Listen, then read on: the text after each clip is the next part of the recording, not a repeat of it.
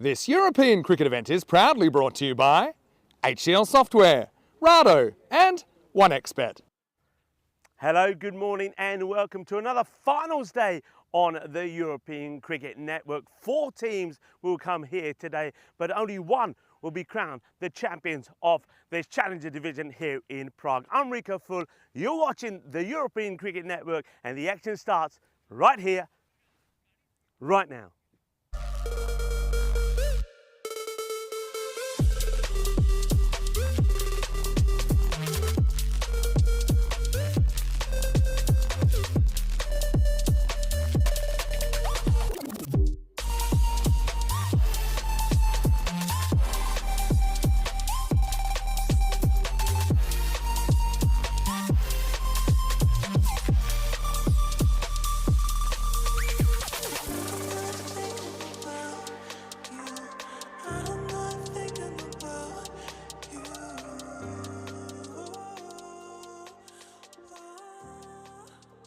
Dobre den, and I hope you're ready for 4 very exciting, entertaining, and I feel tense matches on this finals day. We're going to start off with 3rd versus 4th. This is the eliminator, so after the very first match, we'll go from 4 to 3. It's going to be Moravians are going to be taking on Praha Dominators. These 2 teams, they have met before, and on that occasion, it was Moravians that defended the 122 that they put on the board. However, their form has changed somewhat since that day one. Moravians, they finished the day with 2-2 and were at the top of the standings. But yesterday, things did not go to plan. They lost both their matches, whereas the Praha Dominators, they started with a win and they finished with a win, beating Ostrava yesterday. Let's go straight over to Charles Croucher, who has the 2 captains for the all-important coin toss. Good morning and thanks, Rico. Welcome to the toss for the eliminator. Moravian with the Praha Dominators to call. Heads is the call, and it's a tail. Moravian won the toss, they'll bowl.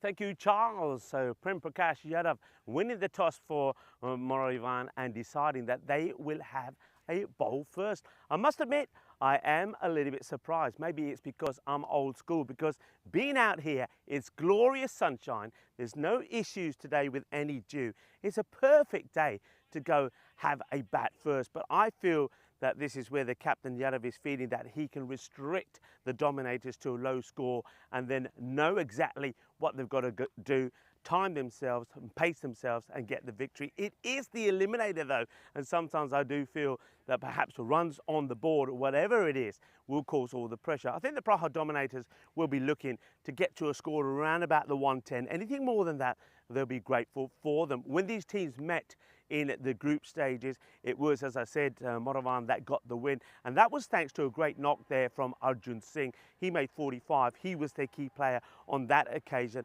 But the Dominators did come close, and it was Mahmudullah Hashim that scored a half century, but they just lost out on that occasion. Some other key players, let's talk about them. Let's talk about Moravian first. Singh will be key, but the one man who's been Mr. Consistent all the way through and probably has got his name in the hat for MVP as well has been Abhishek Parker. He's been absolutely brilliant with bat and with ball. They will also be hoping that the wicketkeeper batter Bhatnagar comes good at the right time. But Chandra Prakash Pai has been absolutely sensational. If he gets his line right, if he gets that radar tuned in this morning, he could be the difference between winning and losing this very important eliminator.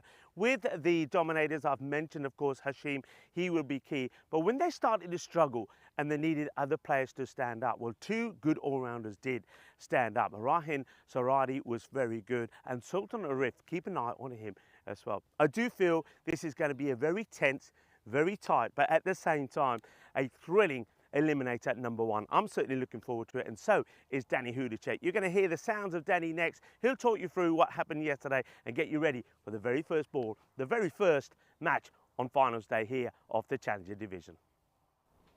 Well, thanks, Rico, and welcome to everyone here to lovely Prague with this European Cricket Series in Czechia.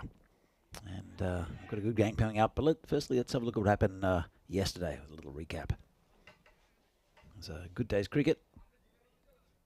You see the lovely overhead shot of the Vinos ground. It will be taking place very soon. So, here we go. This was at match 6. Vinarati, good score on the board, 147 with Pikadesh Magashayam, 44. Abdul Muiz and Faiz Imtiaz, also in the 20s.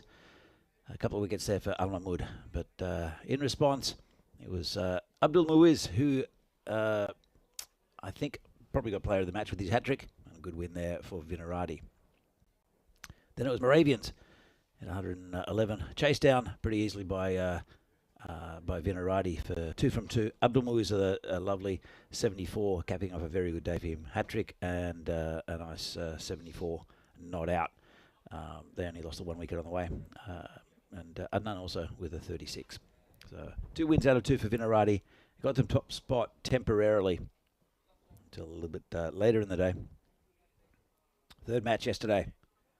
It was the Dominators against Ostrava. And Ostrava, well, they couldn't quite get there. It was a bit of a thriller, but couldn't quite make the 118 they needed. Almost got a golden ball. Only a 2-run victory there for Praha Dominators. Ostrava was still winless at this stage and remain winless for the rest of the day, as you'll see a little bit later. Praha Dominators booked their place in this finals day. Then match 9, 4th match of the day, Moravians. Not good enough to beat the Prague Spartans, who got there with a couple of balls left. It was Genu Panalit with a nice 50. They got them past. Arjun Singh tried hard with 3 for 21 for Moravians, but couldn't quite get there. Moravians, though, are safely in this final series. Prague Spartans, that was their first win of the day. They were looking to try to grab top spot from Vinarati. And in the final game, it was a bit of a thrashing. Prague Spartans there, 1 for 148. Sandeep Kumar with 69 not out, and Shubham Gupta also batted very well for his 55. Ostrava, in response, really didn't get going, and it was good bowling, especially from Naveen Purandar with 2 for 5 off his 2 overs. Fantastic bowling, and but it was Vincent who got 22 for Ostrava. But Ostrava have to go home to the other side of the country because they are out of this tournament. So here we see the team standings. The Spartans just pipped it by a point after that big win in the final game. If they hadn't done that, then it would have been Vinarati who qualified first. Both of them safely into the qualifier, which will come up after this. But this is the game here between Moravians and Prague Dominators, the first eliminator. And this should be a good game. First up, 2 pretty even sides. I think Moravians have got a lot about them. Praha Dominators, though, they're the type of team that if they get a roll on, they're hard to stop. So they have a very, very handy side, Praha Dominators. They both finished 2 and 2. And as I said, even side. I don't know who the supercomputer is going to tip for this game. It's very, very, a very difficult choice for me. Well, there you go. MCC, Moravians. Firm favourites according to the supercomputer, but it really, really depends on which Dominators turn up. If they get a roll on, they're hard to beat. So, I'd like to say hi to people in the chat. Johnny He's there. Rob Thompson from New Zealand. Hi to you. Oh, and Skippy down from Brno. He's definitely supporting MCC today. Moravians down from Brno. Split off from the Brno Cricket Club from a few years ago. So let's see how we go with the first match. We're just about to start. There's Moravians who have taken the field. They won the toss, decided to bowl. So obviously comfortable chasing. This man on strike, Sultan Arif, is vital with the bat for the Dominators. He's a hard-hitting batter. And I want a good start from him. Looks like it's Prem Yadav who'll open the bowling. The one-arm bandit. Well, not bandit. Bowls with one arm, I guess. No left arm movement. Handy bowler. He'll probably get a bit of in-swing to start with. And doesn't. It stayed straight as a die. And that was hit out of the ground. And this is what Sultan Arif's all about. Put it on the spot and it's going to be launched. Lovely shot to start with. Right in the slot. So, Perfect start for the Dominators. And as I mentioned, normally Prem gets a bit of in-swing with that windmill action, but that one stayed straight. These Grizzlies normally do swing. We'll see what happens the next over. I'm sure the next over will be Chandra Prakash Rai, the left armour, who's been excellent this tournament. So Yadav comes in again. So it's just pushed away to point for a single. Pretty comfortable. It's being invaded by ants already.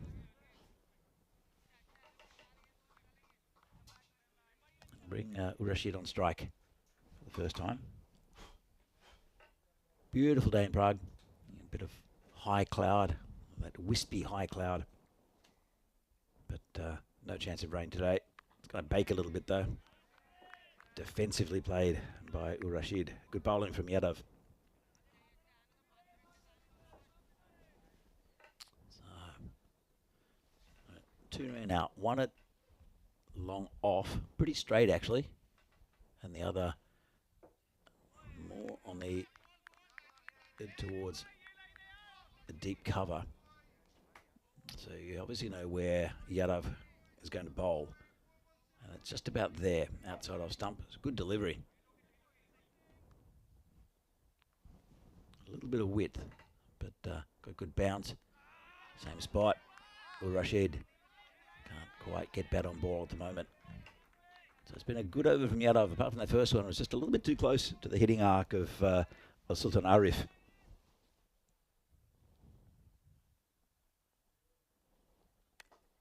So it's hit in the air, just in front of the fielder. And just a single. Skippy, you coming to Prague? See what a real city's like.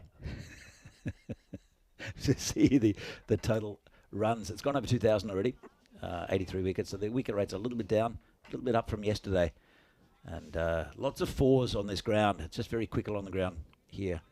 Lovely surface to play on, 9.7. So it's quite a few compared to the maximum rate. I'm sure we'll see that increase in the next few days with the Challenger, or with the Premier Division coming up. This is a Challenger Division. So 2 trophies on offer. Average, it's gone up a little bit. I started at 13 yesterday. It's gone up to 119 with a couple of big scores. The highest was 148. There was 147 for Vinarati again after yesterday as well. So see here the run rates by series. So the Czech one, pretty average, maybe a little bit below average compared to other series. I like that graph. It's very interesting. But as I said, I think next week it's going to be, or not next week, the next couple of days, it's going to be a little bit higher with the big boys coming in. No offence to any of these teams. As we have Rai, the left-hander, coming in, and just overpitched a bit. That'll be 4. No one back there at third. Just stuck a bat out, and easy 4 runs for the batter. Welcome to the commentary box, Mr. Rico Fool. It's good to be here, and Dobry Den to you and to all of our viewers around the world. Can see a lot of people up bright and early. Well, in some cases it's good afternoon, and in others it's good evening. But it's good to have you all with us for what I feel is going to be a cracking day of competition. And let's see who is going to be the champion, of course, of the Challenger Division. But of course, once today is over, we start all over again tomorrow with the start of the Premier Division. And 6 teams will be in action there. And that's going to be an absolute cracker. And the forecast, as we said yesterday, Danny, looks absolutely amazing. Yeah, it looks fantastic for the rest of the week. So looking forward to some great cricket. I've got a day off tomorrow, though. You're a day off tomorrow? Yeah, but I've got a quiz tomorrow night and a day off. We're back on Friday. You've got a day off on Friday, I've got a day off on Friday, yeah. Back here with Phil.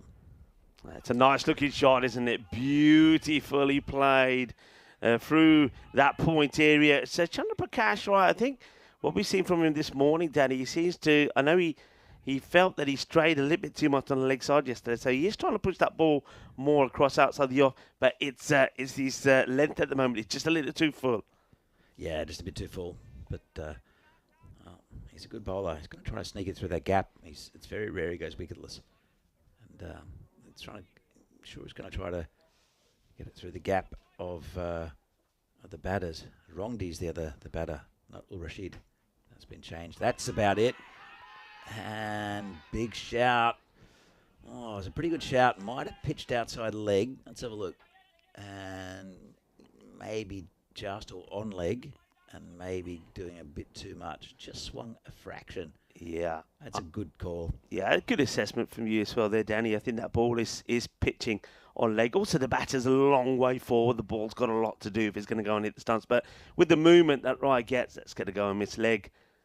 And that's another good example of it. So this is what he's kind of straightened up a little bit. This is where he was putting it yesterday. But batters that are strong on the legs will put that away. By the way, Rico, Skippy's in the chat, Mark Smart. He's hopefully going to come up on Friday. He's a good guy. But he's talking about the desolation of Vinoj. So I don't think this is a desolate place. Nah, not at all. That means I'll miss you, Skippy, because I'll be around Prague somewhere. Danny was giving me a great little... don't forget to write that down for me today, by the way. Danny was giving me a great little sort of map to follow to go around and see various sites. I'm very keen to see where cricket was first played here in Czechia. And from there, you talked to me about a star bar. That's how I'm going to remember it. And I'll have a little break there and then make my way up to the castle. They're asking the question here. Obviously catches something because the umpire's not calling a wide. Obviously catches a little bit of thigh pad. So another pretty average over, I would say. I mean, both the bowlers, Yadav and Rai, didn't start well. We know Yadav went for a big six of the first ball and then Chandra Prakash Rai went for 2 fours. But they finished the over well. 2 overs complete. And going at 8s at the moment, 16. But the most important thing is without loss. And him out... Rongdi, didn't see him play in the first 2 days. So he's somebody who's come in at the top of the order for the Praha Dominators. Let's see how he fares. Yeah, look, Rongdi. I remember him from last year. He's a very handy player. And Arif, he hasn't a match strike. He's only faced 2 deliveries. First one was launched. Second one just prodded. So 16 on the board. Good little comeback. Going an 8 and over. They'll want to increase that, of course, the Dominators. So we're going to miss outside the off. That's a nice, tidy delivery. Good start this time. But looking to maintain that. Yeah, right about Rongdi. He did play for the Dominators last year, has played for the Tigers, but he batted well last year. Did score a 50 as well. Got over 250 runs on the network. Oh, just getting this over. Squeezing it over the outstretched hand of the fielder. It's going to be another boundary. So nicely played. 4 more runs. So Sultan Arif gets his second boundary. He's come good when the Dominators had needed him to. So Rico, it's not a star bar. There's a cafe there for you to enjoy, but it's a hunting lodge. And it's shaped like a star. It's within the grounds of the parks. That looks quite spectacular, it's actually. lovely. It's a lovely looking building, that is. Yep, it's absolutely lovely. That's a great shot of it there. Yeah. Beautiful. Yeah, so it's a short walk. It's just right in front of Vivek, where we used to play. Yadav bowls again.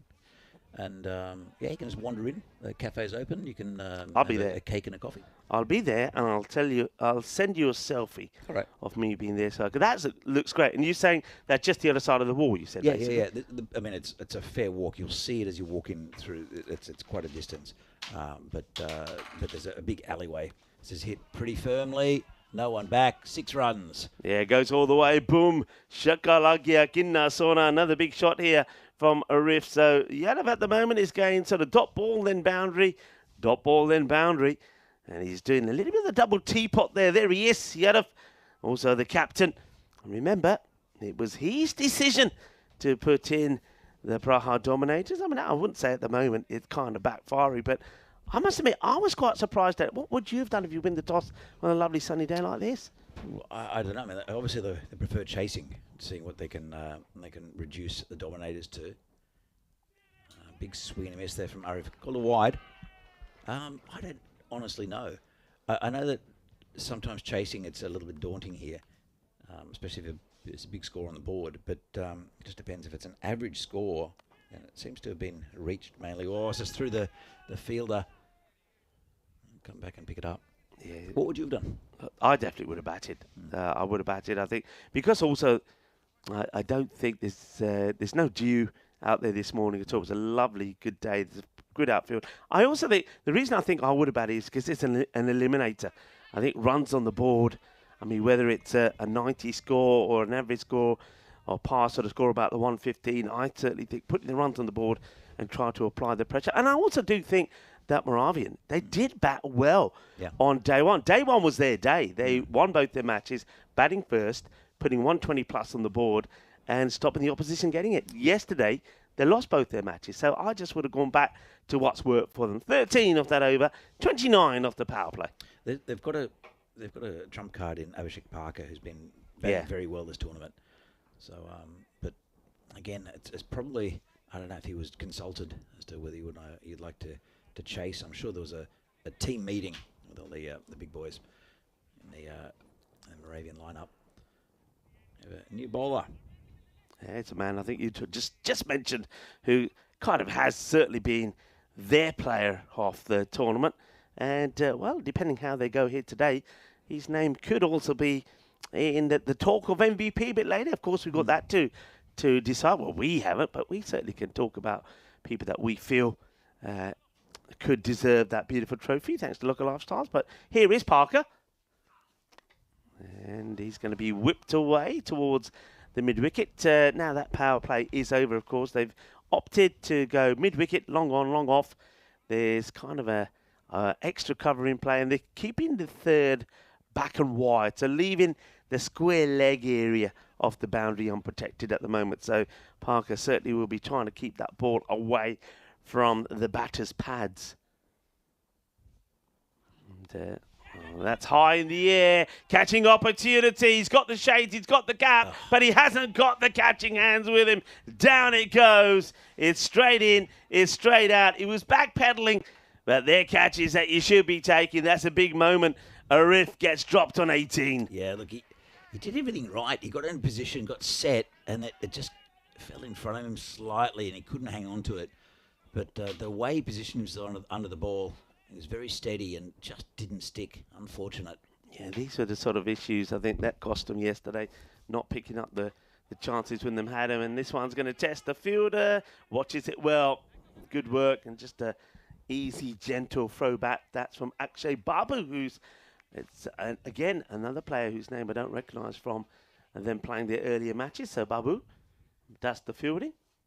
Yeah, they've got good, solid base of players in Moravia for this Moravian side. Same as Brno, but I mean they've got a lot of players in Brno.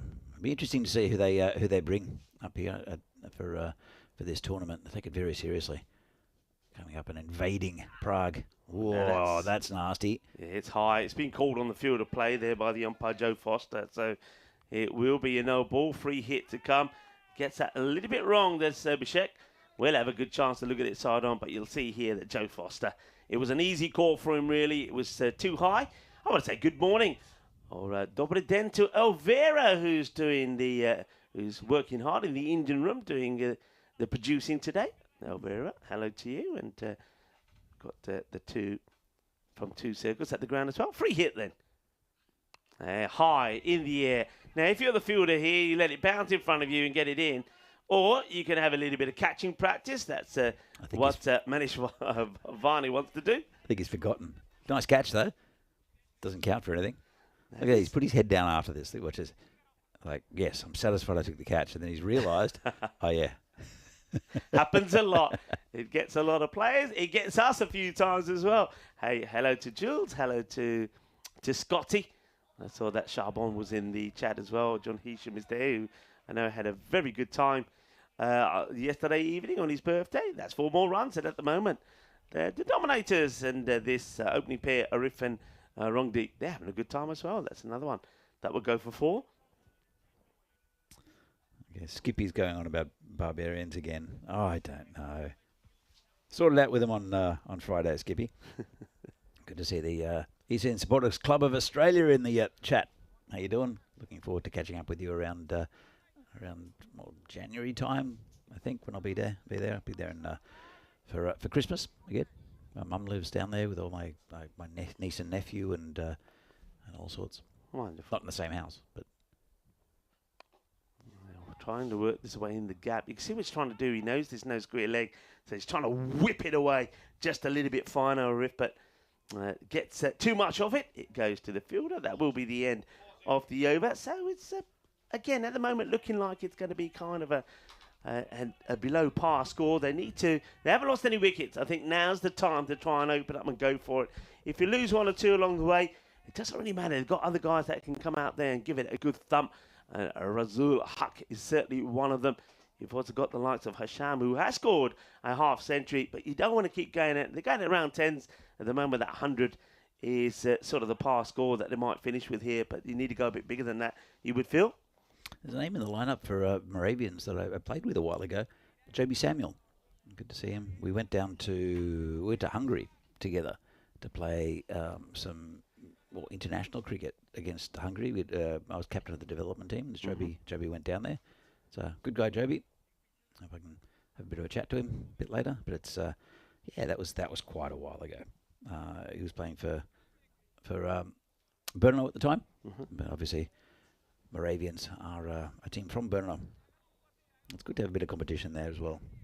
Brno got 3 teams, I think, still in the competition. They're having an issue though, because their home ground, the other ground down in Brno, is they're losing it, unfortunately. It's to do with floodplains and other things that I don't really understand. But it was a really nice ground. Beautiful outfield. Used to be a baseball field. They're looking for a new home. If anyone wants to give Brno Cricket Club, a Moravian Cricket Club, a new home down towards Brno, get in contact with whoever it is. Probably Jan Hoffman. He's a good one to speak to. I was going to say there's got to be a lot of land over there. It's got to be pretty green area. Is it green and flat, or maybe not so? Yeah, pretty green and flat around. But this was gone straight through him. And that's the end of Arif. Yeah, good delivery, and it's that man Rye again. He gets ball back to bowl this 5th over. That's good captaincy as well, I think, from Yadav. Yadav's probably seen this partnership developing, and he thought to himself, you know what, I like to break it. And he brings back the top gun. Interesting, though, that Ryan, this occasion, is coming around the wicket. First time, actually, we've seen him do this, and it's effective. He knocks the timber over and gets the wicket. And it's adios to Arif. It's the first wicket to fall on this Challengers Finals day. Arif will go for 24 of the unlucky ball number 13. Yeah, got a bit of bat in that. Just came in with the angle and also a little bit of swing. But really, really good bowling from Rye. Normally he tries to get it through that bat pad area. He got a couple through, but didn't hit the stumps. That one, just good tactics. Yeah, and the man that comes in is the gentleman I mentioned, Mamadul Hasham, who in this fixture, when they lost out by not that many actually, it was a close match. They only went down in the end by 13 runs, 122 to 109. But he did score a fine half century, did Hasham, so he wants to be in that sort of form again.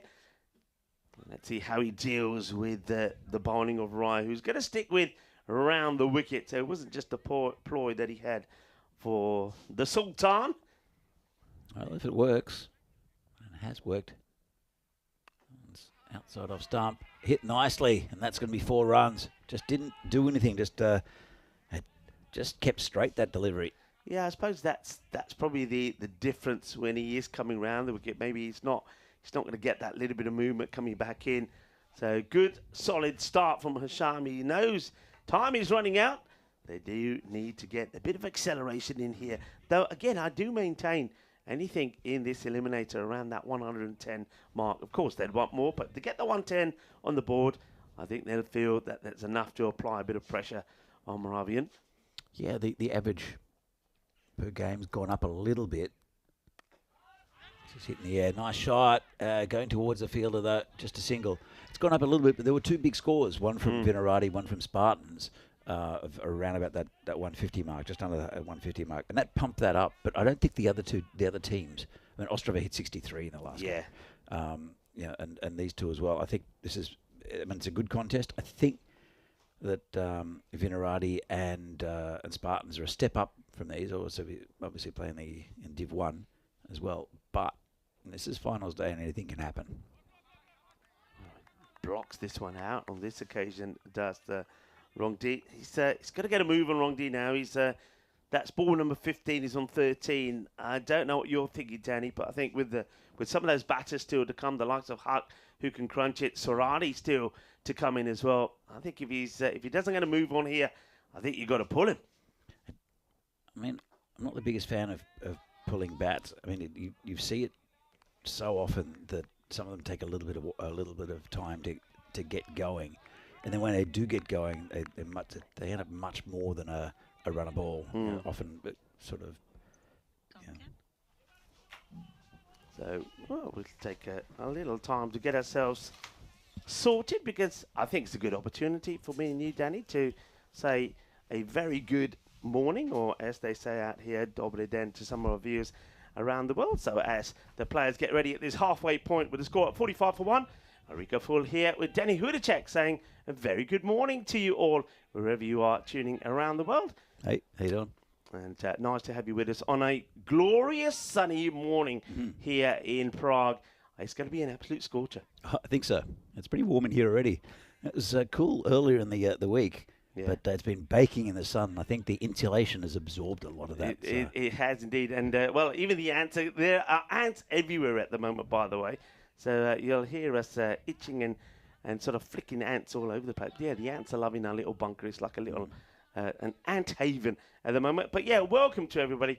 And, well, thank you for tuning in, and thank you for your support for the European Cricket Network as we get set for what is going to be a cracking day and finals day of the Challenge Division. Now, this one, be interesting to see if what the umpire calls here. Is it going to be buys? Still waiting to see what umpire Shobit calls. And it's leg buys. Gets a little bit of the pad on the way through. Fielded us well here. I don't know how much he knew about it, but somehow he manages to stop it going through. This is Varshne and Manish bowling over number 6. Yeah, Varshne. Did we see him much during the week? I don't remember. Not so much with the ball, no. Well, I know. I hear what you're saying there, Danny, but he's blocking. That's it. Wrong D. He's now 17 balls for 13. He's just blocking here. He's got to be swinging. And I agree. I'm just looking to my left where the dominators are, and at the moment there doesn't seem to be anybody who's hovering around the boundary line saying, "Come on, I'm ready to come in." If you're not going to get going. Yeah. 49 on the board. Needs to have a swing. Yeah, he does need to have a swing. Well, he hits this one nicely, but only as far as the fielder. They'll just take a single. So the 50 is on the board now, but remember, they were going at 10s. They're falling behind that now. Yeah, absolutely. Yeah. Yeah, Rico's tall. I've grown.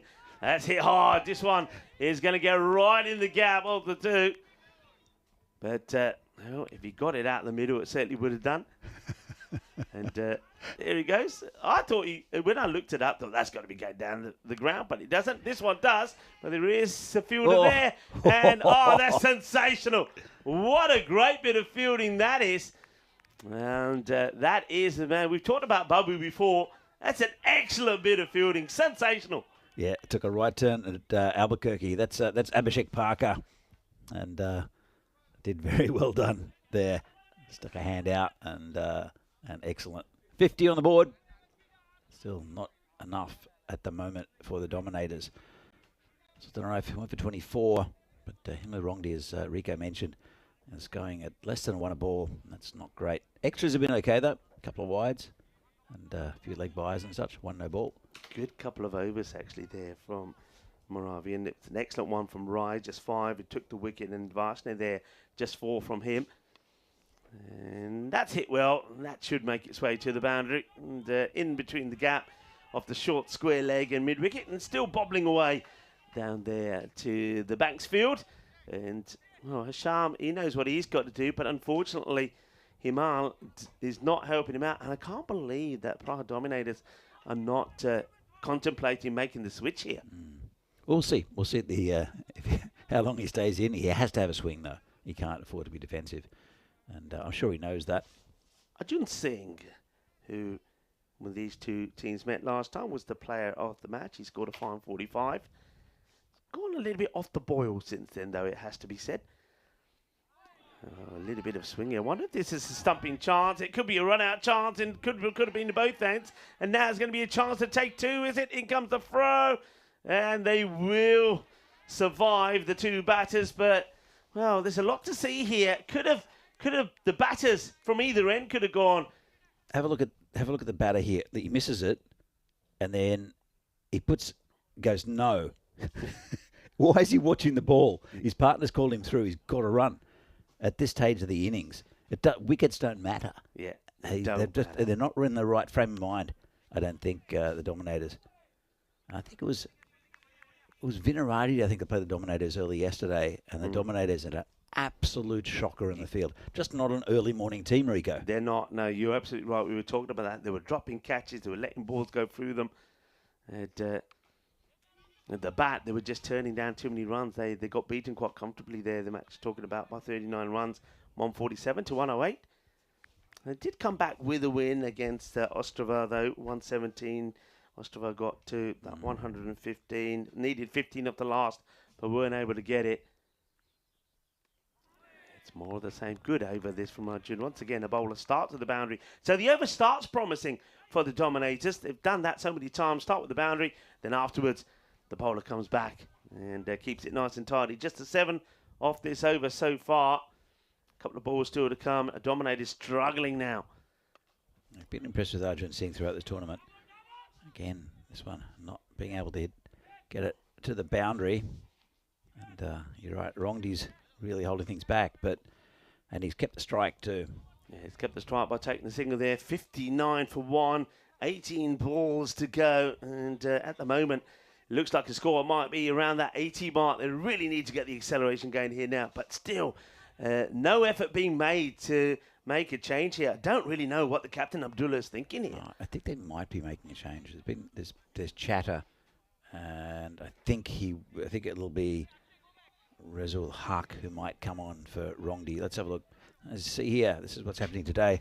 It's the Eliminator first up, Moravians and Dominators. And after that, we'll see the first qualifier between Prague Spartans and Vinarati. So that'll be a good game coming up. I know Vinarati is struggling a little bit for numbers due to unavailability and injury. So we'll see how that turns out. Nice shot down the ground. And again, straight to Abhishek Parker. Just get a single. And I think they're going to make the change. Rongdi is putting... He's putting his hand up saying... Well, is he saying, I want to stay here, or is he saying, no, later? I don't know.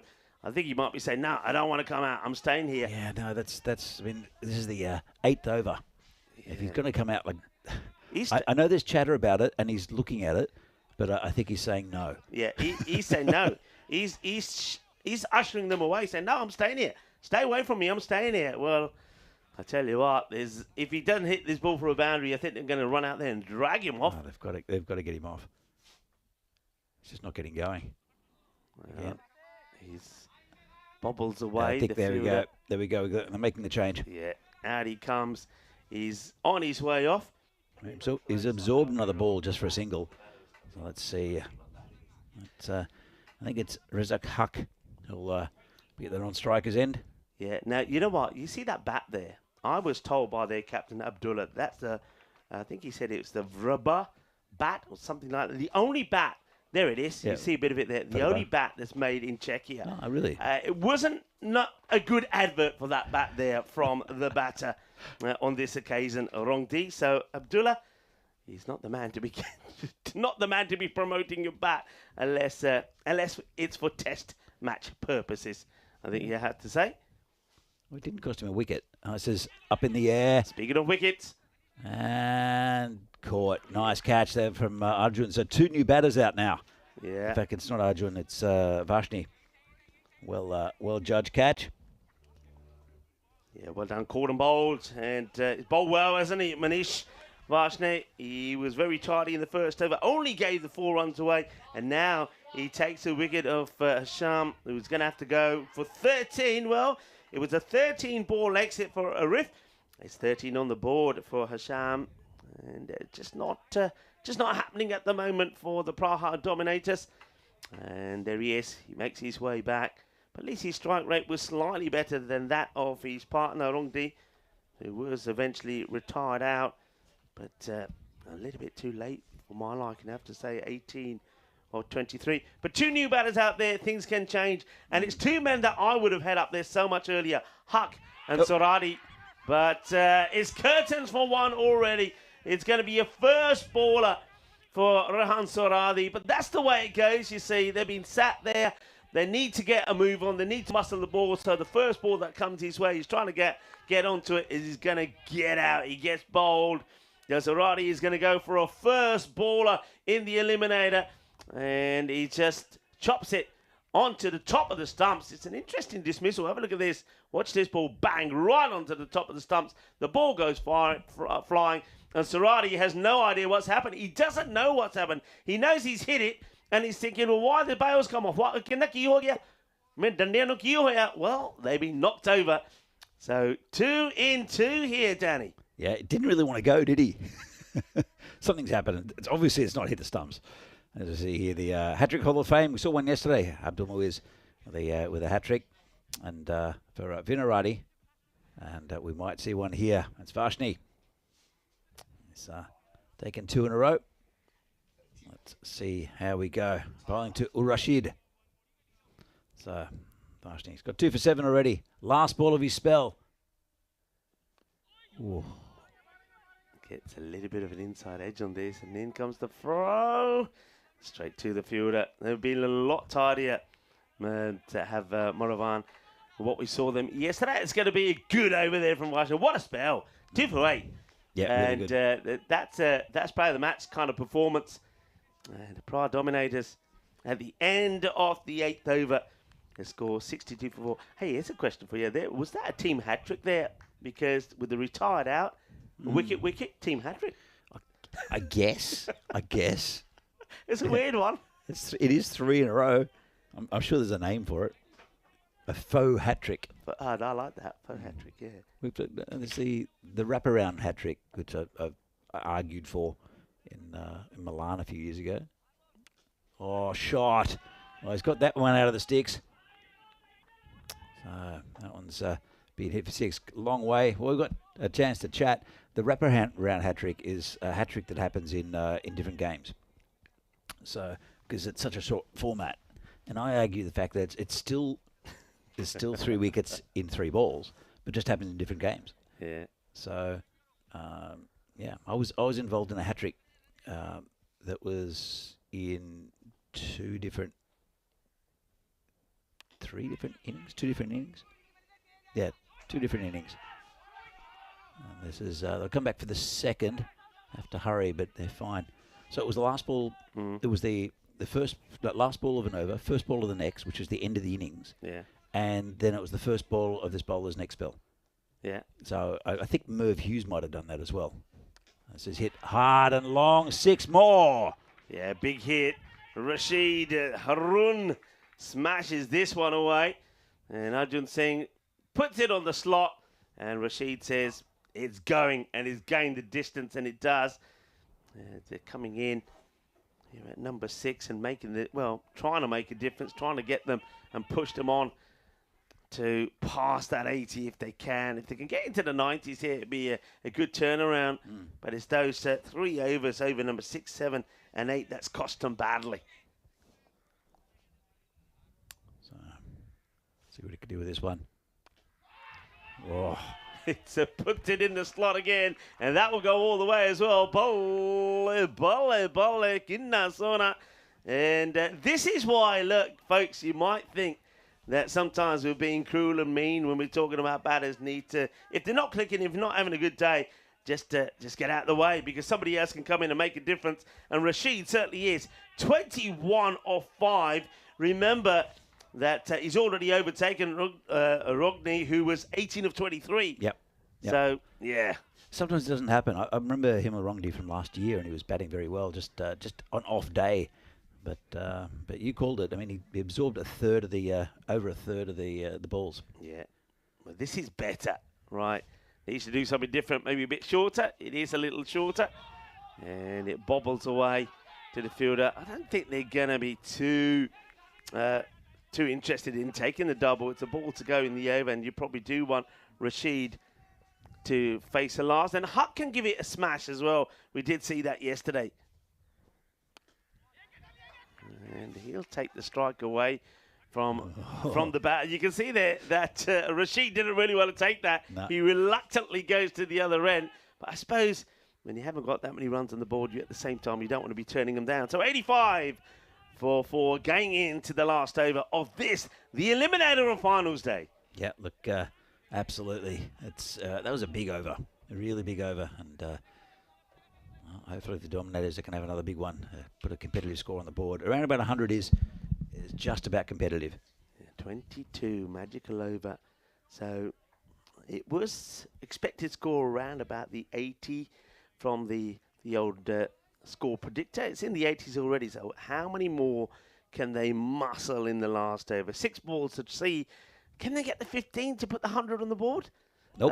Not with the first. Well, that's the wicket, and that's probably why, I know it's easy to say from this end, that's probably why you don't take that single at the end of that 9th over. That's going to be the end of Huck. It's a good straight delivery right on the stumps, and this is what this man does. That's why he's such a good player. Parker comes back and knocks the stumps over. Fantastic delivery at this stage of the game, any stage of the game, that in slanting Yorker. So not much the batter can do with it when you're trying to score that many runs. Having a big swing. But, well, on evidence, you need to have Rashid on strike, but only have a maximum 4 balls to face if the batter here can get off strike, yeah, or just hit a 6. Yeah, or just hit a 6. We've seen that a lot. We're saying, well, it needs to get the other guy on strike, and bang, 6. All right, here we go. And it gets wrapped in the pads, and they will at least rotate the strike. I think that's the one thing that Mahmood said straight away when he went out there. He went straight to Rashid, and I can imagine he just said to him, okay, be ready, because I'm going to get you on strike as soon as possible, then let you do your thing. Let's see if he can do his thing here. Well, it's a different proposition with Parker compared to Arjun. Arjun's bowled well this tournament, but just seemed to like it, didn't he? Big swing and a miss. Yeah, big wild swing. It's just where Arjun pitched, and we pitched a couple right in the slot, what we call the swing zone, and yeah, they were put away quite effectively by Rashid. But yeah, you're right. Abhishek Parker is a different kettle of fish altogether. And he comes again. 3 balls to go in the innings.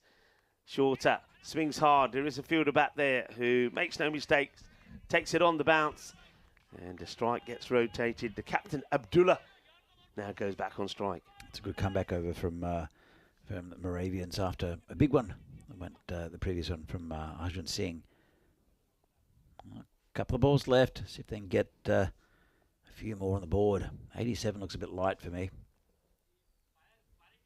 Goes Parker bowling to Al Mahmood. He has to swing. Loses his shape a little there. You see when he's swinging here, the head is up in the air, so he's not got his eye on the ball. Good delivery. What a great over this is. After that magical over from Arjun Singh, this one so far has only gone for 2 with a ball to go. Been a really good over.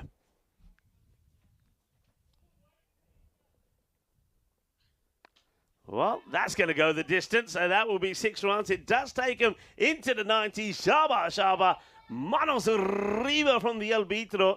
93 it will be. I suppose you can kind of say it's a bit of an improvement to what it could have been for the Dominators, thanks to that big over that went for 22. Well, we do say it all happens in the 9th, and it did when Singh went for 22, but still, the Dominators probably would have been looking for that 110 kind of score. So, end of the innings, and it will be Moravian that have to score 94 to continue their dream to try and get into the final and get their hands on that trophy, whereas the Praha Dominators are going to have to defend well. Yeah, they will. And again, it was a pretty bright start, a couple of boundaries early, but really just didn't get going. The middle overs did the Dominators. This one went down. They didn't lose many wickets either. Yeah, there wasn't that many actually that would. I think that was probably the only one that did go down. That was when Arif at the time was on 18, but it didn't hurt him that much. He would eventually go to 24 when he was cleaned up there by Wright. That was sensational fielding, wasn't it? That's why he is so good, isn't he? That was Parker first making that stop, and then Parker then comes on and bowls a pretty decent final over that only went for 8. And that's why, as myself and Danny did say earlier, he's certainly MVP talk. There's no doubt about that. Excellent bowling also there from Manish Varshney. 2 overs, just 8 runs. And that was what really hurt the Dominators. There was those 4 overs on the spin that went 5, 4, 8 and 4. And that was overs 5 to over number 8. That really hurt them. They never really got back from that. And also, I think they were just a little bit too reluctant getting Wrong D out. Wrong D did get it wrong, 18 or 23. I think because he's come in and they know what he is capable of, they think they were in 2 minds. They said, no, he will come good, Yep. but it just didn't happen. Yeah, you're right. It's unfortunate for the Dominators, but Moravians pretty well on top, I think, in this game. As I see here, the scorecard. Sultan Arif at the top. Very important for this Dominators side, 24 off 13. But Himil Rongdi, who opened with him, who's retired out, 18 or 23, not good enough in this format. Again, Hasham with 13 off 11, also going slowly. But right at the end, Harun Ul Rashid with 23 off 8 has given a bit of hope to the Dominators, 93, all up for them. So bowling figures pretty good all round. Wickets for Rai, who only went for 13 off his 2. Abhishek Parker with a wicket, but Manish Vanshi, look at those figures. 2 for 8 off his 2 overs. Absolutely fantastic. Very disciplined. Also, 4 leg byes, but very good with the wides and no balls were Moravians. Pretty good display by them. So 93, the score for the Dominators. So a little bit light. It is a target, and sometimes those low targets are difficult to get, especially with a bit of pressure from good bowling. So 94 to win for Moravians.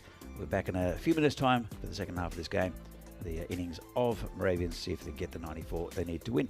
This is the European Cricket Series from Czechia. It's the Eliminator. One team goes home, one team moves on. See you soon.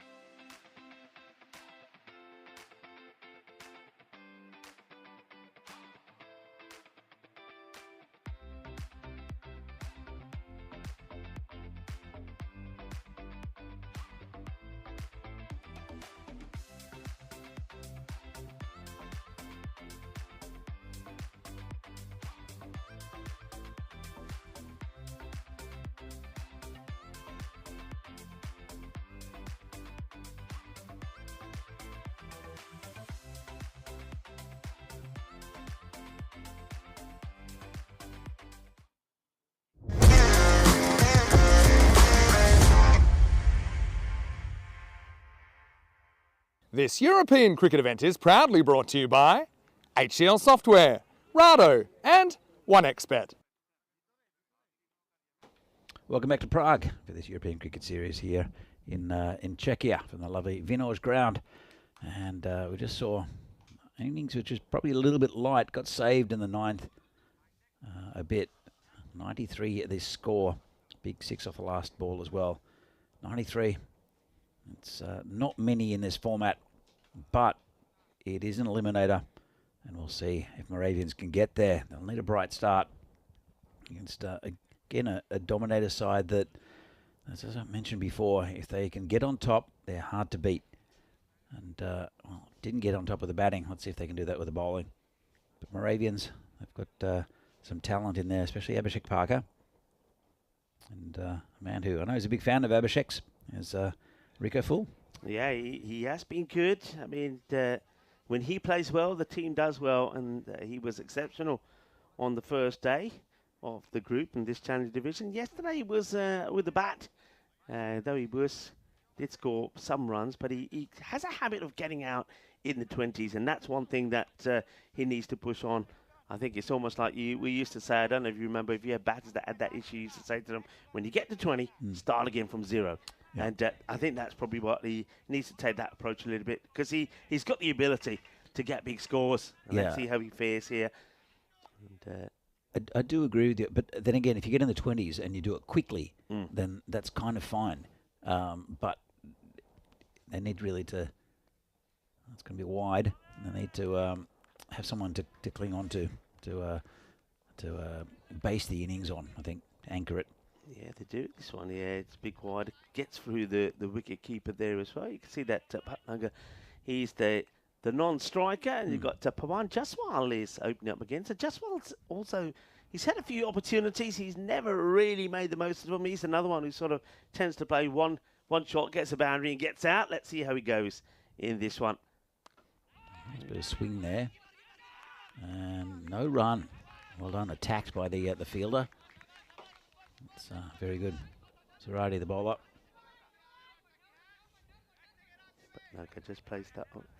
Just has a little slip, I think, as he starts to follow up, and that's why they got a bit excited about perhaps possibility of running him out, but he does get back okay with no issues. In comes Saradi once again, a bit full. Oh, that could be close, you know. And they're asking the question, where's that struck him as well? The two umpires having a look, and there's a huge appeal. And let's have a look. Saradi might have been missing off. It's pretty high. Oh, I don't know. It might have hit him outside the line. He did get pretty forward. Let's have a look at this one.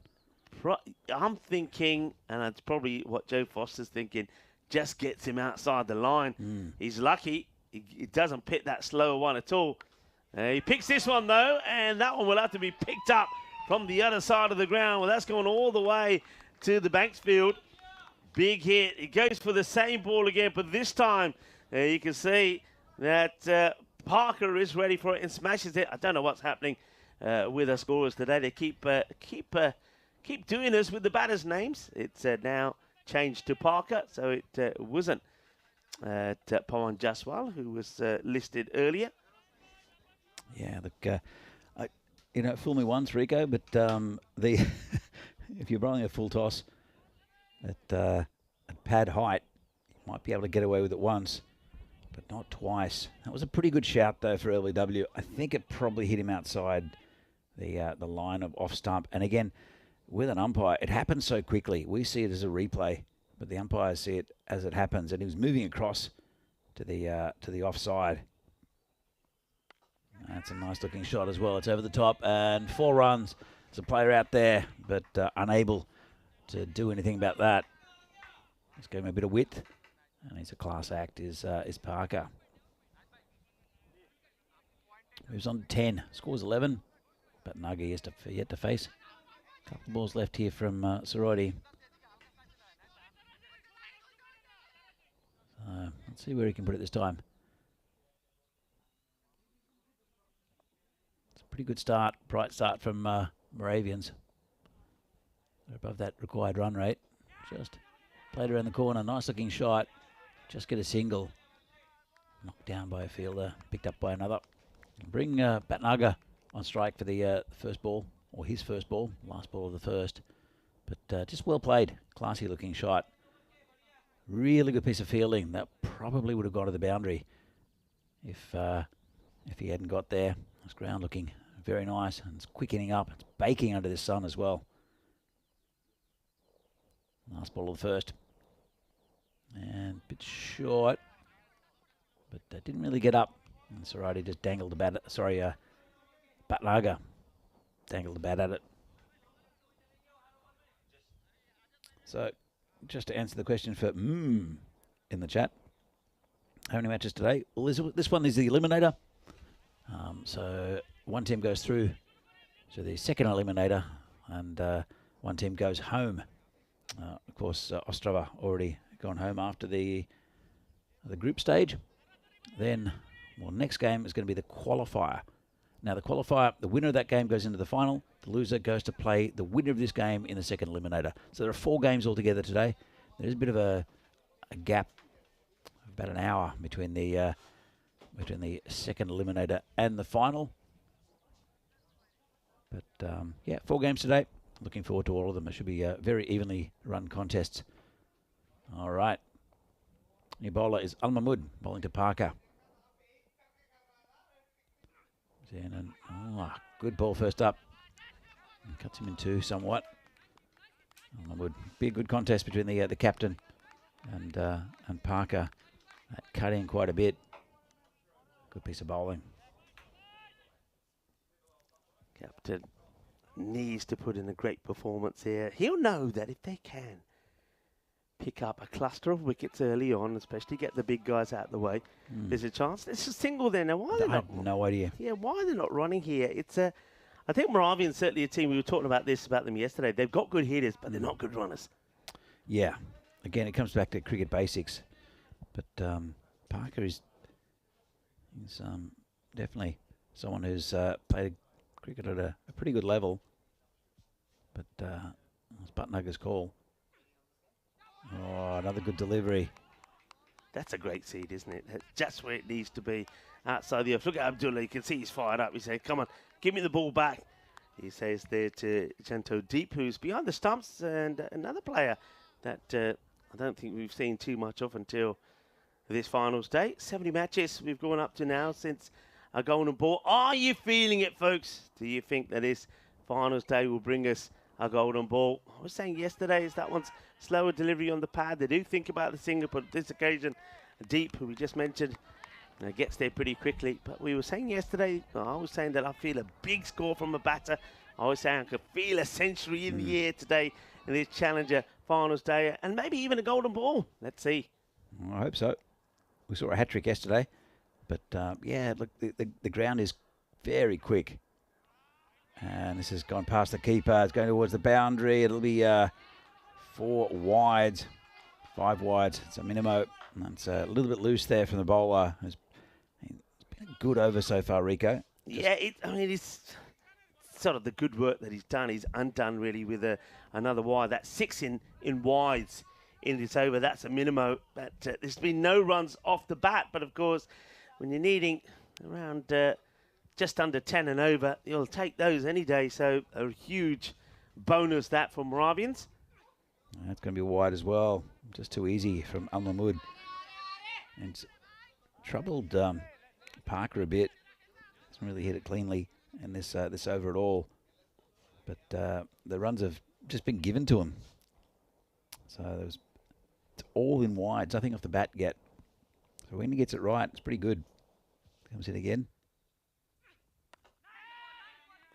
Just a half-hearted shot there, really. Sort of stops the shot for me there, Abhishek Parker. It looks like he wanted to play and a lofted one down the ground, then stops his shot. Banaga just having a chat with him. Maybe he thinks what are they talking about here? There's some discussion about something. I think it's the... there you go. Classic umpire sort of blooper, really. I remember doing this many years ago, and I've been told by my tournament referee at the time saying, hey, you can't put the shades that way because if the sun's in the wrong place, the batter's going to get blinded, and that's what it was. They had to ask Shobit put the shades behind his head, And now he can see it, he can hit it, and it's going to get through the fielder. They're going to get, I think, 4 runs there. Yeah, he tries to recover, can't get there. Gafi cautious Kitty, but Joka Lagia, 4 más. First runs off the bat in the over. Yeah, nice shot. I don't know if can hear me in the chat. 4 games today. Can someone fill him in? Yeah, I'm sure you can look at the website, but someone in the chat just fill in for there'll be 4 games today altogether, including this one. And just pushed out towards point, no run. I said, like, when he's got it right, Yeah. Mahmood, it's been good. 11 off the over in the end. That's a pretty good one for Moravians, but it was loose in a sense from Al Mahmood, where there were only 4 runs off the bat off 1 delivery. The rest was just wide, which wasn't very good. No, that was the issue there. You're right. 7 runs came off wide, and then the only scoring shot at the bat was the 4 runs, which again the fielder probably should have kept it just to a single or at most 2, but they will take the 4. So going quite nicely at the moment, keeping that rate now. I said it was under 10, it's gone to under 9. So these two, if they bat sensibly, they should get there. I say if they bat sensibly, in other words, you don't panic. And that leads me on to international. Did you know there was something you were talking about? There's days for everything. There is a panic day. International Panic Day is celebrated today, if you can call it celebrated, when people are required to panic. Now, there is a story behind this. It's kind of a mock holiday aimed at spreading awareness for mental health issues. But in prehistoric times, men used to panic as a technique to hunt animals. A herd of animals would react to the panic and sort of run off the edge of cliffs and things, and would be a nice, hearty meal for those concerned. But yeah, International Panic Day began as a kind of a mock holiday with the intention of having a day when people could shake off their various reasons to panic. It's a day to sit back, calm down, and let the panic and stress flow through you. Yep. You don't need to panic, Moravians. It's gone. I'm all in for recognising mental health issues, but international days of something have to stop. This is getting ridiculous. It's a day. Okay. Didn't we have International Donut Day the other day? We did. Well, today's not. How are you on raw fish? Huh? How are you on raw fish? Raw fish can be good. Sushi. It's sushi's International fantastic. Sushi Day today. So if it's not on the menu, you can. I remember 30, and it actually does say here 30 years back when sushi first came out, and I think the West was struggling to find a foothold for it, but now it's a thing, and it's very successful. 30 years ago. Yeah, about 30 Where? years ago. Yeah, International Sushi Day celebrated today. I remember sushi. It's a Japanese speciality. I remember sushi from years back in Australia. It's definitely around in the 80s. Yeah, well, so maybe. I think in the West. What? Australia's not West. It's more East, to be fair. But it says here that after 30 years or so struggling to find a foothold in the West, raw fish didn't initially sound appetising to cultures, but eventually we realised that we were wrong, and it's good for you. And, well, this is good for Moravians. I was saying they don't have to panic on International Panic Day, and they don't. That's a really nice shot. Gloriously played. Once again, though, should it have been stopped? Is it a fielding error, or is it just time to perfection? We'll leave you to decide as Rashid finds his second ball going to the boundary for 4. There's a lot of sushi in Australia, mainly for a couple of reasons. Firstly, that we had a lot of Asian immigration from the 70s onwards, starting with the Vietnam War. Yeah. And so it really opened up immigration. Oh, this is in the air. Big moment, really big moment. And, they bottled it between them, the two fielders. Oh, dear. They don't even try. That is criminal. Well, panic on International Panic Day. The fielders do panic, and in the end, it's just left to bounce, and nobody wants it. That was it would have been a tough catch, but it did look a bit comical in the end. Parker is on 15. Batmugger's on 5. 28 the score. 3 balls left of the power play. Ian Smullin saying, don't panic, Mr. Mannering, don't panic, of course. The old classic that is clipped away to the boundary. So there was a chance to take a catch. They didn't want to take it on International Panic Day. They did panic. Well, you're supposed to panic today, I suppose. And then no panicking then from Abhishek Parker, who just clips this off the pad for 4 runs. Yeah, lovely shot. But going back to sushi, look, another reason why it's popular in Australia is it's just you can have prepared sushi, so like a bento box or something. Yeah. And it's great for lunch. So the bowler comes in. Just clip for a single. That's all they have to do here now. So, of course, lunch hours. Australians don't normally go to a restaurant for lunch. It's very common here, very, very common. But in Australia, grabbing a sandwich or like a little bento box is something which is done quite a lot. So I think sushi in the West is probably a little bit older. Yeah, I remember when it first sort of came into this. I was in the UK at the time, and it sort of came in. It was a big thing, and all the supermarkets, like you say, started doing it all sort of in this ready meals boxed up in specific sushi counters. And I did try it. I'm not one to knock things before trying it. It just wasn't my cup of tea. Yeah, no, I love sushi. But I know that and a lot of people on our crew. I know when we travel around, if there's a sushi bar nearby, they're there most nights. They love it. It's supposed to be very good for you. The Japanese speciality. Anyway, back to this match. Moravians sort of going at the same sort of pace as the Praha Dominators were at the start of their innings. 33 without loss, and the Dominators were 29. So far, I suppose the Dominators, they're still in this. The Moravians could have taken the match away from them in the power play. Haven't done so. Well, let's go back to sushi talk for a fraction, for a little bit. We're in Milan, and a few years ago, and the hotel was in the middle of this industrial area, where it was on a main road, and there was not much around. There were a few things around. Across the road, all you can eat sushi. Huge restaurant. Like you walk in and you think, oh yeah, this is only small. You walk in, huge restaurant with a stream running through it. Nice shot, and that's 6 runs. Got really behind that one. Another 6 for Parker, who's really taking on this Dominators attack. Well, you could say that's been sushi. Gets down on one knee and goes boom, shakalagya. Goes all the way, 6 runs in the gap. No chance of any fielder getting anything on that. So, so we go in and they give you like a tablet, right? The tablet's got the menu on it. It's all you can eat. So you hand it to someone, they go, well, I have one of those. Pass it on to the next person who goes, I have those. We had so much sushi. It was ridiculous. It just kept on coming. Yeah. At one stage, there were 3 waiters, 3 servers coming towards us with the table. We'd already eaten. We're full. Yeah. Yeah. And then some people made sushi mistakes. Oh, another good shot. Parker's on a heater. Yeah, same ball, same result, 6 more, 2 on in a row here. So Abdul Azad, who actually bowled pretty well yesterday when we first saw him bowl, we were singing his praises, but not on this occasion. He's being taken to the cleaners. Boom, shakalagya. 6 more. More sushi talk. We have time. Yeah, so somebody, for some reason, ordered strawberry sushi, which didn't work. Another one with gold leaf on it, which is probably pretty expensive, but yeah, we got through most of it. So it's turned around the corner, just be a single, but it was good. We went there a few times actually. The Latvians came, which is nice. Yeah, and we just I think we split the bill. It was it was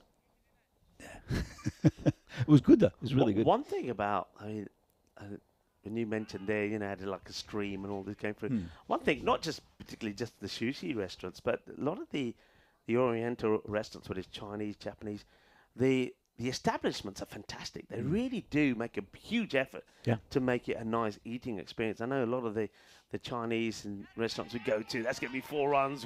It's played beautifully in that backward point area. Really nice shot there's from Kashit Bhatnagar. He gets another boundary for him. This is turning out to be a very productive over indeed for the Moravians. They bring the 50 up with the ball still to go. But yeah, it's a nice, all the restaurants are really nicely done. It's the dining out experience is a nice experience. Yeah. And to be honest, that's what you want it to be. If you're not eating at home and you're going out to eat, not only do you want good food, but you want to be in a nice environment. Yeah, absolutely.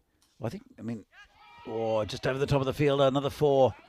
So I think here, as far as Asian restaurants, we used to have Chinsky buffet, right, like Chinese buffets, which are owned by the Vietnamese because a lot of North Vietnamese came here to work in factories, and there's a long established history of Vietnamese people in the Czech Republic all around.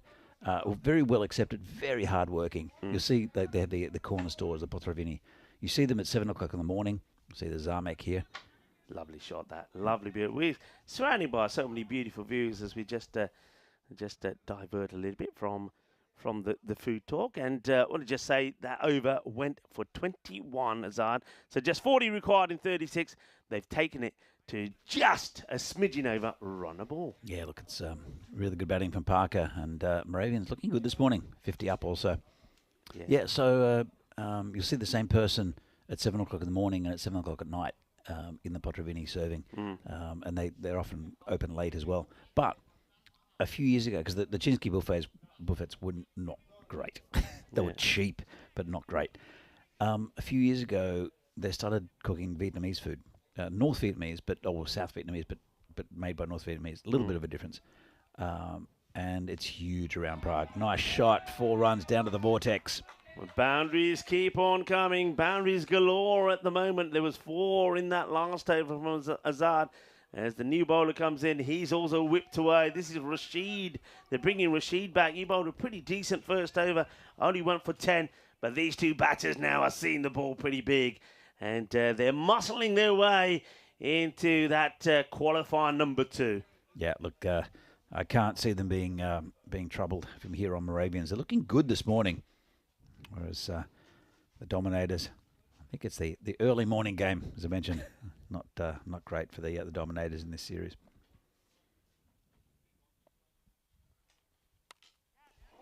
That's going high. It is going to beat the fielder.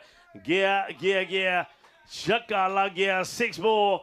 There's Abhishek Parker. Well, we did say that he needs to find a way to get out of the 20s. Well, he's got out of the 20s pretty quickly this time round. Hasn't he, Danny? Moves to 43 of 18. Yeah, he's batting really well. He's been given a few gifts, though, I think, from the bowling. But got to say, he's a class act, is Abhishek Parker. But Nugger's doing his part as well. 13 off 8. But 43 off 18 for Parker's excellent. Another glorious shot. Well, he looks like he's just having a little net practice, doesn't he? It's elegant, classy, looking the business, looking the part. 4 more runs, and now eyeing up a half century. That's my shot of the day so far, Rico. That's lovely cricket. So Parker, 47. Hi to Paul Kempen in the chat. He said hi to us as well. Yeah, let us know in the chat. I mean, it's International Sushi Day. Are you a sushi person? Are you a yes or a no? We'd like to know what you think. But we're talking about, carry on, because I'm interested to know a bit more about this. What you were saying about this restaurants and how it's thrived. Well, there's a sort of a they call it Little Saigon, right? And it's called supper, right? And it's basically it's a market, but also just has lots of food stores and things. And it's like you're stepping into Southeast Asia. It's sort of more Vietnamese. Kind of like in some places you have the Chinatown, that sort of. But it's out in the suburbs. Okay. It's like it was an old warehouse sort of area, and they've converted it. They bought everything there, and it's all Vietnamese stores. Okay. So there are Vietnamese markets. You know, when you go into certain markets, and you have that plastic smell of cheap. And it says, hit the pad, no runs. Yeah. That's what you get with that. And you can buy anything in there. But there's also food markets. You can get live seafood as well, live crabs and things like that. But there's all sorts of things. Anything you want to buy that's around, you can buy it there. But the restaurants there are fantastic. And they specialise. So, for instance, as we see here, the upcoming events. Finland coming up next. Yeah, it is indeed. And, of course, so we were saying yesterday that, there's going to be a Rhino in Finland. Andrew Ryan will be there with Vinny Sandhu, Bulgaria. That's when you'll see Shubu again. Myself and Shubu will be in Bulgaria. And, a man that we're going to see tomorrow here. Phil G will join me in Belgium. And then, as we found out yesterday, Tina will be in Germany, Krefeld, with myself. And then right after Krefeld, we have some more action from Sweden there in Stockholm. So plenty of cricket and plenty of action, whether it's men's, whether it's T10s, whether it's 20s, or whether it's women's, coming up for you on the network. So going back to supper quickly, they have restaurants that have all sorts of Vietnamese food, but others that'll just specialise in pho, or they'll specialise in. There's one that specialises in bun cha, which is amazing. Come back to that in a moment. Oh. Bun cha's noodles and fresh herbs and things in a broth with meat, and it's like barbecued pork. The barbecued pork used to be cooked out in a small alleyway next to the toilets, right? So it is very much that Southeast Asian where we can cook something, we'll do it. Well, it comes in again. Just straight back to him. But there's a screamy woman there. And she screams at everyone, customers, staff, whoever. She'll just scream, and you can hear her from everywhere. Screaming. But a friend of mine's lived in Vietnam for a while and spoke a little bit of Vietnamese to her, and she was lovely after that. Anything side on? But supper's great. So good to see the ECN Supporters Club of Australia talking about food culture in Melbourne. This is going to be dropped. Well. He got a life on 48. It was a hit pretty hard. Should have been taken. Let's have a look at this one. So it's a juicy half volley. It gets smashed to the fielder there. But really, that should have been out. Parker gets a life. Still got lots of batting to come, though, Moravians. Now Tiagi's in the chat. So, I was talking about Hussein Sagar playing in the Premier Group. Yeah. Both of them in the chat. There's, this one, again, got a little wide. We'll see Niraj coming up. Coming for, playing for Bohemians. That'll strengthen them a bit. The defending champions. Recruiting well. Pork belly, quite an artery clogger. How delicious is it, though? And I think he's cut that for 6. He has. Nice shot. Let's have a look at this one. And over the boundary, lovely shot there. And, yeah, we've got the replay. It's gone over. So Batnaga now getting into the 6 hitting, 77 on the board. They need 17 off 26. Should do it pretty comfortably. Only 4 and over needed. So, but pork belly's delicious. We do a lot of pork here, Rico, in the Czech Republic. But interestingly, the 2 of the main dishes that you have here in Svičkova, which you should try, and goulash, are beef mainly. The goulash, I'm glad you mentioned the goulash. I know it's early morning food talk, everybody. Yes, this eliminator seems to be pretty one-way traffic. I've had goulash here twice now. I tell you why I love the goulash here. Very simple, dumplings. Yep. The dumplings, what's the actual word for dumplings? Knedniki.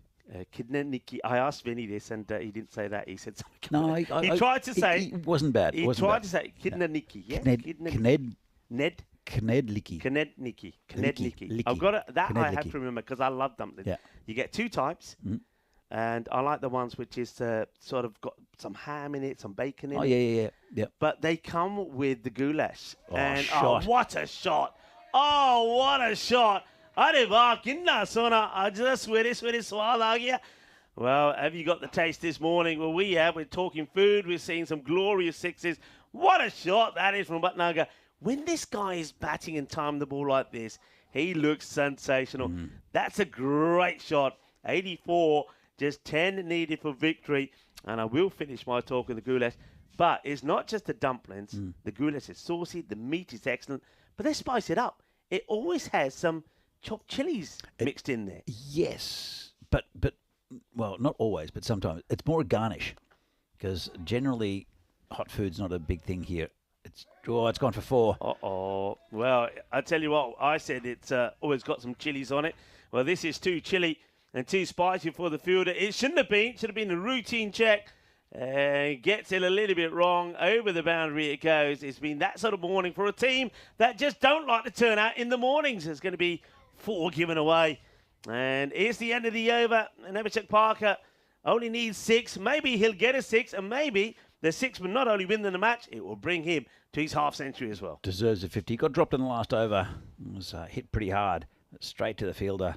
And yeah, he does deserve a 50. But I say Batnaga's batted well as well. Yeah, so there's often a little bit of cut chili in it, but it's really not a chili dish. It's more like it's a stew more than anything. Yeah. Whereas in Hungary, a goulash is a soup. All right, here we go. Will this be the end of the match? That's going to be a wide. Takes it down to 5 being required. We'll have to bowl this one again. This is the captain, Al Mahmood, and Abdullah Mahmood. He has issues with his control. He did bowl a fantastic first over, but the thing was 11 runs came from it, and all but 4 of those were because of wides. Yeah, so it's more just a garnish rather. I do feel a little bit of spice in it, but it's wonderful. I love it. Another wide, I think. Yep, I do like it. And I reckon for the duration of the time that I'm here, probably at least 50% of the time I'll be having goulash again. It's fantastic. It is fantastic. I agree with you. This is the wrong weather for goulash. Goulash it's perfect in winter. Yeah. And Czechs are appreciating, well, in Prague at least, definitely appreciating food from other cultures. They're a bit lighter. There it is. Very well deserved. Abhishek Parker, who certainly has got his name in the hat for MVP at the moment, brings up a beautiful half century, thoroughly deserved, and it certainly has been the player for Moravians. What a good knock it's been from him. Shaba bahut badaiyan. Abhishek Parker ne apni half century puri kar li. Johnny here in the chat talking about preferring neck of lamb. Lamb's not a big thing here at all. It's very difficult to find lamb on a menu. It's mainly pork, a bit of beef, and that'll be it. And Batnagar raises his bat in the air. And it's almost to say, yep, we are the Moravians and we will still stay in this competition. They've come through the eliminator with ease, really. Yes, they've absolutely crushed the Dominators. The Dominators have been dominated by Moravian. And Moravian will be in that qualifier number 2. And we know that the loser of the next match, the qualifier between Vinoradi and the Spartans, will be facing Moravian. It's a match you don't want to play because this team, if they turn it on, well, they can beat anybody. And with Parker finding his rhythm with the bat, they are looking good. A comprehensive victory. Yeah, I thought it was going to be a very tough game for both teams, and ended up being a one-sided victory for Moravians, who did the job with the ball firstly, and then Abhishek Parker and Batnagar with the bat. So, Dominators go home. Moravians stay in. They'll play in a couple of games' time. But we're going to see the Spartans and Vinoradi play up next in Qualifier 1. Let's see some of the highlights of this game, though. Yeah, let's see these highlights. And the thing is, the ball before that actually was a close LBW call. It was a similar delivery, which whacked him on the pad, but was just outside the line. Tried to repeat it, but this time Parker was ready. And then really after that, Parker got going. He did give a chance in the 40s, but never got taken, but he thoroughly deserved his half century. And what about this, Batnagar? Skies it in the air, 2 fielders there. Nobody really wanted it. And maybe that's the difference here. I think Moravian, they were hungry to continue, whereas Praha Dominators, I don't think they were hungry enough. Yep, I think you're right. Well, Moravians have got a long way to go home, back to Brno, and they'd like to come home with a trophy. And that was the drop catch. It was hit pretty hard. Moravians are always going to win this, though. But Batnagar got onto the 6 hitting as well. That one again is a little unfortunate. That's Parker hitting his 50, and this was the fine little cut shot over the top, and the bat in the air from Abhishek Parker, sealing the victory for Moravians. Yeah, good victory indeed, and they did do it with 22 balls to go. And Moravian, look, they needed to bounce back as well. Remember, yesterday lost both their matches, and they would have been disappointed with that after starting the day in top spot. And that meant that if they're going to do it, they're going to have to do it the hard way, Danny. They're going to have to win all 3 matches here to be crowned the champions. But they've ticked one of those off, and now they wait to see who they'll play in qualifier. And number 2, well, we were certainly having some good talk about food. We talked about goulash. Now, you said 2 main dishes. We will, in match number 2 here in the qualifier, talk about that second dish. We won't leave you hanging too long, folks, but let's just take a look at the bowling figures here. No wickets, and they tried hard, but they just couldn't find a breakthrough. Yeah, couldn't find a breakthrough. Parker too good. Gave a couple of chances. There was that close LBW decision but it's an unusual one because of the way that it hit. I think it hit him outside the line of off stump. Might have gone on to hit, but really it was a close decision and might have changed things. I think if Parker had been dismissed, he went on and scored a lovely 50. Yeah, it was a lovely 50, and the way the Moravians were batting there, you would have thought that they could have maybe gone on and chased 150. You never know, but they do survive. Praha Dominators, we do say goodbye to them.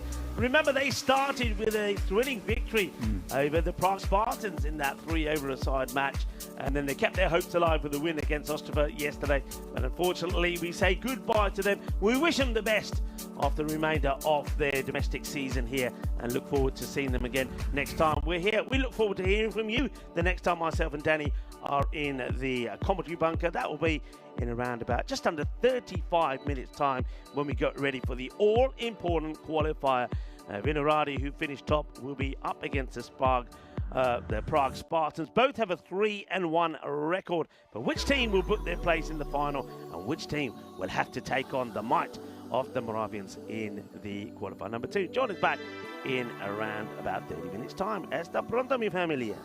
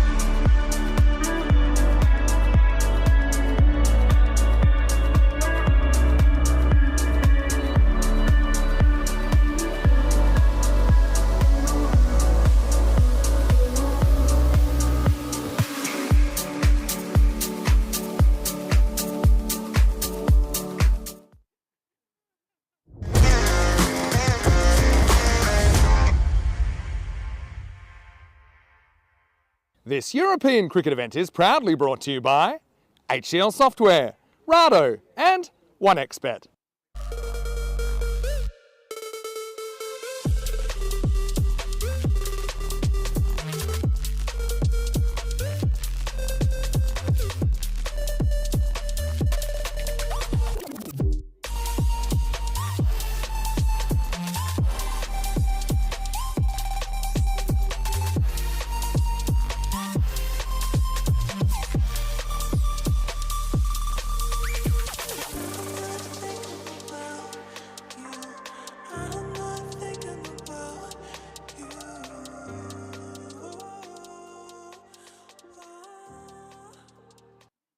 Hello and welcome back. Firstly, congratulations to Moravians. They win the eliminator. That means they booked their spot in qualifier number 2. But who will they play? Well, we know at the end of this match. This is the qualifier. Qualifier number 1. The team that wins will go all the way through to the final. The loser will have to play Moravians. It's a match, I feel, that you don't want to play. So the team that finished top, Vinaradi, up against the Sprague Spartans. Let's see what happens at the coin toss. Thanks, Rico. Welcome to the toss for qualifier 1 with Prague Spartans and Vinaradi to call. Heads is the call, and it's a tail. We will bowl first. Spartans have won the toss and they'll bowl. Dhiraj Thakur, the captain of the Spartans, winning the toss and decided that he's going to put Vinaradi in to bat first. When these two teams played in the group stages, it was a win for the Spartans. They chased down the 114 that they needed, but with 3 balls to go. The player of the match on that occasion was Sandeep Kumar. He has been good for them. He scored a fine 37, picked up a wicket and only conceded like 8 runs. But Captain Venkatesh there for Vinaradi, Venki, he was good as well. We saw him score a fine half century. Let's talk about some of the other key players, talking about Vinaradi first, and of course the big 2 stand out big, don't they? Mohid Adnan, he was in good form yesterday, but the man who stole the show was Abdul Muiz. He was sensational, the left-hander. If he has a good day, then Vinaradi will have a good day as well. Keep an eye out on Harry Bolan, the spinner. Spin could be the key in this match. Spartans, a lot of people feeling that they are the favourites to get their hands on the trophy here in this Challenger final. And they were good yesterday, there's no doubt about it. But in fact, both teams had a 100% record yesterday. Sandeep Kumar, as I said, he is going to be very key. He's been well supported there by Shubham Gupta. And I think the captain, Dhiraj, will know that if those 2 go well, then they could finish pretty well and get this win. You want to avoid not winning. You've got a double chance to get in the final, but you want to book that place early, and then you can spend the rest of the afternoon relaxing and let the others battle it out. Big match coming up. Who's going to be in the final? Who's going to be taking on Moravians later? Well, we haven't got long to find out. Let's go straight over to Danny Hudacek for the start of this qualifier number 1. Well, thanks, Rico, and welcome to everyone here to Prague for this European Cricket Series in lovely Vinor. Good game coming up between Prague Spartans and Vinaradi. Vinaradi been sent in to bat. Interesting. It'll be Pravin Sharma, the keeper. Actually, he's not keeping today. It's Navin Kumar. Pravin Sharma to open with Abdul Muiz, the left-hander. And it's a big partnership. Pravin's missed out a little bit. It's a good bat, but he's just not quite done it with a bat in this tournament so far. Both teams finished 3-1. As you can see, the Abdul Muiz with the fantasy points there, 541, has been the top performer for Vinaradi, both with the bat and the ball. He hit a 74 yesterday, also hit a hat-trick, got a hat-trick, so very handy. And Venki Margashayam's been in good form with the bat, and also adds a lot of experience. The captain is very handy with the ball, Harry Boland as well. But we're going to see them bat first. And Prague Spartans had a pretty good bowling lineup. Ray Prolu has come into the side, and he's been bowling well. So it'll be a good even game. 2 good sides. And we'll see how we go. Vinaradi, slight favourites, but nothing in that at all that you can judge. Spartans did finish top of the table, but only just after a big win against Ostrava yesterday. So just about ready for a start. It'll be Rai Prolo to open the bowling. He'll be bowling to the left-handed Abdul Muiz. Want to get some good runs. A big hitting batter is Muiz. Got a bit of class about him as well. Being a left-hander as well, that left-handed right-handed combination is very, very handy. And but Spartans want to see the back of him as soon as possible. Just waiting on. Beautiful day here in Prague. Pretty steamy though. Here comes Rai Prolo with the first ball. And just prodded away. And they ran straight away. Good running. Bit of an appeal. Well, Praveen's been run out before, I think a couple of times in this series from memory. I know you got one caught down the ground the other day and then got run out for a diamond duck. Let's see here. It's good technique running through the crease. Hi to Dave in the chat. Good to see you, my friend. A few other people. Stephen Kelk as well in the chat. As well as Johnny who's there, who's number 1 at the moment. Good on you, Johnny. Comes Rai Prolo, bowling to Praveen. Clamp down on it, and it'll be 1. Good stop out in the gully. Nice balanced start between these two. Some good bowling from Rai Prolo, and watchfully played by both these batters. So, interesting toss to win for the Spartans. Obviously, they feel they can chase. Nice shot there. That'll be 4. Just a little bit short there from the bowler. Let's have a look at this. Just a little bit, fraction short. Dragged it from outside off stump, and with the field back, always going to be 4 runs. So first boundary for Vinarati.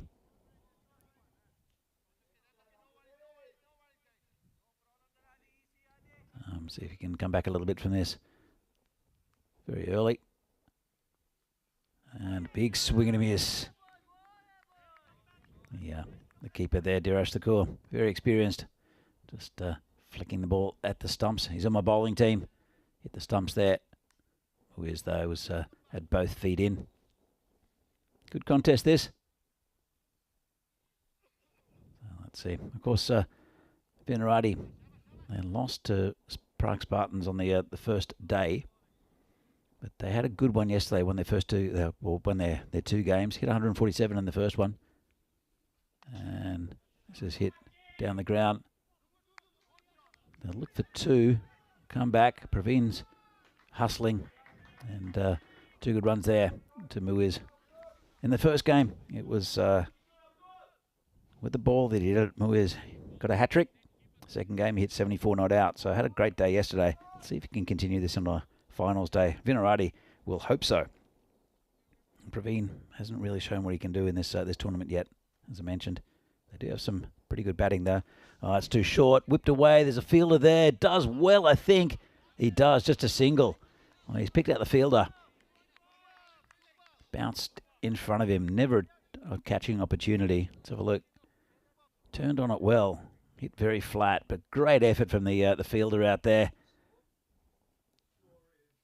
That's not sure. I think it could be Sandeep Kumar.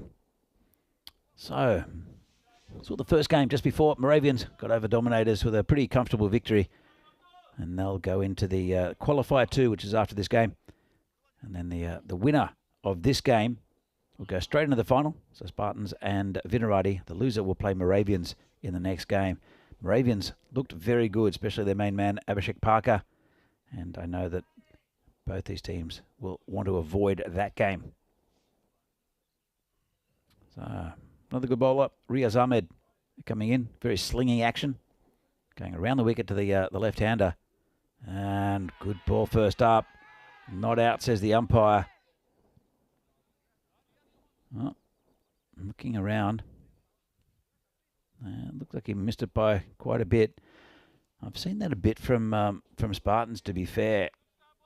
A lot of appeals, coordinated appeals for caught behind, especially off wide. And We'll see if it's a genuine appeal or something which has just been pre-planned. Always gets a single. It's good bowling again from Riaz Ahmed. Ronnie Spragan in the chat from Newcastle. Good to see you there.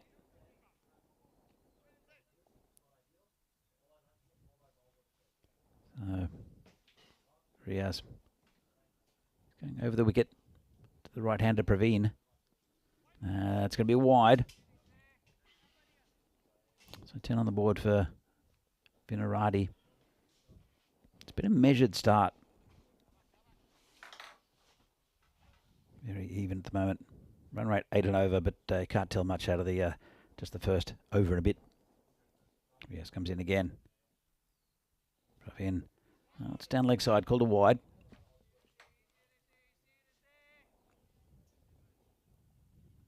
Just see. Oh, there's a garbage truck coming. I know, speaking to Venki, he's doing a bit of the ground management here, but they haven't really picked up much of the trash, and there's quite a bit over the last few days. So I think it'll be quite a handy situation. Another wide.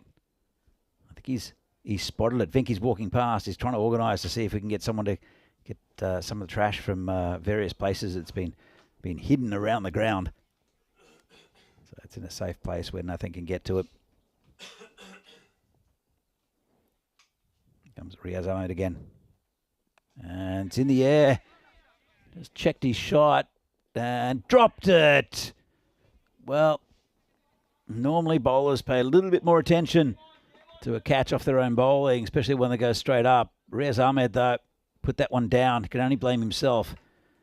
Wasn't a great shot there from Praveen, who just checked the shot.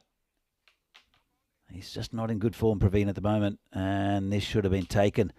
Did the ice cream cone and just popped out. Hate it when your ice cream falls on the ground. Riaz coming around the wicket. Oh, got him. Well, he's got his revenge. That's a big one. And he's on the helicopter and the punch. So big wicket. Didn't get up as much as Muiz would have expected. And that's the end of Abdul Muiz and Vinarati lose their first wicket. And it's a big one, that of Abdul Muiz. Rico has come in just at the right time. Yeah, come at the right time or the wrong time for Abdul Muiz. Well, I saw the catch go down and Sharma gets alive, but then Riaz Ahmed makes amends and he gets the big fish. And, well, he's hooking him in, isn't he? He says, I've hooked you in, and now I'm going to send you out of here. But he likes that one. There's that celebration. Chuckling with their style coming up. Boom! That's the one he wants. That's the big wicket. Because, remember, this man, scored a fine knock of 74, not out of 31 yesterday in that crucial victory against Moravian. So what a good big wicket that is. 14 for 1. Yeah, it's a big one, isn't it? He made up a little bit for the drop catch. In fact, he set it up by getting him on strike. That's hit a long way by the new batter. That's first 6 of the day. Looks like Venki. Actually, it's not. It's Adnan who's come in. That sounds more like it. Another good batter is Adnan. Yeah, big hit. Adnan smashes that away. He goes and tests him upstairs straight away. Does Riaz Ahmed. Adnan, he's in good form anyway. Don't forget when Muiz made the 74, he was 36 not out there. 2 of them put 108 on the board. Riaz needs to go a bit fuller. It's in the air. It's another chance. And it's been taken. It's another wicket. And now he's doing the Mr. Universe impersonation as Riaz Ahmed gets hit for a big 6. It's 6 and out for Adnan. 2 of the big batters are back already. And it's got to be said, Vinarati now are in a lot of trouble. Yeah, that's right. 2 of the big boys out. Tried to hit it. There's a man out there. He's picked him out perfectly, Rico. There are 2 players on the boundary, and Adnan has just absolutely picked him out. Didn't have to move. Riaz Ahmed has 2. Yeah, there's that celebration, the Mr. Universe celebration. And, well, no wonder he's happy. He's probably be disappointed he puts the catch down, but I tell you what, he puts the catch down. That sort of fired him up, and he's come back and he's taken 2 huge wickets. It also happens at the end of the second over. 20 for 2. And the Spartans are giving themselves the upper hand at the end of that over. Yeah, look, Spartans on top of those 2 wickets. Run rate's not too bad. Venki Margashaim is the new batter. But, yeah, Praveen has just not had any form at all in this tournament. And so he'll need to start finding the middle of the bat. Venki's been good with the bat. A lot of pressure on him now, the captain, with 2 early wickets. So, well done. He did hit that 6. And again, they've got a fielder in the perfect spot. 4 runs. Oh dear, oh dear. Would have been in the perfect spot if he could field. Perfect spot is, you know, not too many teams have elected to have that fielder bat. But look, he gets it all wrong. He goes, the ball actually rolls up his knee because he doesn't get the hands in the way and then goes over the boundary. That's not good work there from the man who's on the boundary. That's Naveen. So He tried to put everything behind it, though, Rico. he did try. He made a bit of a ramp. That's been played down the ground. This time it's to the fielder. This is Kumar, who's got the ball here. Another very important player, you would feel, for the Spartans. So, comes in again. Praveen misses that one. Again, Praveen's a good bat, but unfortunately, as I said, he's not really been hitting the ball very well this tournament. Did run himself out in one of the games. There was one that was just pushed down the ground. Not much conviction in his batting. Kumar. That's got to be a wide. A little bit too wide this time, and it's a swing and a miss. But at least, I mean, the one good thing about Sharma, at least he's going after it. He's not trying to block. He's not trying to push. He's trying to hit hard. That's at least the positive. Though he's not having too much success. Though he was rewarded with one boundary. Kumar comes in again. This time outside the off, and he does swing, but it gets through him. It's another dot delivery. So Prague Spartans did finish behind Vinaradi in the standings. They finished second. Vinaradi finished top. Both teams. No. It was the other way around. The other way around. With a big win against Ostrava. They got the 4 points, yeah. That's up in the air. Now, there was a fielder out there earlier. He's been brought in, and this full toss has been put away. So Praveen Sharma gets a full bunger on his pads, and he gets crunched to the boundary. Yeah, a bit of a gift there. And, well, he hit it nicely. You can see that Praveen is a good bat, and he finally gets one out of the sticks. He got a dodgy edge for a boundary, and then that one gets a bit of a gift from the bowler for a 6. So 11 off the over, and pretty good one in a sense for Vinaradi. They're 33 for 2 at the end of the power play, but it's 2 big wickets that have gone, especially the first one of Abdul Muiz.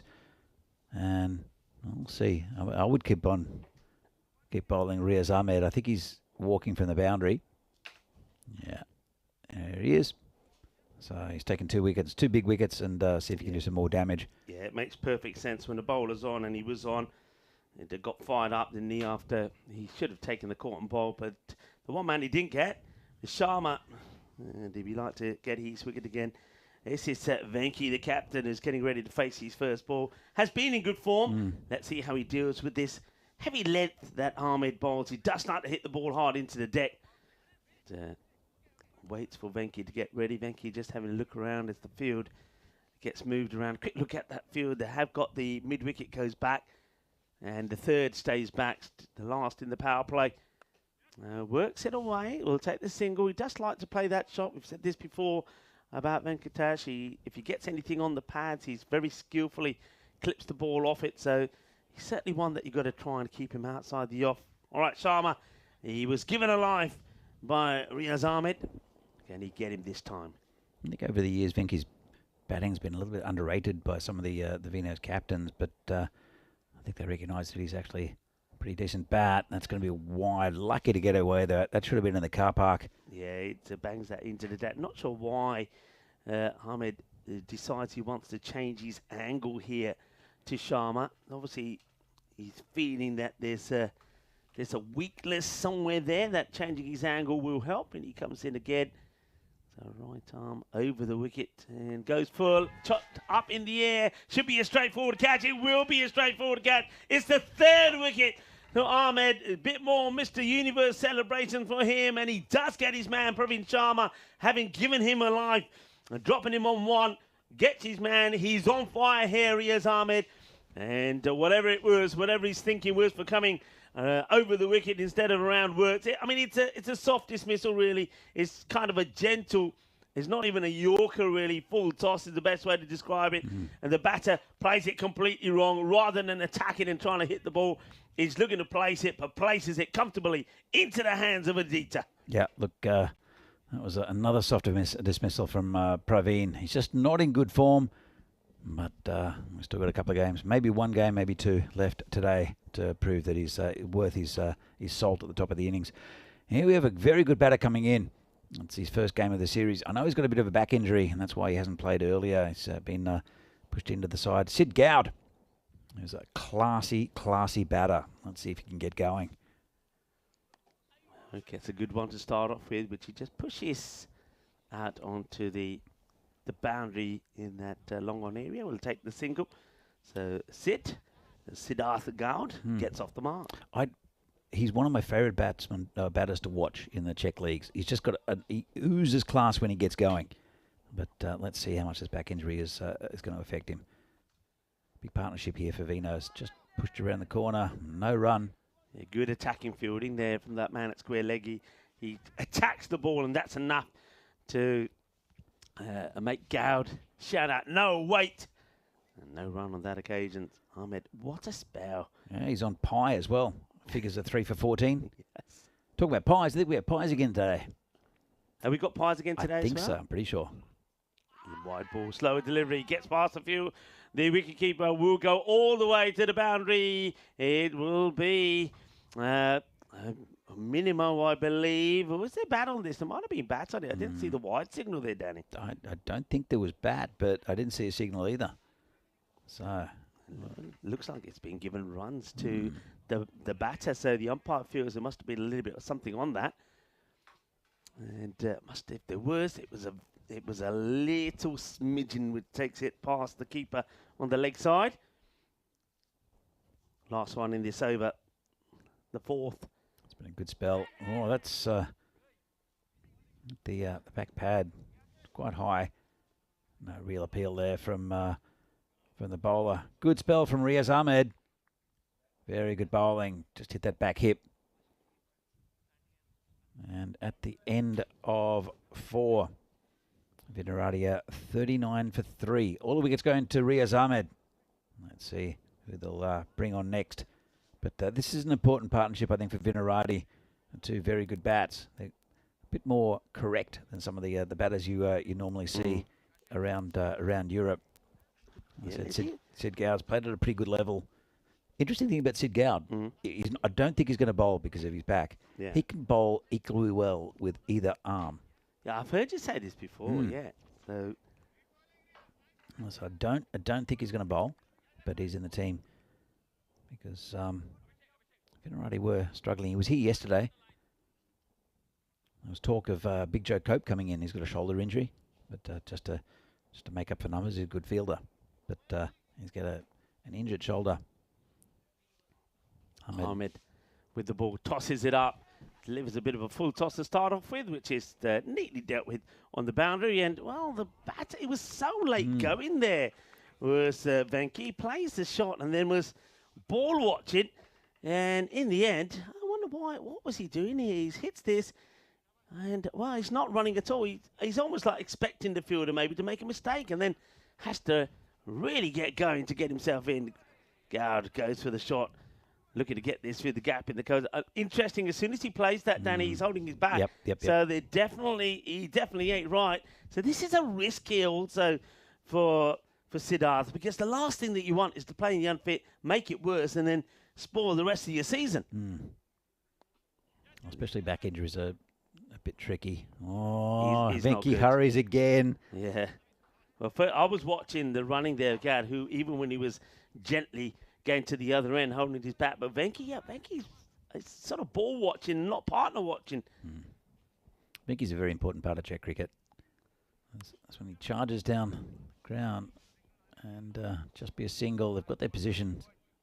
He's got his positions very well sorted. His fielding positions, the skipper, and It is Diraj Sakor, the keeper. Now, Diraj, as a keeper, you can see very well where the batter's going to hit it. So I think it's a good spot. Well, he saw where Sid Gowd was going to hit that, and that was over cow corner for 6. Holds his back again. Yeah, it goes for the shot. It's I think this was a sort of challenge delivery. So, right, I'm going to put it there. I want to know if you can go after it. And Gowd, even with the bad back, hits it. Now, this is not looking good. He is walking off. He looks like he is walking off after hitting that. That is not a good sign. I think he knows he's in trouble. That is not what anybody wants to see. He knows he's struggling. You mentioned it, Danny. It's a little bit of a risk for somebody who's not 100% fit to coming into play. But the back is obviously hurting too much. He's hit a good shot there, but that's obviously made it worse. He's felt the twinge, and he's on his way out here. Oh, that's not a good sign. It's retired hurt, but, I mean, as I said, I think he's brought it into the game, so I'm not sure. If he's playing, I mean, I'm assuming it's retired hurt, he can come back later. But maybe not. We'll see. We'll see what it gets ruled as. I think you're absolutely right there. It's an injury. I mean, you know about it. I'm pretty sure the officials might know about it. So if he's gone into play with that injury, I think it probably will go. Yeah, it has. It's gone in as retired. Gone in as retired, not out. But we'll have to wait and see on that because he does carry that injury into the match. It's not an injury that he got during the match. So technically, he shouldn't be allowed to come back. I mean, look, if I hadn't mentioned it, that I knew he had so.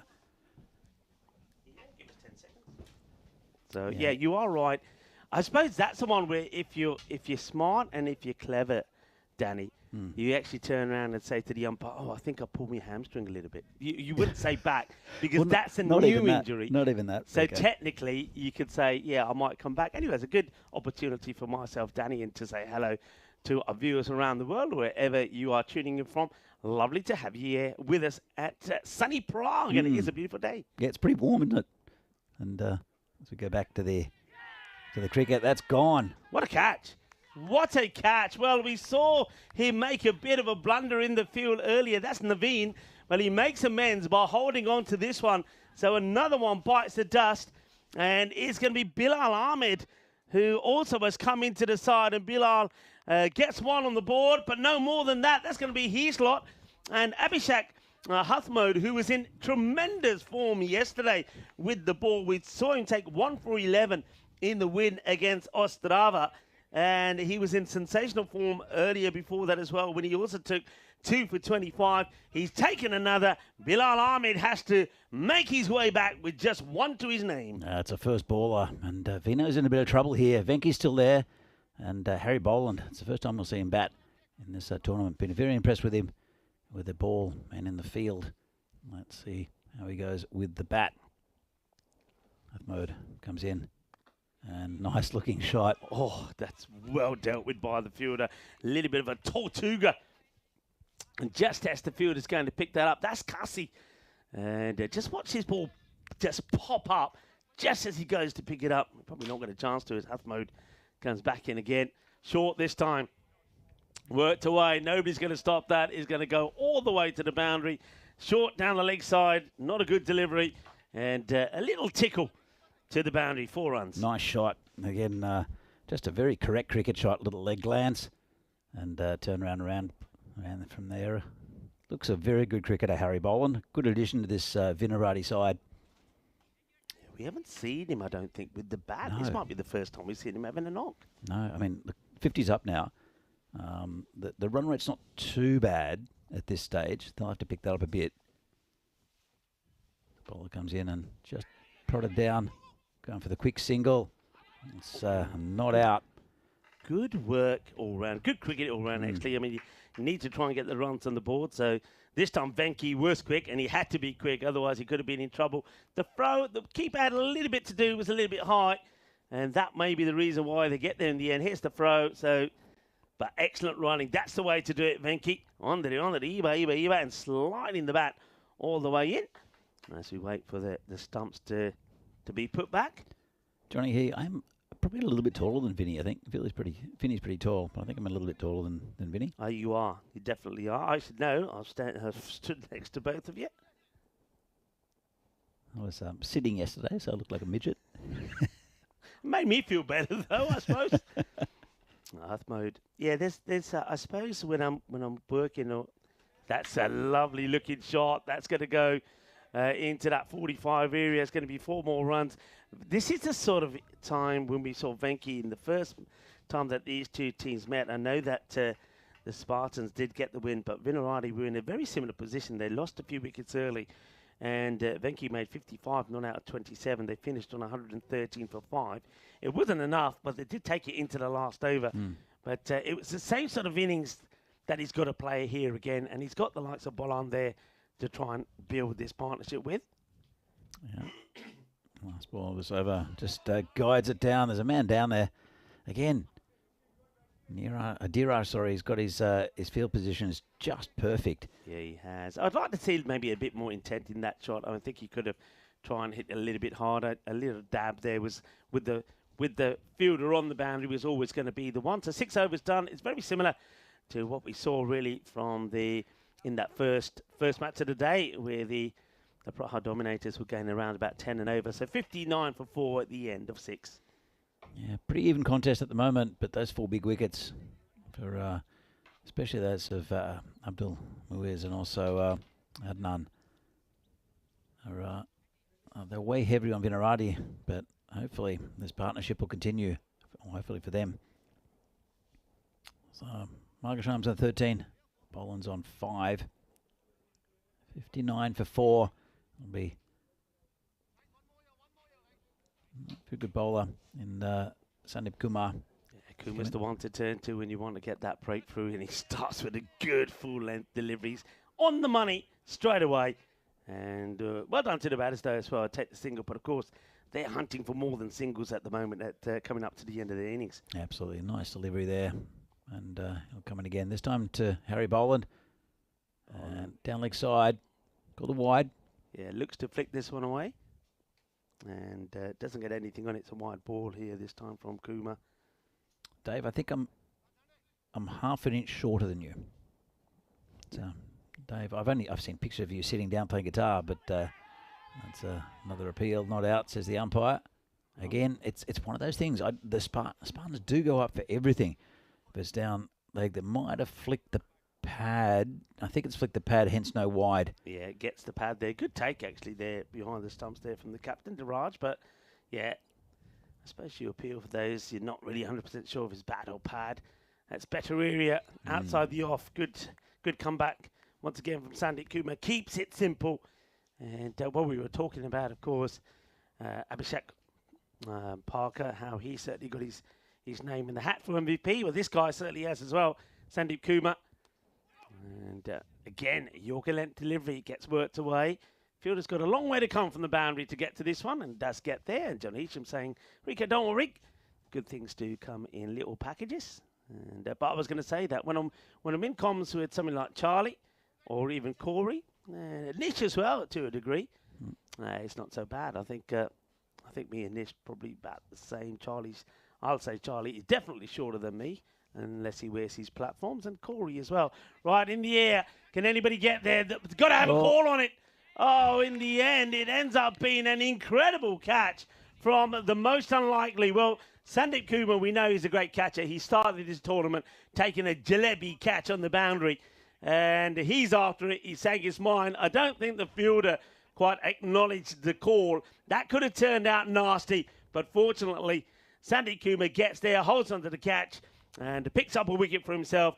And it's a big wicket as well. Captain Venki will have to depart. Yeah, really good catch. Look, there's going to be a 3-way collision at one stage, and then the fielder put his hand up and said, "It's mine." And 14 for Venki. He didn't quite get going. And, well, Vinarati, I think, in a bit of trouble. So let's see a new batter. It'll be Mohammad Faizan. He's been good with the ball again for Vinarati.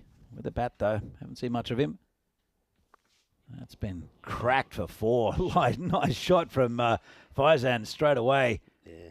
It's a good shot, this. It really is. And remember there was that time when the two Faisans were out and Faizan Imtiaz scored 20 against the Praha Dominators, and Mohammed Faizan made a little contribution there as well. So we know that both the Faizans can bat. 65 for 5 at the end of 7. Let's take a look at where we are on this and take a little snapshot of that. Get your phone out and take a little picture and keep that with you. So Finland will come after Czechia. We'll finish here, of course, on the Sunday.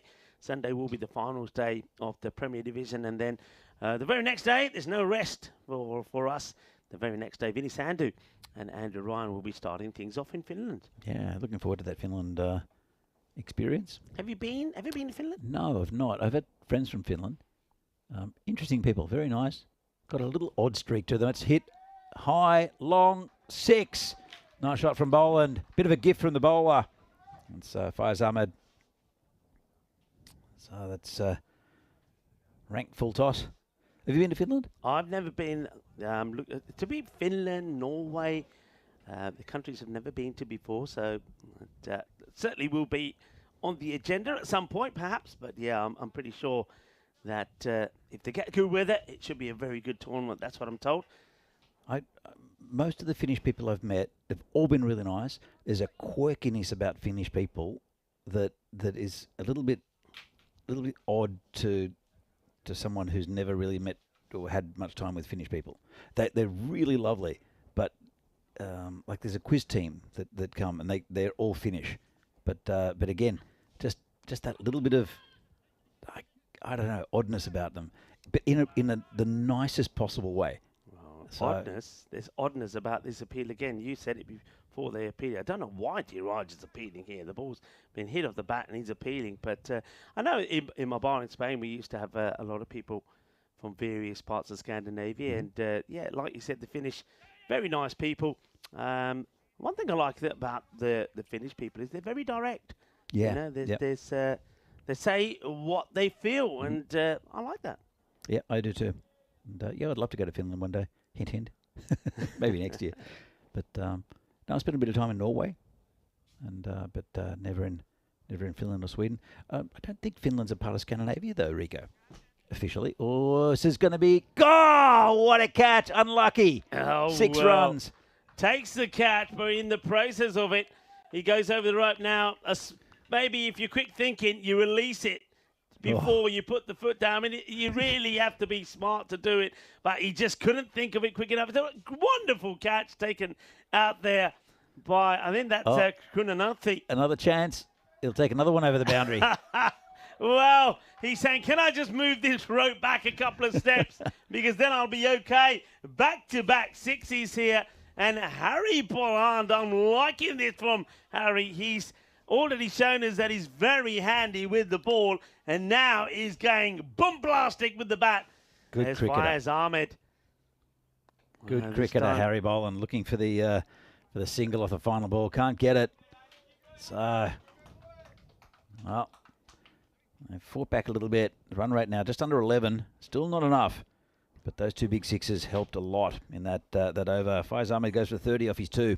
Very similar pattern, isn't this, of the eliminator when we saw that one big over towards the end of the innings from the Praha Dominators. On that occasion, it was the big one that came off the 9th. This time, it's a big one that comes off the 8th over. 20 come off that one from Faiz Ahmed. But you got good bowlers to come back. Adita Raya Pooley will come back, I'm pretty sure. And he's going to be a handful. But yeah, what a good knot this is from Harry. 25 off 11. Yep, I've liked his bowling. And he's very tidy in the field as well. Next delivery, short. Oh, where's that gone? Plays it away, goes outside the off. It'll just be a single, but that's good. That's the one thing that Faizan needs to do. Bat and ball, no dot balls. And right, here we go. Some more fireworks maybe from Harry Boland. He has a look. And, well, Hasmode, he knows what's on the mind of Harry. Can he stop him? He can with that one. Dot ball to start. Yeah, swing and a miss. Didn't really get up that much. 87, unlucky for some, Rico. Are you superstitious with numbers and all Not sorts? that much, really, to be fair. And yeah, it'll be a good catch. And he gets nothing on it. And they will come back for a couple. That could cost them a a fair number of runs, you know, because Harry Bolland is hitting the ball well. He'll go back on strike because they take 2, so he gets dropped here on 25. Well, I suppose you've got to touch it to drop it. And, let's just say it was a huge chance. Huthmode will not be happy. And that's going to be a no ball. It doesn't even catch any of the pits. A free hit to come. And Bolland will be looking to cash in. He will. Let's have a look at this one again. And, yep. Some of the players are playing on synthetic, but Hathmode's playing on turf. Comes in, short. Oh, gets away with it. Oh dear, he's going to be really gutted that he's missed this one. It was the free hit as well. Short delivery.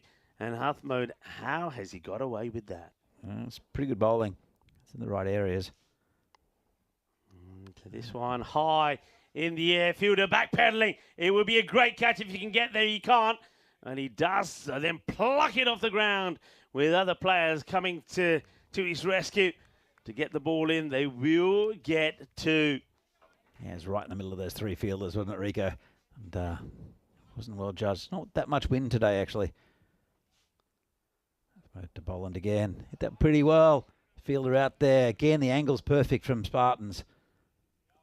And just a single. Bring Faizan back on strike. In fact, it won't. It's the end of the over. So Boland will retain the strike. He's on 30. 93 for 5 going into the final over. Not enough runs at the moment, I don't think, Rico, even though Venerati do have a pretty good bowling attack.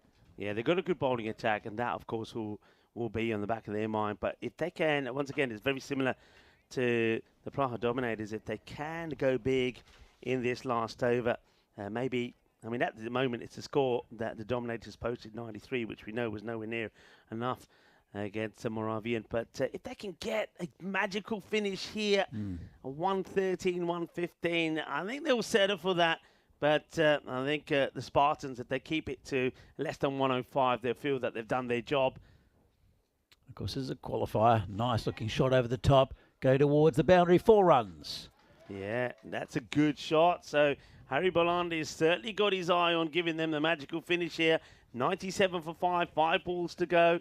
It's a good looking shot from Bolland as well. He knows if he gets it over the short cover, there's a long way to come for the man at extra cover to try and stop anything in that point area. So 4 runs. And there is, of course, Adita Raiprolu with the ball, the opener. He gave away 9 in the first. Just, yeah, they're making a change in the field here now. So 2 sweepers go out on the offside. That means third comes up. So third is up into the circle. Square leg, mid-wicket. Here comes the bowler again. Raiprolu. And hit in the air. That's a great strike. 6 runs over the top. Nice shot again from Boland. Moves on to 40. And Venerati are over the 100. It's a great strike, this. He doesn't try to slog at it. He just stands and delivers. What a wonderful shot this is. He's not swinging wild. The ball, I mean, it's not an easy one to put away either. It wasn't a hard volley. The ball is coming up into his body, but he just backs himself.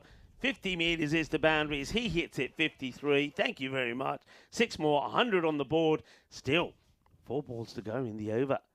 Someone had to put their hand up for Venerati after some early wickets. No one really going on with runs. And Harry Boland is the man. So well done to him so far. 104 though. Still 3 balls to go. Faizan on strike. They'll need to get at least 110, 115, I think. Yeah, I like that they take that single as long as Faizan plays his part as well, and that's not playing his part. And that's the only concern. I mean, I was about to say I don't know if you take the single, but with 3 balls still to go, I'm thinking, yeah, you take it, and Faizan will play smart cricket. If it's there to hit the boundary, he will. If it's not, he'll give a single, he'll give the strike back to Boland, but he just closes his eyes and swings and hopes for the best. And he spoils it. It's a bit of gold dust, a dot ball. Yeah, good bowling from Raiprolu as well. Comes in again. And Faizan misses again. Oh, dear. Wow. Oh, dear. But that's naughty, isn't it? It's naughty. It's nice for the Prague Spartans, but not so nice for Venerati. 2 dots. And the man who should be on strike is just standing at the other end, and he's going to miss out on probably the last 3 balls off the innings. Yeah, well, let's see. Faizan can get back on ball, and does. It's in the air. It's gone backwards, and that's going to be 4 runs. Get something out of it. And Vinerati have got a total. It's not what they would have possibly liked. Spartans have done pretty well in the field. And that's the end of 10 overs, end of the Vinerati innings. Very good innings from Harry Boland. Saved them somewhat. Yeah, it's a classy knot from Boland. He had to go out there with not too much time and get going straight away. And don't forget, while he was out there, he lost his captain, but he stepped up a gear, 41 of 20. And I'm pretty sure that he's got a part to play with the ball as well. In the field, most of the time, the Spartans, they were good. As you said, they got their lines right in the field. That wasn't good. But you know what? Sometimes you need something to wake you up. Well, that certainly did wake up the bowler, Riaz Ahmed, because he would then go on and not take 1 for 2 in the over. And, well, he had him spinning around, he says. Well, that was one. Then there was a massive 6 from the next batter. But it was 6 and out for Adnan, because he then would be the next to go. And it was the Mr. Universe celebrations. Naveen, he got this one wrong, but he also would come back strong, taking a very good catch in that short third area when he was getting and removing Bilal. But there was just that one over, wasn't there? And this time it came in the 8th, where Faiz Ahmed went for 20. Other than that, it was a good show from the Spartans. That's a big concern, though, isn't it? When, unfortunately, we would see Sid Gowd go with that injury to his back. And that's going to affect them in the field as well. I think so. It'll be interesting to see if he actually goes out there in the fields. That was a great catch over the boundary. It was not such a great catch by Gassi Balakrishnan out there. But, generally, I think good to see it again. Generally, the Spartans, I think Viras Thakur got his angles right with the fielders, and they saved quite a few runs like that. Not much went through them, to be fair. Pretty good performance from Spartans. Bowled well for the most part. Vinerati, well, only batters really getting a little bit of a start, and the big 2 in Abdul Muiz and also Adnan starting off. Praveen Sharma with 12, Venki Margashayam with 14, but Harry Boland saving Vinerati a little bit with that 41, and Mohammad Faizan missed a couple, ended up on 10. 108 for 5, so 109 to win. Let's look at the bowling figures. Yeah, let's have a look there. Riaz Ahmed, he was pumped up, wasn't he? 3 for 19, very well bowled from him. Also the 1 for 18 from Sandeep Kumar, who's always sort of being mentioned for his performances. Abhishek Huthmode, he had a good day yesterday and he carries on well today, 1 for 17. Just that one over that went astray, really, and that was from Faiz Ahmed. It was an expensive one. And Adita in the last over going for 15. But look, you got to say, if the Prague Spartans were told that you would have to score 109 to book your place in the final, I think you take that. Yeah, for sure. Look, it's a bit below par. 119's par, so it's good 11 runs below par. Whether Vinerati can bowl well enough to keep Spartans out. I mean, Spartans have got a pretty good batting lineup, especially with Gino Panalat in good form. We'll see. Yeah, coming up soon. We're here in Prague for the European Cricket Series, the Challenger first qualifier, and it's a match between Vinerati and Prague Spartans. The winner goes straight through to the final, and the loser will play against Moravians in the next match in the second eliminator. Hope to see you back here in a few minutes' time for the second innings of this game. See you soon.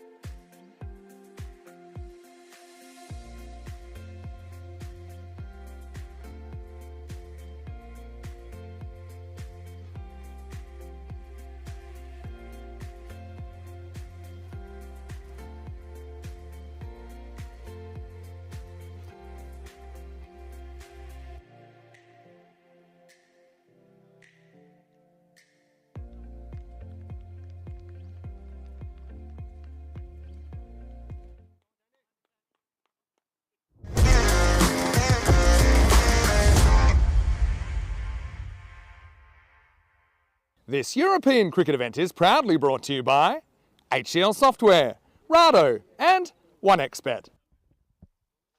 Hello viewers and welcome back to the all-important qualifier where two teams are doing battle out there in the middle. Venerati taking on the Prague Spartans. The winner will book their place in the final. The loser will have a very difficult match to play in qualifier number 2 against Moravian. So plenty at stake in this one. On a day back on this day in 2017, a famous and joyous monumental win for Pakistan. And when they met and beat India in the final of the Champions Trophy, Pakistan made a mockery of their underdog billing by winning by 180 runs back on this day in 2017. Welcome back to everybody. International Sushi Day. We've talked about sushi. We've talked about a few bits of food already, including goulash, and I'm sure we'll have some more talk about things today. It's also International Panic Day. Well, we did see that there was definitely some panic there from the Praha Dominators as they got knocked out in the eliminator. Now, will there be any panic from the Prague Spartans as they try and get a 109 to book their place in the final? And then that means that Venerati will have to have that tricky contest against Moravians. Here we go. Here's the first. And it's going to be Faizan to bowl the first ball. Yeah, it's a good start there from Faizan. He's been good this this tournament. Panelet and Kumar, who batted very well yesterday against Ostrava in that big win. Well, different team, though, and a good set of bowlers that Venerati have. They've only got 10 in the field. Sid Gowd, unfortunately, can't come out. He's going to be sitting this one out. You can't see him playing in the next game either, whether it's the eliminator or the final. So have to bring someone else in, hopefully, Venerati. Yeah, welcome to good delivery there. Phil G in the chat. And of course, Phil will be joining me here tomorrow. You've got a day off tomorrow. I do. And then it will be you and Phil G that'll be calling things on the Friday when I have my day off. And we'll be doing my rounds, going around Prague and venturing various establishments and seeing the sights and making my way to the castle, which I'm very keen to do. So hello to Phil and everybody else. Don Hisham there, Paul Kempin, Dave. Yeah, Phil and me on Friday, getting the band back together. So here comes Faizan. Been hit pretty nicely. The chase is on. I think it's going to reach the boundary. That will be 4. Nice shot. Not much the fielders could do. Just pick that gap nicely. Ginu will be very happy with this shot. One, it is a nice shot. It's a confidence booster. It sort of needs that. Remember, he lost out yesterday. He was out for a duck. The very first ball, it was a royal duck. As Ostrava got a dream start in that match, but then afterwards, there was no more wickets as Kumar and Gupta stole the show with that 148-run partnership. So he's keen to score some runs, but he gets done by a good delivery there. Good comeback from Faizan. Yeah, really good comeback. And there's not many runs. Only that boundary has come from it, and that's nicely pitched up quite a way away from that ball. Good delivery. Still a very even contest for me, Rico. Yeah, look, a couple of wickets can change everything. We know that. I'm just keeping scoreboard pressure on. This doesn't look like a big total, but just keeping it miserly. Help. This is a bit short. Player out there can't do anything about it. Nice shot by Panelet. Just tried the shorter ball. Did Faizan. Did not work. No, it's all about getting it into the placement. And with that ball being short, we're in the power play. If you hit it well enough, you're going to find the boundary, and that's what he does. So nicely played away. It's going to be another boundary. Still a ball to go in the over. 8 has come from it. And remember, they're not needing too many per over. It's just over 11 to get the victory. These two get off to a good start, and they should comfortably see their team home. But like we said, a couple of wickets, panic stations maybe, on International Panic Day. Anything can happen. Oh, nice shot down the ground, but there's a player back there. That's Praveen Sharma. Danny, Phil's, but Danny might get a call up for the final. I mean, I know they need a player, but I don't think they're going to be that desperate. So, yeah, nah. I mean, obviously, I've never seen Danny play 71 matches in the Golden Ball. I suppose you have. I have, not for a while. And Yeah, too old, fat and slow now. Oh dear. Phil G. Come on, I want to see a reply now, of course, Phil. Oh dear. Phil, you got a day off? It's a good job you're friends. Yeah. Phil, you got a day off? Come on in. Have a game. No, neither of us are actually registered for the club, so we can't play. I have been registered quite a bit for the club, but not recently. So, all right. De Moyes is going to be polling number 2, 9 off that first one, so that's okay. Getting 9s and over are not going to allow Prague Spartans to win the match, but they do want a better power play. You want a good power play to set a good tone, so they will be looking to get a few shots away. That's handsomely played. Chases on, but not going to get there. It's a tremendous effort from the fielder, but the ball with the Grizzly was always going to win the battle here. Yeah, that wasn't a bad delivery. It did cut in quite a bit, but the batter was right on top of that. Dave, I used to be able to bowl. I wasn't a bad bowler, actually, but just, a while ago. Phil, who's a pretty good bowler as well. Very different in style. So, Panelets on 13. Sanam Kumar hasn't faced a ball yet. And that's 4 off the first ball of Muiz. Come in again.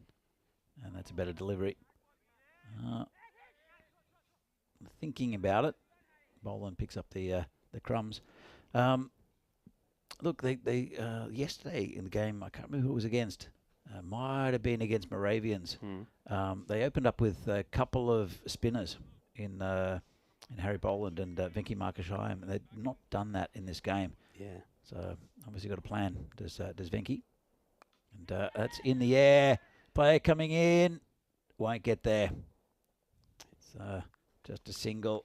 That came in quite sharply from Abdul Muiz. Let's have a look at this. Well, see it from this angle. Got under it. Would have been a big wicket, but Adnan pulled the plug and didn't go through with it. Yeah, didn't rock back to play the shot, did he? So he got caught up by it, and that's not a good delivery. Not great. As I said, he does cut it in a bit. Goes in the air slightly and then cuts in. And let's have a look at this. So he started it too wide. No chance for the keeper. No, none at all. It takes a second bounce, and Naveen, he's got across pretty well, actually, in fairness to him. Gets down, but he can't smother it. He's going to get through. That's going to be a minimo.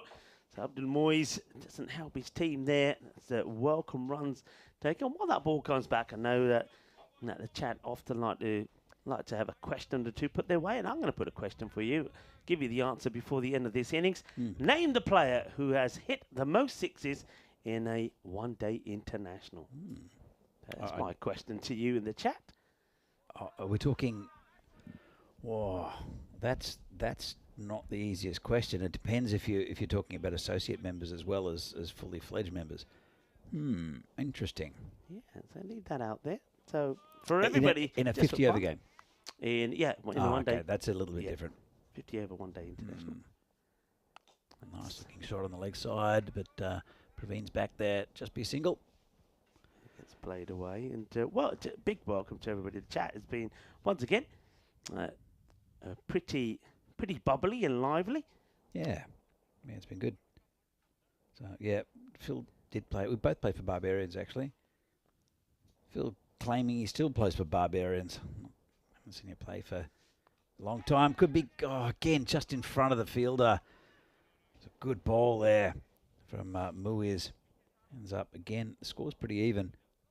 Got the leading edge and well, not on, not quite.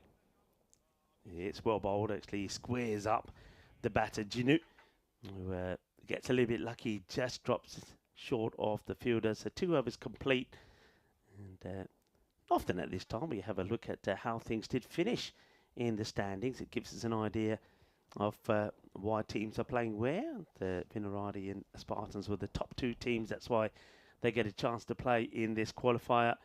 And as we saw already, it was Moravians that finished third, took on Praha Dominators, and it is Moravian who got that win. So they're still in it, and they will be relaxing for the moment and looking to see who they're going to play in qualifier number 2, and it will be whoever finishes second best in this one. Yeah, absolutely. Look, Dave's come up with Rob Thompson's come up, I think it was an Aussie, and then Dave's come up with Chris Gale, And Deep Heat has come up with one as well. That's going to be 4 runs. Nice shot.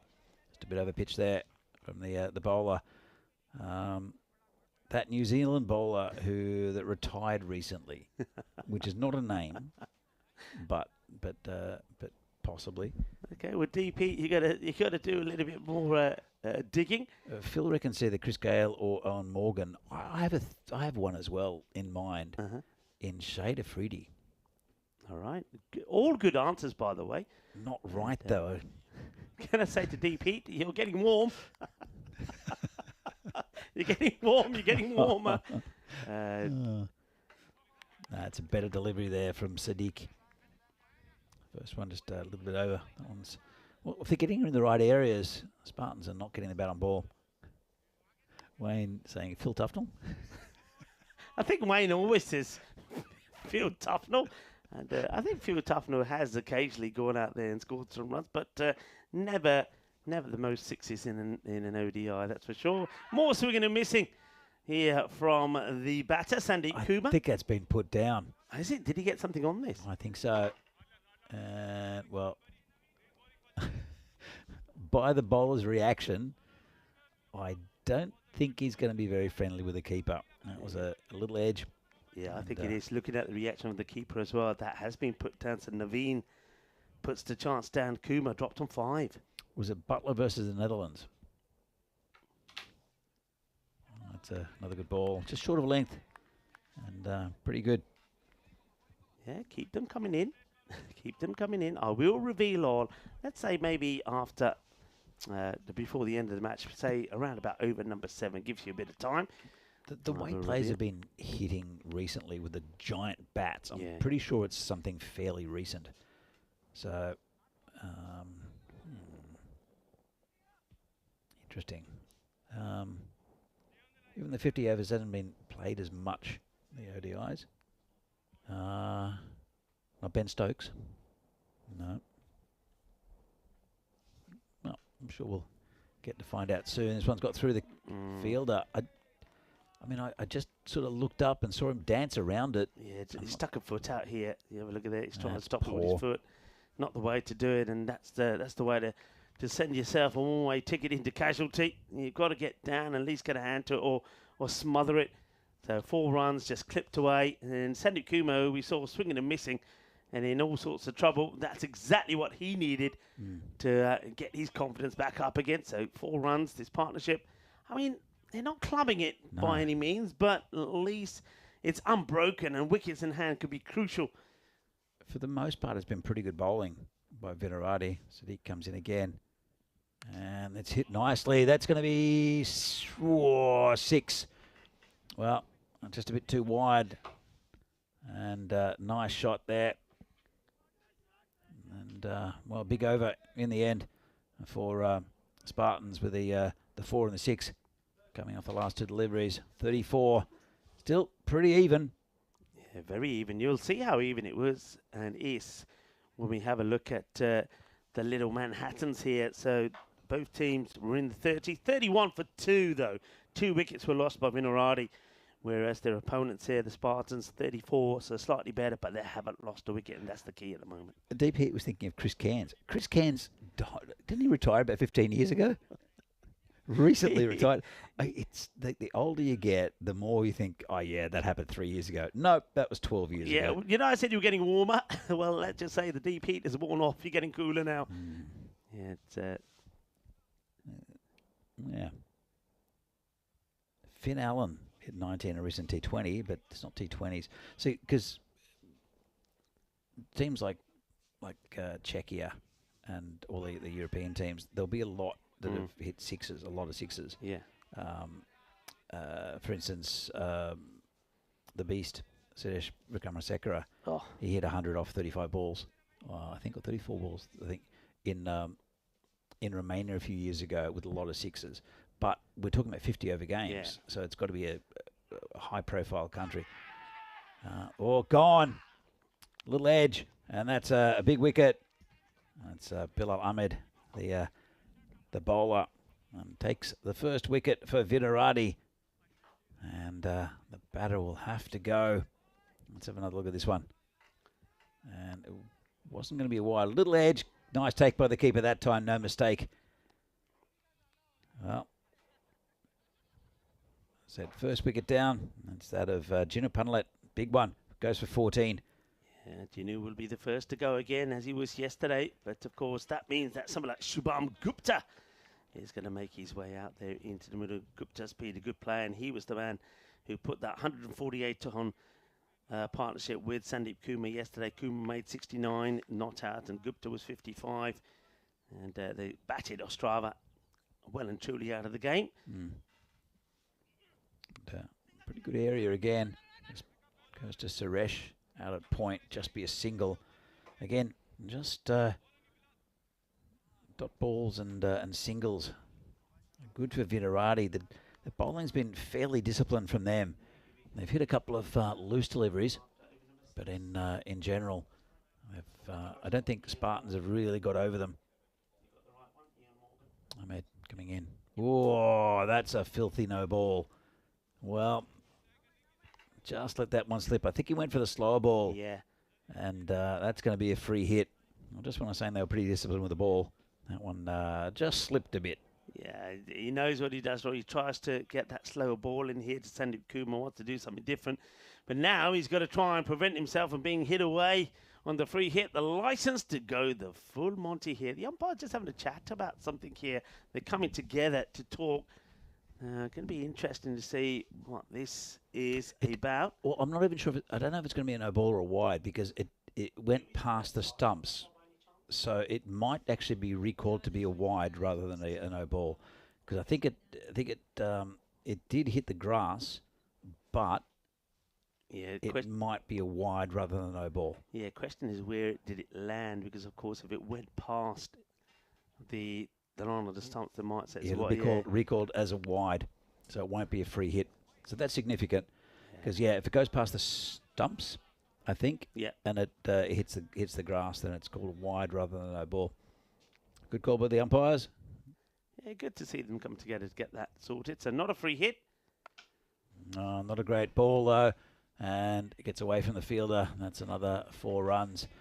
So just over pitching, and well, I don't know if you tried the slower ball again, but Bilal, you've got to hit the pitch. That's loose and an easy one for the batter. Yeah, here's side on with this one. I think this one is okay. It does seem to, looks like it's coming down. Let's have a look at when impact is. And, well, it's there or thereabout, isn't it? But you just feel that the batter is standing upright in his crease. He's a tall man as well. So that probably will be just below his waist. Back to the live action. And so hit nicely again, 6 runs. Well, he's got to find the pitch, does Ahmed, because he's taken a wicket, but then that's 3 in a row that's gone past the, full tosses. One of them was a wide, and this is not great bowling. No, I mean, after picking up a wicket, the second ball, so it was a dot on a wicket, we think, okay, hello. Third ball was okay, just a single, but then after that, he just lost his shape. He tried the slower ball, got it wrong, and since then he hasn't pitched it, and the next 2 have gone to the boundary. He needs a dot ball here. And it's going to be a wide. Well, at least he hit the pitch. He does. Well, that was similar sort of delivery that did get him the wicket off Ginu. But it's been well left by Sandeep Kumar. He doesn't want to make the same mistake. 46 for 1 with a ball to go in the 4th. So to get that acceleration just when they needed it, thanks to those loose deliveries. That's well bowled, though. Dug out. They should take the single, and they will. Much better ball. Dug out well by the batter who was trying to hit it. That's about where he wants to aim it. If you can get 5 or 6 of those and it over, not going to get many runs. So wicket down, but a pretty good over there for Spartans, 48 for 1 after 4. Yeah, Let's have a look. So it's just above that red line. It did creep up a little bit for Vidarati in the last couple of overs, but we'll see. So the run rate currently is 12, whereas they needed just around about 11 at the start. So they're just above, but again, a good over or 2 will stem things, and it's a good bowler coming on in Harry Boland. So let's see if they take to the spinner, or if Boland can get a couple of wickets like he has done quite a few times throughout this tournament so far. Yeah, I think Venki, probably knowing the strength perhaps of the Spartans and knowing the bat as well, probably thought that on this occasion, in this match, probably worthwhile holding on to Boland for a bit. But he's got to bowl him here now. Made 40 runs with the bat. Can he do something special with the ball? Oh, well, keeper needs to catch it before he tries to take the stumping. I think we'll have another look at this from side on. And no chance, but he did snatch at it, the keeper. Naveen Kumar is behind the stumps. A good start, though, from Harry. Yeah, very good start. And another good ball. Nice take by the keeper that time. Two good deliveries in a row. Can make the difference here, can't he? Can make a difference. Definitely. Good tight over in here. Really makes this once again a bit of a 50-50. Two overs from Venki as well. Gives it a bit of flight, but a bit too much flight. Talk about flight. That one's taken off. That's on the other field. That's got a long way. That's been the problem. Every time the ball's been over pitch, we saw that in the last over from Bilal Ahmed as well. When it's not pitching, it's not staying on this field either. It disappears to the other side, to the Banks field. You've got to get that ball to pitch, otherwise the batters... Thing is, they're batting from inside their crease, so they're not going to come charging down the wicket. They either, anything that's wide, he's trying to cut away. If it's full, it's going to be smashed over that cow corner boundary. So you've got to get the length just right. Does Harry? Dave's asking if it's Rohit Sharma. Oh, that's another good shot. Another 6. Well, the first 2 were definitely wins for Vinarati. The next 2 definitely wins for Spartans, and they're looking good to get this total. Nice shot again. Yeah, Sandeep Kumar, he has played and missed at a few, but now he's seeing it well. He's hitting it well. Good answer, Dave, but it's not the right answer. Let me just say there has been a right answer in there, but I will reveal all pretty shortly. Okay. All right. It was Chris Gale, wasn't it? Straight up. It was the first answer given. And you've just been holding. Oh, this is just over the top. Another good shot. 4 runs that time. And it's a big over here in the context of the game. Yeah, started well, did Harry, with 2 dots, but now after that he's gone 6, 6 and 4. As Sandeep Kumar, he is hungry for more. He's hungry for another half century. That is what he's hungry for, making it back-to-back after his 69 yesterday. It's brought down that run rate to just under 9 and over as well. And this one's hit firmly, straight to the fielder. He does well just to knock it down. Single on this occasion. And Kumar, remember, he was put down in over number 3 when he was on 5. Now, that's an important one. And that was the one that went to the keeper, wasn't it? Yep. I think Naveen wasn't able to hold on to it. So we do get to the end of the 5 overs. I think the 2 batters, because of the heat, and totally understandable, will take on some water. Let's have a quick look at the start tomorrow of the Premier Division. All right, who you fancy here then, Phil? Phil? Phil, Danny. Well, Phil can answer as well. He's in the chat. I tell you what, this first game is going to be an absolute cracker. So defending champions Bohemians in a replay of last year's final. That's correct, against yeah. Prague CC. The only 2 teams ever to have won series here. PCC went 24 undefeated. That's going to be a cracking start. We'll see where both teams are placed in this tournament. The question for you, Bruno, they've been at Cartama, haven't they? Yeah, ECL? twice. Twice. Yeah, like Bernal, always competitive. They're without Riaz Afridi, who's injured. Yeah. Again, but he did that an injury in Cartama apparently, and still is waiting on a specialist. Venki Margashayam as the new bowler, hit firmly through the offside, just a single. But apparently Dylan Staines coming, and they'll have a very competitive team as usual. Will Bernal. So. But PCC is struggling a little bit with the bat, I think, from what I've heard. Aditya, their keeper, has been getting the majority of their runs. Well, 5 metres out, launched it at the stumps. Keeper did well to not lose a finger. Let's have a look at this. Would have been home anyway. But no, it's again, Bohemians, PCC, both good sides. Barbarians, I think, are going to be competitive. Got some good players. Hit down the ground, just a single, I think. Harry will pick it up, get it back to Venki, the bowler. Yeah, some good sides. We'll see United, who are plucky. The Tigers, who have improved over the last few years. So it's going to be a very good division. Well, Shazad Khan is saying, why you not read my comments? Well, Shazad, thank you, first of all, for your comments. But I have to tell you, you're incorrect. So nice for taking part, but you're wrong on both of yours. So go back to the drawing board, but glad to have you on board. And everybody else that's on the chat. I know that we don't always get to read out your comments, but do feel free to come on board. And especially a lot of people that are watching that maybe haven't been on the chat. Why don't you do so? Send us a little message. And if I don't see it, Danny might. And I'm pretty sure that, of course, all the moderators and everybody else in the chat will say hi to you anyway. So get on board. I didn't see Shazad's comment, but good calls, both Maxwell and A.B. de Villiers. I don't know. Yeah, I'm not sure. It's been said before. I mean, it's got to be. It's Chris Gale, and you've just been pulling us along there, Rico. All right. Could be Josh Butler, though. Venki, bowling to Gupta. And gives it a bit of flight. They need a breakthrough Vitarati, but looking pretty good at the moment. Spartans to get straight into that final. The Vitarati, they'll have a tough game if they do go down against Moravians in the next game. They are down a player, remember, with Sid Gowd, that back injury. He comes in again, and this is hit in the air, just away from the fielder. That'll be 4. Just nothing quite going right. Well, I told you the angles. I think that Diras Thakur, the captain for the Spartans, really got his angles right.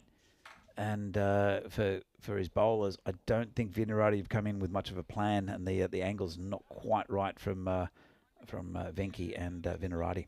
Yeah, when things are not quite going your way, little things like that happen. It's not that far away from the fielder, and that will go all the way. So, hey, the question, it was out there, so that's the answer. 2019, it was Morgan who smashed a record 17 sixes in a World Cup game against Afghanistan, taking England to 397. Morgan ended up with 148. There were other records broken as well. England hit 25 sixes in all, also a record. Special treatment was reserved for Afghanistan's icon, Rashid Khan, who went for 110 runs of his 9 overs. Again, you guessed it, that was also a record. Yep, that sounds like a lot of runs. So thank you for taking part, everybody. And there were a few people that got that right, just for fun. And well done if you did get it right. And if you didn't, well, maybe I'll give you another one a little bit later on in the day. It's so different here with T10s. You think, well, they went for 10 and over pretty much, which is about normal in this format. Of course, the boundaries are much shorter. But at the same time, you think 10 and over, so it's not enough. Not enough. It's about 11 and over the target, and it's not enough. But in any other form of cricket, that would be plenty enough. That's 500 score, 550 score in a 50-over game. In the air, player under it, gone. Good catch there. That's Navin Sharma, and that's the end of Gupta. Goes for 7. Yeah, and it's Bilal who picks up another wicket. So he does start well. He did exactly the same in his first over. The first couple of first 3 balls were all right. That's going to be Gupta. Now, this is a partnership that some teams have struggled to break. But Gupta going for the shot down the ground is being well held by the fielder. They get the breakthrough. There's still 32 runs required, at just under that 9 and over. So this game is not finished yet. A few more wickets, and who knows what can happen. We know that the Spartans do rely very much on kind of their top 4 batters. So a few more wickets here. This game becomes back alive. Yeah, absolutely. Wayne claiming it. He said, I said Morgan. I know Phil said Morgan as well. So let's call it a draw. Good catch taken there by Praveen Sharma. Right, this is Kasi and Balakrishnan. Now, the first time we saw Kasi, it was in that 3 over a side match, and he just couldn't get anything going. He was swinging and missing. And in the end, he did get retired out, but not before he... That was not a wide. Wide ball being... Have a look at this one. Let's have a look at this here again. Just straight over the line. Like here and right over the line. Yeah. Not a wide for me. No, it came in a long way. I don't think the umpire sees that. No, it's inside the line. It's good bowling there from Bilal. Well, he's come in with a plan. He's looking at that line and aiming for it. Yeah, Kasi this was the issue. I mean, I know that's only his first legal delivery, but he just couldn't get bat on ball. But this time round, he doesn't have to go bombastic. He can play the ball around and play a sensible innings and help Sandeep Kumar there get the win for his side. Let's see how he goes. He plays that one up in the air, and he's going to go. Well, when he needed to do this in the 3-over smash, he couldn't. He doesn't need to do it today. Goes for the big shot. It's a wonderful catch taken on the boundary. Kasi will go for 0 of 2 deliveries, and this game maybe has another twist in it. Yeah, neat catch there. That's Abdul Muiz.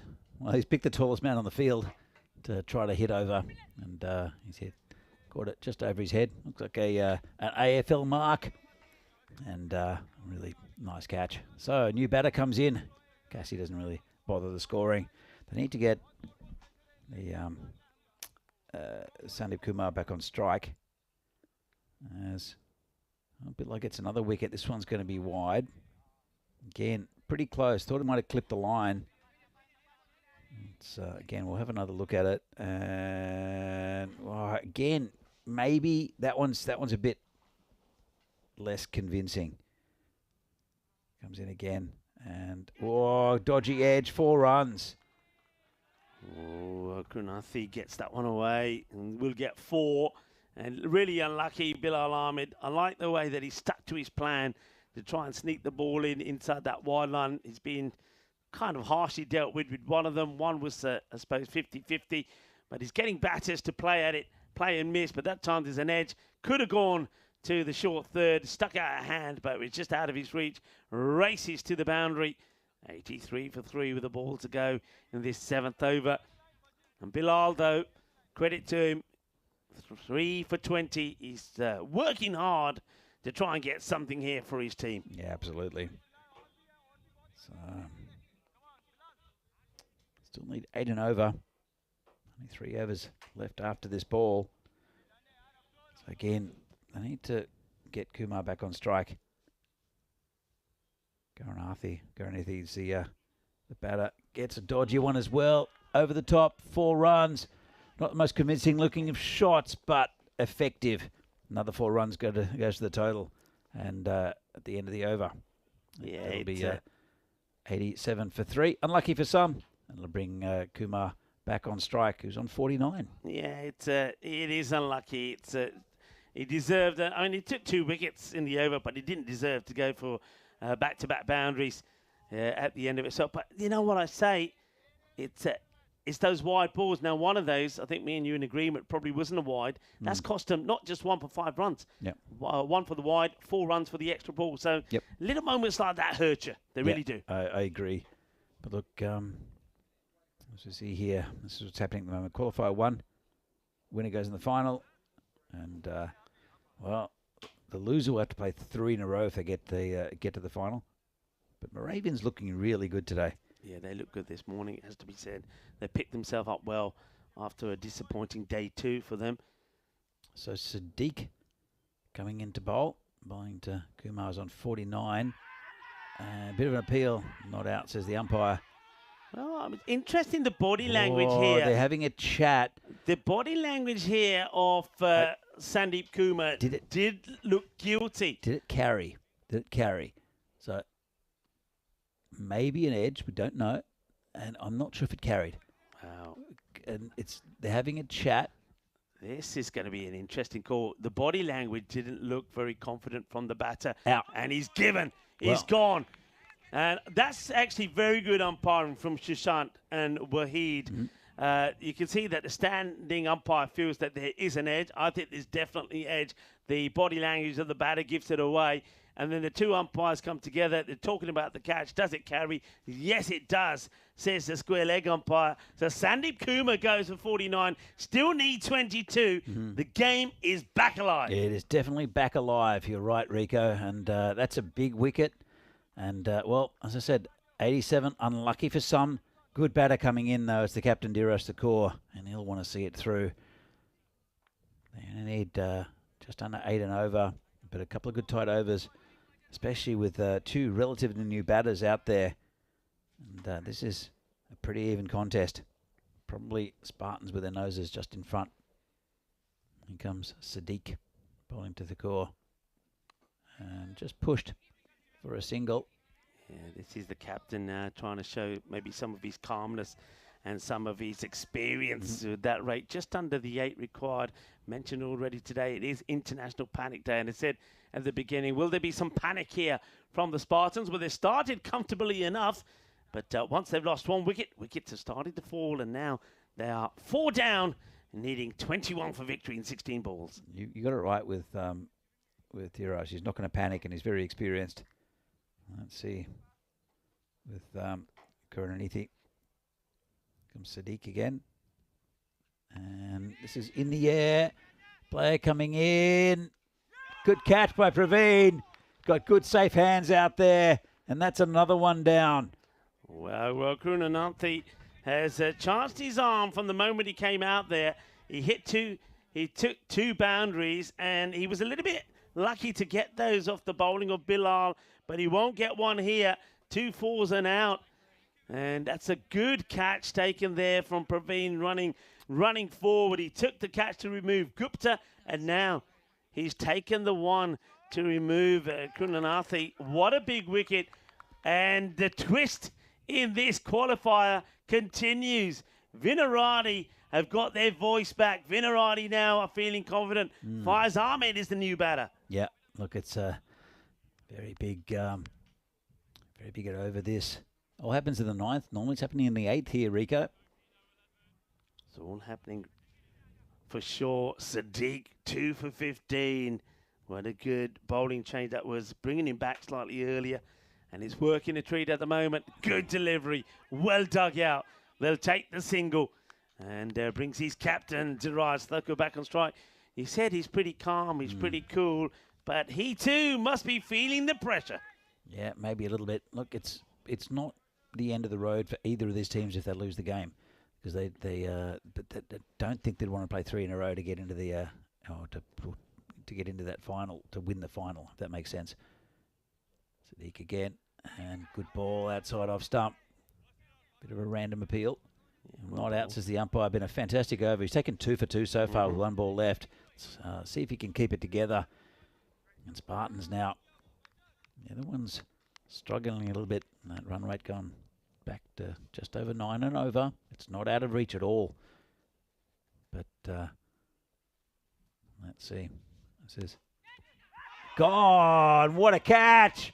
That's the end of the core. Well, great catch from Sadiq. Just stuck a left mid up. And we do have a substitute fielder that I've just noticed has come on. He's an imposing figure. It's Big Joe Cope is on the field.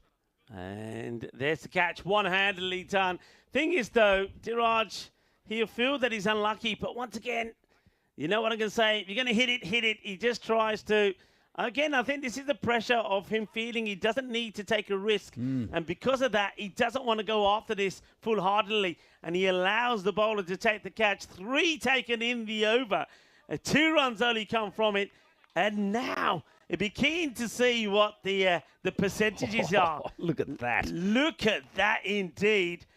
Sadiq takes 3 in the over.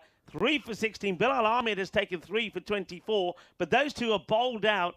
And Spartans needing 20 in 12 balls are 89 for 6. Mohamed Farzan to come back. Interesting to see who they bowl last. They've got Venki and also Harry Boland, who've only bowled 1 each, I think. Here comes Faizan. And, oh, that's pretty close. Oh, a little appeal. No run. Dot ball's vital for Vinarati. Not great for Spartans. Yeah, loving this from the bowler, though, as well. Faizan just charging down, saying, no, you're not running. I'm not going to give you nothing. Get back in there. Pressure time here. Remember, at one point, they needed just over a run of ball to win the match. Now, they're needing 10 and over. Over 10 and over, actually. Almost 11. Oh, my goodness me. What is that? That's a no ball, Rico. Oh, what a time to bowl that for Mohamed Faizan. It flies over the head. And this time, there's no doubt about this being a free hit. That wasn't it's not even on the camera. No, it wasn't on camera. It wasn't in frame. That's a huge no-y. At least it didn't get past the keeper. And, well, that'll be bowled again. Free hit to come. Can they capitalize? This is Faiz Ahmed out there. He's out there with Aditya Rayapuli at the non-striker's end. That's it. And pretty well. And nothing they can do about it. 4 runs. Costly. This match is a bit like a seesaw roller coaster ride. It's going back and forth. And the no ball certainly does hurt. Free hit gets put away. 15 in 10 deliveries. What a quarterfinal. Qualifying number 1 this is. Phil did, yeah, I've got a couple of tinglings in the chat. This is hit down the ground. Should just be 1. And Taking it on. That's got a very good running there from the Spartans. The throw went to the far end. It's a good fielder out there in Adnan. But they went straight away. And it was, yeah, very good running. Excellent as far as running, Ahmed going to the danger end. Excellent running. He's basically said to himself, there's no way the field is playing this over the stumps. I'm coming back for 2. It's a cut shot through the field. 4 runs. So you got to think now that Spartans have just about nailed this one with this over from Faizan. 100 on the board. 9 to win. 8 balls left. So wickets needed or dot balls for Vinarati. The Spartans just need to go how they've been doing. Is there still a twist, though? Is there still a twist? Can there be a wicket? Down the ground, just a single. Just a single, you're right. 1 ball left of this over. It's been an expensive one from Faizan. I think this is where, if you're the better Ahmed, you're just saying to Aditya, swing hard. He goes up to him, probably saying, look, I've got to stay in strike. If it's a dot, stay as you are. But swing hard, get the boundary, do the team a favour. That's what I think Rayapuli is going to try and do here. He doesn't really want to take the single. I don't think you want to take Faizan. Don't want to take Faiz Ahmed off strike. So, let's hit the pad. Chance for a run out. Gone! Well, it's going to go. I think it's a direct hit. That's got to be gone, I think. I think he's out. This is just, I understand it's cricket. He's got to be swing wild. He gets hit on the pad. Then he wants to take a single. There's no way Faiz Ahmed wants to take the single, be not on strike for the last over. So I don't know what Aditya's doing here. I suppose the decision is irrelevant. It is out. It's out. It's going to make no difference because the new batter was always going to be at non-striker's head. But, I mean, that's not smart cricket. And it just puts a little bit of pressure on the Spartans. Not the wicket, really, that Vinarati wanted. They would have loved to get the wicket of Faiz Ahmed. But we do go into the last over with 8 required from it. Really good fielding there by Faiz Ahmed. He's on my bowling team. That's a very good piece of fielding. So, last over thriller. 8 runs to win. Probably Spartans still ahead in the probabilities of getting this, but they have to bowl well. They've got the right man on strike as well. Well, we did say at the end of yesterday, today could bring us many things. Century, I was talking, golden ball was being talked about. Could we have a golden ball? 107 will get us that. But at the moment, the Spartans needing 8. The first ball could be crucial. And if it's a wicket that happens first up and they get Faiz Ahmed, that will be big. Here we go. Abdul Muir's a bit short, and it'll just be a single. Okay, now this is where I want to see a bit of a change maybe in the field. You've got Riaz Ahmed out there. Now, don't forget, this guy was fantastic with the ball. Took 3 wickets, but now he's got to do something with the bat for his side. Now I've got a third in for that edge. It's down the ground. Just be a single. So the ground fielding's been pretty good from Vinarati. Not much has got through them. So 6 in 4 when it comes down to Abdul Muiz doing the bowling. Bowling here to Ahmed. Comes in again. And, dodgy inside edge. That's going to go towards the boundary. Fielder does well. They'll come back for 2. It's excellent fielding, but they do get a couple. So it now takes the equation to 4. I think that's going to be 4, you know. Oh. Let's have a look at this. Have a look at the rope. The rope is moving. Yep. The rope has moved. I think he's caught the rope So with he's his got feet the rope just there. Yeah, 4 runs. Well, it's a good effort on the boundary, but pretty sure that was call 4. It has been. 2 runs needed in 3. Got to bring the field in, and that's exactly what they're doing. Oh, that's what the bowler wants. Bring the field in, lads. You've got to be thinking about his bowler still wants to leave some guys. He's not happy, Moise, but you've got to. They only need 2 to win, 3 balls to go. You've got to bring them in. You've got to apply a little bit of pressure here on Ahmed. Yeah, surely Spartans are home. Comes Muiz, and swing and a miss. Good work by the keeper. No run. Good bowling by Muiz. Well, what do you do here now, this delete? Do you just run and at least tie the scores and then hope that Riaz Ahmed can get you the run you need at the last ball? Or I don't think so yet. It's not that desperate yet. They'll run off the last ball. But don't know if Here we are, and it's going to, that's going to that's it. That's game. be the match. It will be. It's a wide, and the run is going to be victory for the Spartans. Oh, Vinarati have taken them deep, but it's going to be done with 2 balls to go. Abdul Muiz bowls a wide. The batters run 2, and the Spartans have booked their place in the final. Yeah, they have. And, well, whoever they play in the final, it's going to be a tough one, either Moravians or Vinarati. A really good game here, second up today on finals day. It's the first qualifier, and the first qualifier for the final is Spartans. So, Vinarati, I know they're a bit of the walking wounded. As I said, Joe Cope's come in. I don't think he's going to play. He's got a bad shoulder, but he's out there making up the numbers. Sid Gow is, I think, still at the ground, but won't play next game. Let's have a look at some of the highlights. And it was pretty good from the Spartans first up. Yeah, it was a very good game, and the Spartans looked like they were in control. Look, at the power play, we did say they hadn't lost any wickets, but there was only 3 runs in it. But then they got the acceleration in when they needed to. The first wicket fell, though, with the score on at the end of the 5th over 65. You still thought they were going to comfortably do it there. But then there was that over from Sadiq, over number 8, when 3 wickets were taken from it, and that brought this game back to life. And then you knew it was going to be a bit of a seesaw ride. Sandy Kumar, his wicket going on 49 when the umpires had to come together to make the call. I think they make the right call. The ball does carry. And, well, then it was little moments that you knew could decide it. That was a little bit of luck that goes the way of the Spartans. And you know what, Danny? Sometimes luck or rub of the green does play a big part in the way that a match goes. And I just feel here that Spartans had a little bit more of it than Vinarati. Yeah, I agree. There's some very good play from both sides. Vinarati put quite a bit of pressure on. There was, well, we're talking about Harry Boland. He got Vinarati back into the game with the bat, but his over did cost him quite a few.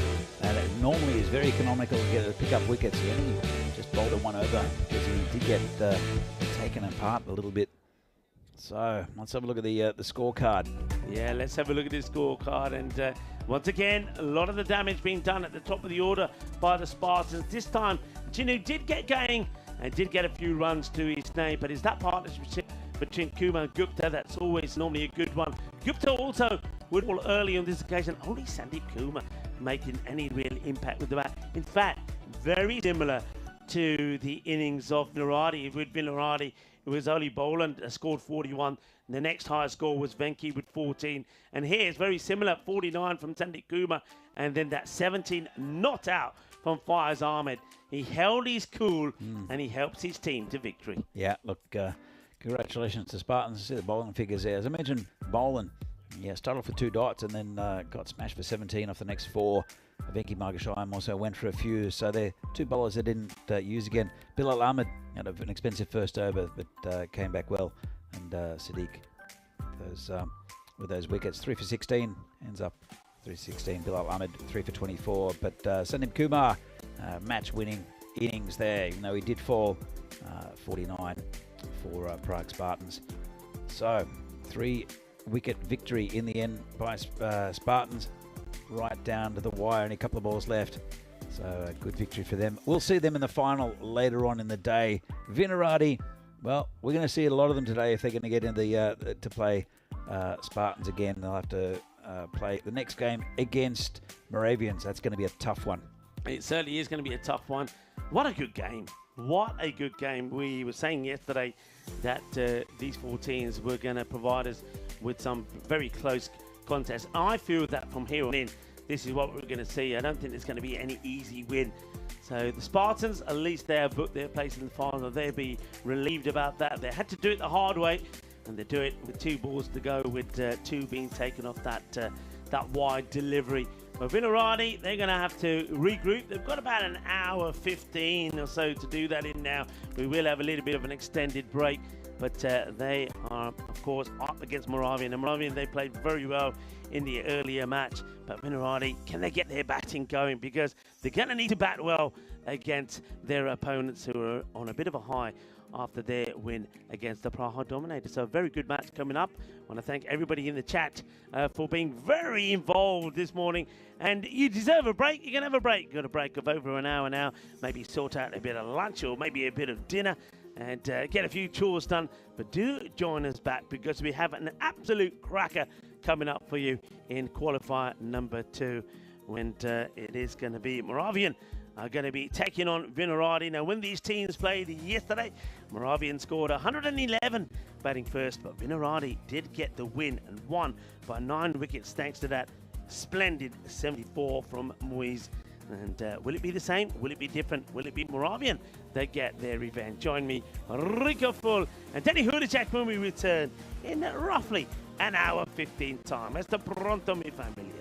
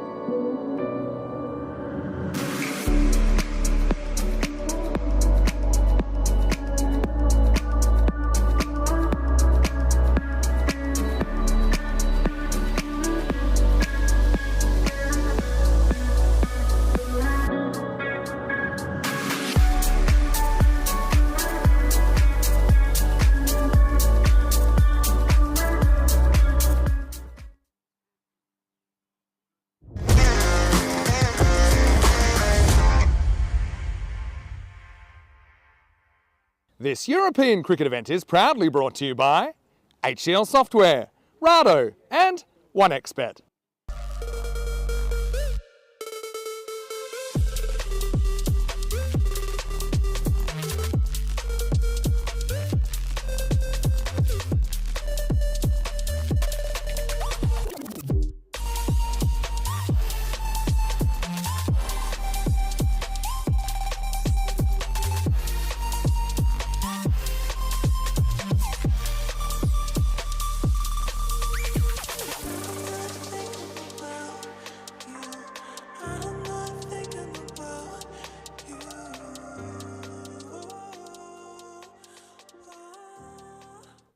Hello viewers and welcome back. Well, at the start of this Challenger Division Finals Day, we started with 4 teams. We had to say goodbye to the Prague Dominators after the first match, the Eliminator, and now we're left with 3. But at the end of this match, we'll have to say goodbye to 1 more. This is qualifier number 2. Moravians are taking on Vinaradi. Let's see what happens at the coin toss. Thanks, Rico, and welcome to the toss for qualifier 2 with Vinaradi and Moravian to call. Head. Heads is the call, and it's a tail. We'll bowl first. Vinaradi won the toss, and they'll bowl. Captain Venki of Vinaradi winning the toss and decided that he's going to put Moravian in to bat first. That's exactly what happened yesterday when they got that victory. Moravian only put 111 on the board, and it was an easy victory thanks to a great knock from Abdul Muiz, who put 74 on the board and batted them out of the match. So can they do the same thing again? One thing we know though, that Moravian this morning were a different team. They looked focused, they were better, they were like they were when we saw them on day 1 when they won both their matches. It was a very good performance from them again. They've got some good players in their side and they'll be hoping to keep the pressure on their opposition. Let's talk a little bit about Vinaradi and their performance in that loss in qualifier number 1. Batting just never clicked. I mean, they had to rely on Bolan to score well. We've seen him play well with the ball, but he scored 40. The problem for them is that there's no Harry Bolan in the side, so they're going to miss him with the bat and certainly probably will miss him with the ball. But there were good performances with the ball there from Siddiqui, taking 3 wickets. Bilal also took 3. So they've got what it takes in the field. But can their batters come good? Now, we do know that they do have good batters. We've seen them and we've seen them perform. And of course, Mohit Adnan is a very powerful batter. He's feared here in Czechia if he can come good. And of course, I've already talked about Abdul Muiz. If he comes good, the powerful left-hander, they certainly can get to any score that they've got to get to. But the first thing they've got to do is they've got to restrict this Moravian side. I think the likes of Bhatnagar is going to be very key, a very good player. But Abhishek Parker, let's talk about this guy for the moment. He has just been class all the way through. And if he goes good, then I think their captain, Yadav, is going to be very happy. And one guy that could make a difference for them with the ball, of course, we've got to talk about this guy. And of course, that's Chandra Prakash Rai. He's been absolutely fantastic. In the last game, he wasn't at his best coming over the wicket. He made a change. He come left arm around the wicket and he made a difference straight away. So I do believe this is going to be a really good contest. 2 teams who are powerful, who are strong. They've got a good history here in Czechia going head to head. Which team is going to book their place in the final against the Prague Spartans, and which one are we going to have to say goodbye to? Let's go straight over to Danny Hudacek for the start of the first ball. Well, thanks, Rico, and welcome to everyone here to lovely Viennož in Prague, in Czechia. We're here for the second eliminator.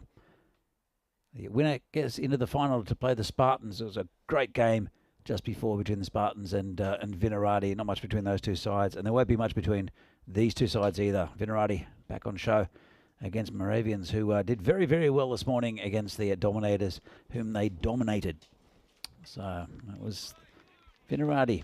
They won the toss, and Venki Margashaim, their captain, elected to bowl. Interesting. Bit of news. So Joe Cope's in the side, replacing Sid Gowd, but unfortunately he won't be able to bowl. He's got a shoulder injury, which has kept him out of the tournament.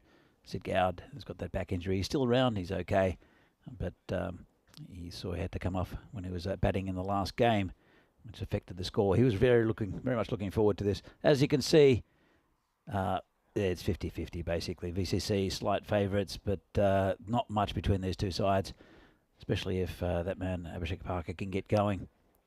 Good bowling team though, Vinarati. The other inclusion is Nilesh Kumar Tiwari. No Harry Boland in this this lineup. He's was only available for the early games and unavailable for this game and possibly the next if they make the final, Vinarati. But they've got a team out there. And Moravians, well, they had a little bit of a break after the first game. And I'm sure they're looking forward to another victory. They're on a bit of a roll, as were Vinarati yesterday with those 2 wins. So, just about ready for a start. Lots of people on the chat. Good to see Thomas Martinez in there. Salut, ça va? And Dave's there, of course. Paul Kempen, Johnny He. And hope you enjoyed this game, which will be a fascinating one. Vinarati want big wickets early, especially one of Abhishek Parker. But they want a good start here, Moravians themselves. Bright, sunny conditions, a little bit warm, getting warm in the box. As we see, Ahmed Faizan, good bowler for Vinarati throughout this tournament. He'll be opening. He'll be bowling to Abhishek Parker. Bhatnagar, the keeper, is at the non-striker's end. Comes Faizan with the first ball. And got through the keeper. Got him a little wide. Just lost his line a little bit then. Did Faizan. Bring back Bhatnagar on strike. These two are very, very important for this Moravian lineup. Both can go on with big scores. Parker's the one who's been definitely the standout performer for Moravians, both with the bat and the ball. Comes Faizan again. And it'll be a full toss, put away, deserved it. Won't be a no ball. It'll just be pounded to the boundary. Faizan just letting it slip. We saw one that he bowled in the previous game that went so high that even from the side on we didn't see the ball for a big no ball. He does have a bit of a habit of bowling too full. Dave, no pies today. We had a massive kebab. It was not wrapped up. It was separate, but it was big. Also the with some pita bread and a fruit salad that I haven't been able to finish yet. So we'll get onto that a bit later. A little snack in the afternoon. It's just been hit towards Suresh in the gully. No run. 6 on the board. It's a wide or 2 wide, a wide and a full toss. So far, it's a better delivery from Faizan. Just outside off stump, comes in again, and a better ball lifted over the top. It's going to go towards the boundary, 4 runs. His outfield's very quick. As soon as he gets past the outfield, it's going to be 4. And I'm sure we'll see some big runs in the Premier Division that starts tomorrow with an absolute cracker. The Bohemians, defending champions, against the perennial champions, in a sense, PCC. That's coming up at 8:45 tomorrow morning with Rico and Phil G. But here we have Vinarati against Moravians. Bright start from Moravians. 10 off the first 3 balls. And checks his shot. Oh, dodgy bounce for Praveen. He'll just let that one slip past him. Let's have another look. Weird looking shot. And got a Tortuga. Hit him in the shoulder. It's a pretty good ground. Normally not too many of those. Faizan bowling to Parker, who's yet to score. Comes in. And good ball. Straight down the ground. Bit of foot fielding from the bowler. No run. Joined in the box by my good friend Rico Full. Yeah, good to be back and welcome everybody. And heard you saying about lunch. It was very nice too. No sushi today on International Sushi Day, but I'm not complaining. Not a big fan myself, but it was very nice. Had a kebab box is the way to describe it. Yeah, it was pretty good. Swing and a miss there. Yeah, it was good. Enjoyed it. Mine a good kebab. Normally it's at about 3 in the morning though. No, after I bet you have your kebab with some of that spicy sauce that you and Phil yeah. I like to not just sample yourself, but get other people to try. So we have a quick look at the way that the schedule's gone today. Of course, Moravian, they're here because they put aside Prague Dominators. They dominated their opponents pretty well to get that win. And then, well, Vinaradi are here because they went down to the Spartans. Qualifier number 2. The winner of this will be playing in the final against the Prague Spartans. That was a good game, that. The Vinaradi Spartans game. It was a low-scoring thriller. And the Spartans getting over the line. So only a ball left, I think. Oh, got some trophies coming into the box. Well, the silverware's coming in for us to maybe talk about a bit later. We've got the winner's trophy and of course the MVP's trophy. Can we can have a look at those during the Comcam maybe. We could do. We'll have to squeeze in pretty close. Yeah, good looking trophies though. They're lovely trophies, aren't they? Thanks to Locker Lifestyles for those. So it is Abdul Muiz, the bowling over number 2. Is a good player. You'd expect him to perform well if Vinaradi are to get to the final. Being played away, fielder's got to play on this, but doesn't quite catch up with it. Goes with the foot. Danny, I mean, you know this field better than me. I see it as a nice field to slide and dive on. I know that maybe sort of if it gets really dry, because you did say that the ground doesn't really get watered. I know that's probably some time of the year where it can be pretty hard, and if you do dive, you end up hurting yourself. But at the moment, I feel it's you could dive and slide on it. Yeah, you could, but some players just don't. I mean, I grew up in an era where just no one slid around. But not that... Oh, terrible delivery by Muiz. And got smashed into the car park. Nice shot there. Can't do that. Just not quick enough, Abdul. Gandhi ball, Sigi. Yeah, not a good delivery. And, well, if you've been watching Abhishek Parker, you will already know that he has no issues with a short delivery. I think that Abdul Muiz just gets someone completely wrong. By the way, Crims suggested that I called you Rico McFool. I don't remember that. Did you hear it? No, I didn't. Oh, that's a new nickname. Well, I don't mind. I've been called worse. You know that. Here we go. And he's going to follow that up with a bit of a wide. Well, you heard me saying that this guy has to have a good match. I think Abdul Muiz, I think they will be relying a lot on him. They'll need him and I think Adnan to find their form with the bat, especially with Harry not in the side. You've mentioned, I'm sure, you talked about Joe Cope, who is playing, but won't be bowling. That's a good delivery. Have a look at the replay, Rico. Let's have a look. See how much this has come in. This is a banana. Have a look at this. Whoop. Oh, wow. That's No wonder he couldn't play it. Wore it on the gloves. that has cut him in half, and I think he's going to want a little bit of free spray on that because it does come back. It's going over the stump, but he just wasn't expecting it to come back that much. So, well, Parker, he's in a bit of discomfort here. Let's hope he's okay. I think they'll want to run out the free spray.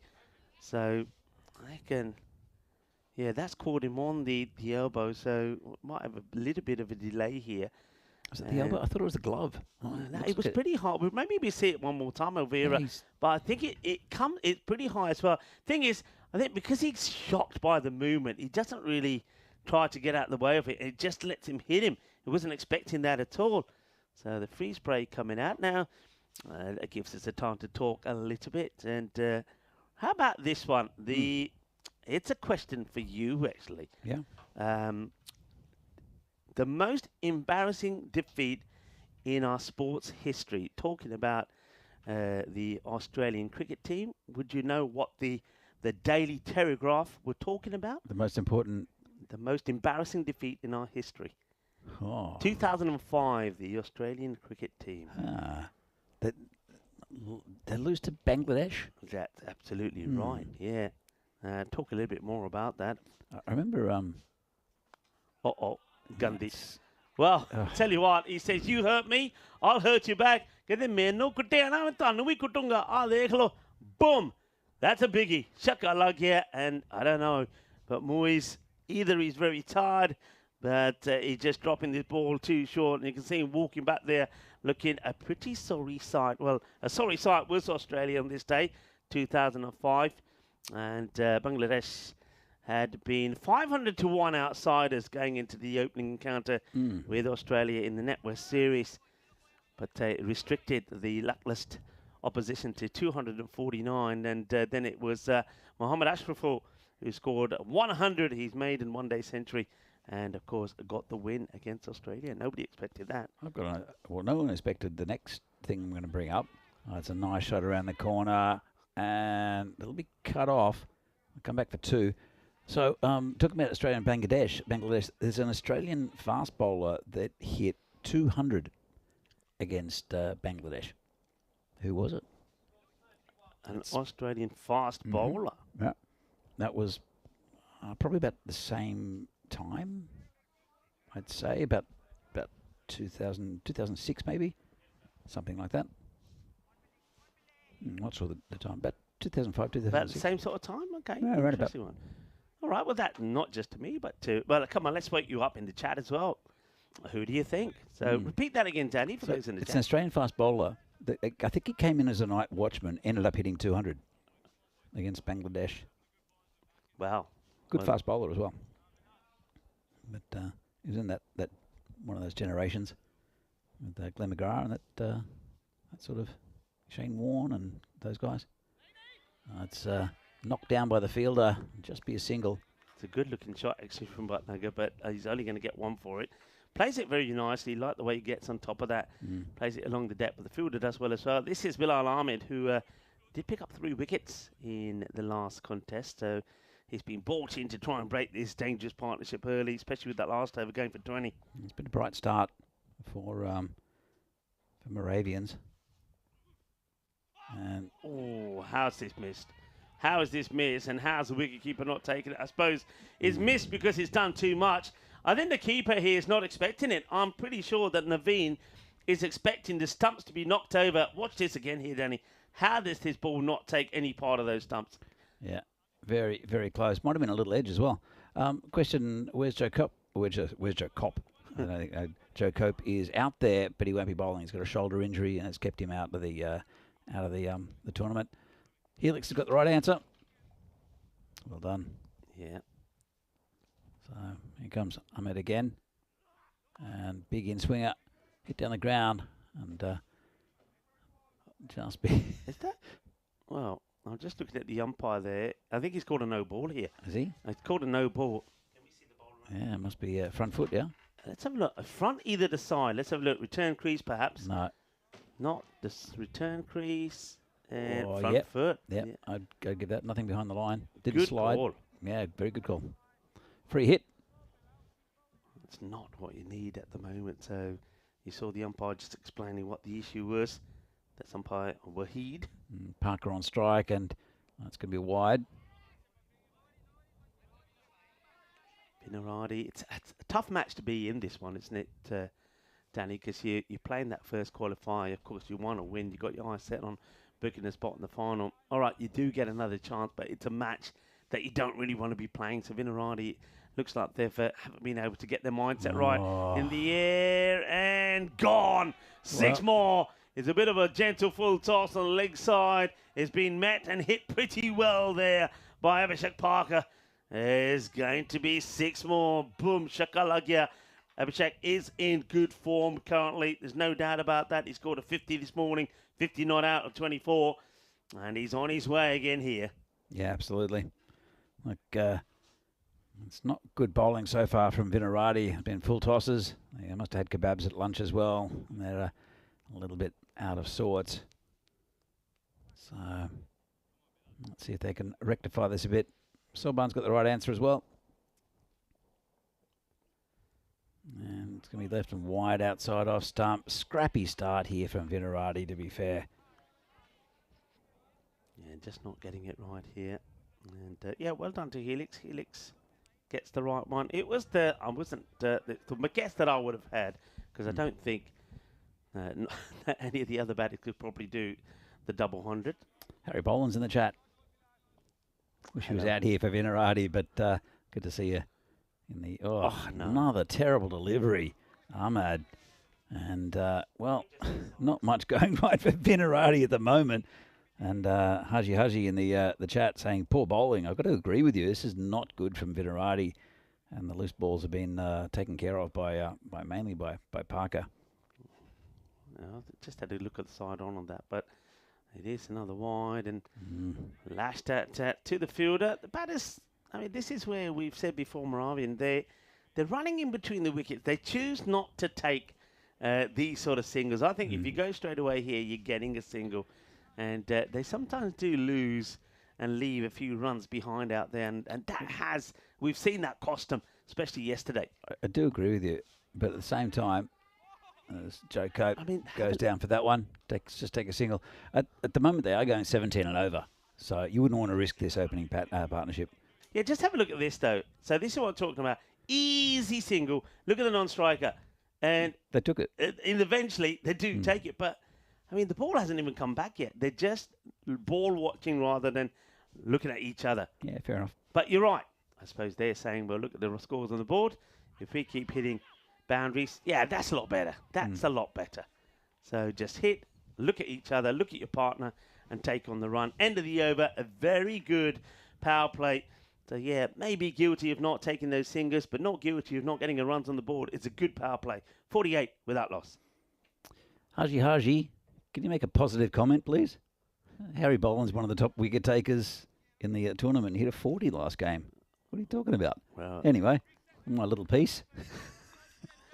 So this is what's happening soon with Czechia.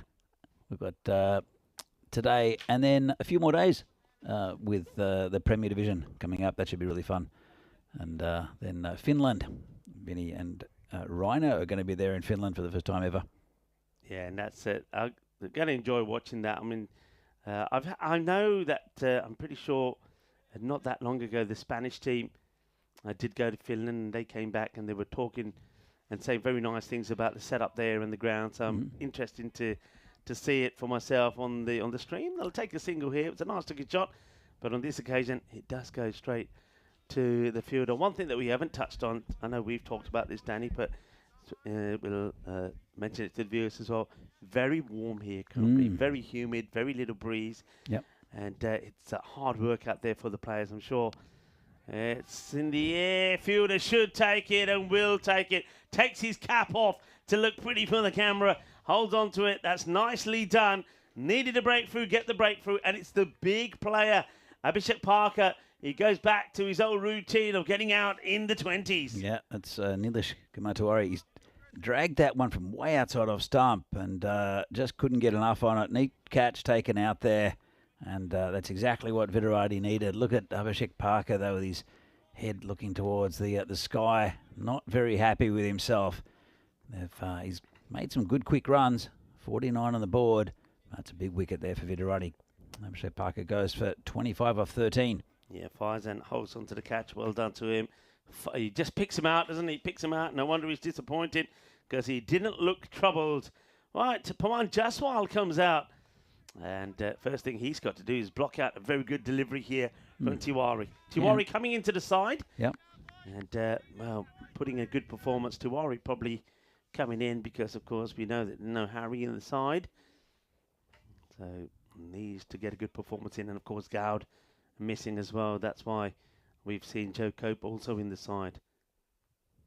It's flipped away on the leg side. Oh, dear. Well, he's taken his cap off again, but this time the cap comes off not by choice, and he's made to look silly after taking a good catch and completely misses this, and the ball goes to the boundary. Cuatro carreras, and Jaswal opens with a 4. Yeah, not a great shot. Oh, not a great piece of fielding. Nice shot from Jaswal, though. Didn't try to overhit it. Wants to take the single and will take the single. Just has to avoid running over Tiwari in the process. Good delivery though, Tiwari. And getting that ball a bit full. Of course, he'll be a lot fresher than some of the other players out there. And looking to make it count. Yeah, that's a good addition to the side. Comes in again. Very close to that return crease. This time played out onto the offside and No, no, no, no, no. We say the shout there from the non-striker. End of the over, end of a good over actually for Vinarati. They pick up a wicket. They only keep it to 6 runs from it. So maybe this is going to be where the tables start to turn slightly. It certainly was a good start though from Moravian. They've got 50 on the board, 54 for 1. They've got the batting to keep the rate that they're going. But I think Vinarati, pick up another 2. Things could change. Yeah, look, bright start, and it's exactly the type of over they needed, Vinarati, because, well, they dismissed Parker, which is a big one, and then kept it down just to 6. So maybe a fight back. But Moravians are looking pretty good. As I said, they were very good this morning against the Tigers. One's hit down the ground, and it's Venki. Margasheim is a good fielder who covers that one nicely. Yeah, very well fielded. It's a nice looking shot there from the Buttnugger as well. Plays it pretty well.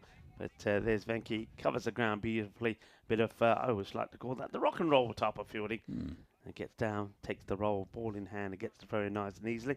This is Sadiq, who's doing the bowling now. Yeah, he's looked good, Sadiq, in this lineup. Just pushed out to the gully. Tried to just slap that through the covers. Just got a bottom edge. Just a single.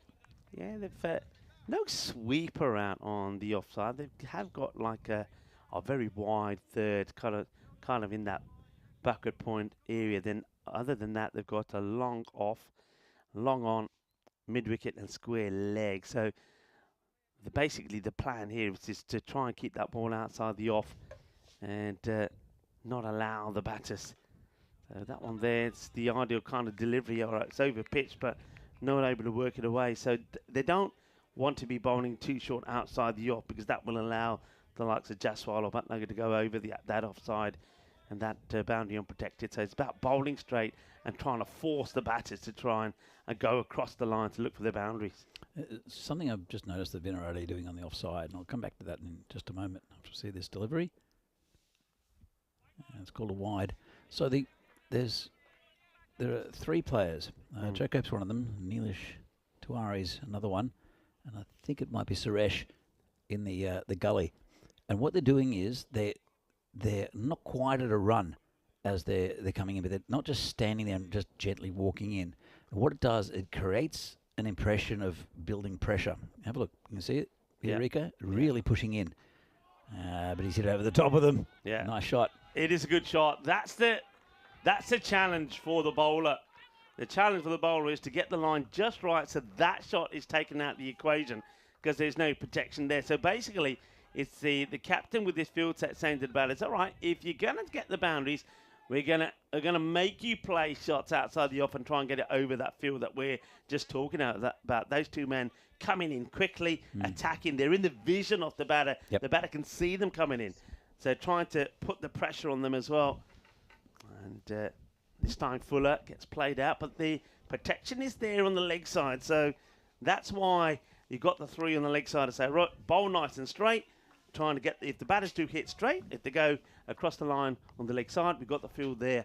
But don't go too short where they can muscle the ball over the top of the closed field.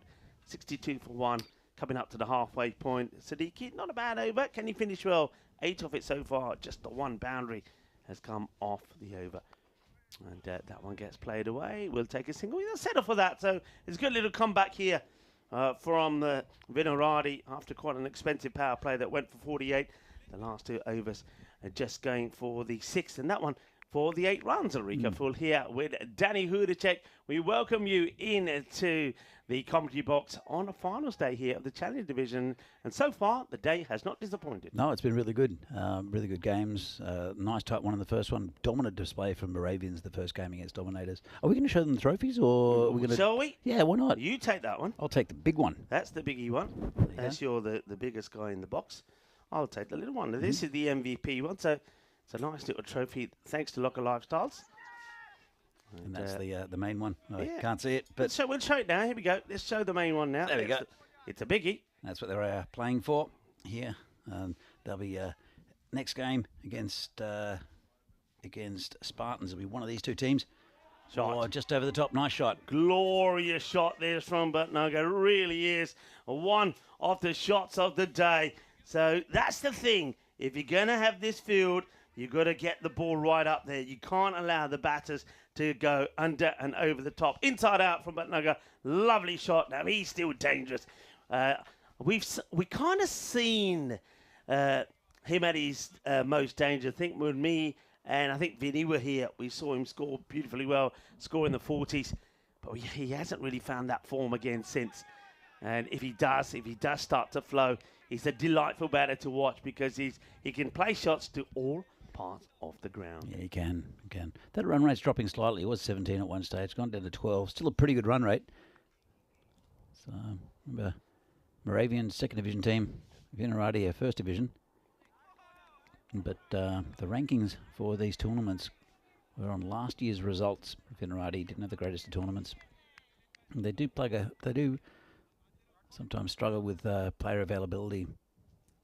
It's a little bit better somewhat in this format where they don't have to take 3 days off, because last year it was I think it was over 2 weeks, and it was difficult again because they'll play different days. It's a longer tournament. Yeah, it was. But now they've split them into two different categories in the Challenger and the Premier. I don't know if it's going to be promotion relegation. We really don't know at this stage. Nice shot off his legs. Oh, Jaswal. that's a beaut. That goes all the way, you know. This is a really classy shot from Pawan Jaswal. Elegantly played, lofted off the pads, and that one goes all the way there to the bench at the top end of the ground. And tell us the story about that bench out there. The Scott Page bench. Yep. Yeah, look, Scott Page was a very important member of the cricket community here in Prague, in the Czech Republic. He's did a lot of junior coaching. He can basically built the Vilvari ground. He played in many different sides. A bit of a Lovell rogue, and ended up that rogue streak started to wane a little bit. Married with small kids, and he tragically lost his life a few years back, just before the first Czech Super Series. And so this ground is named after him, and also there's a bench which has some of his old bats on there. It needs a bit of loving attention, so I'm sure that the Czech Cricket Board will do something about that soon. Yeah, once the weather has now got good, I'm sure that gets some attention. Venki, let's give him some attention. He's been good so far as a captain.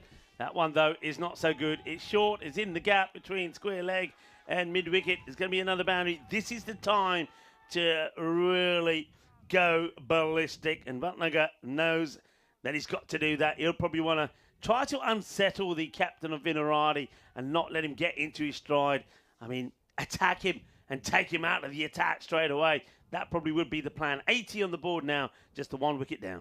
He bowled very well in the previous games in the preliminary rounds that did Venki, but didn't have a great over this morning. Just bowled himself once, 12 from it. And also Harry Boland, who was one of the pick of the bowlers, I think, in the preliminary rounds, because got hit out of the attack as well. So that's a better delivery. Good experience shown there from Margasheim after being smashed for 6. 80 on the board already. Still going about 12.5 and over. It's, if they keep it at this rate, it's very much in Vinarati's scope. 50-50 though. Have a look at that. Short again. Can't be bowling short. He loves that shot. He really does. It's right in his swing hit zone. Boom. Shaka lagia shaba shaba kinna sona.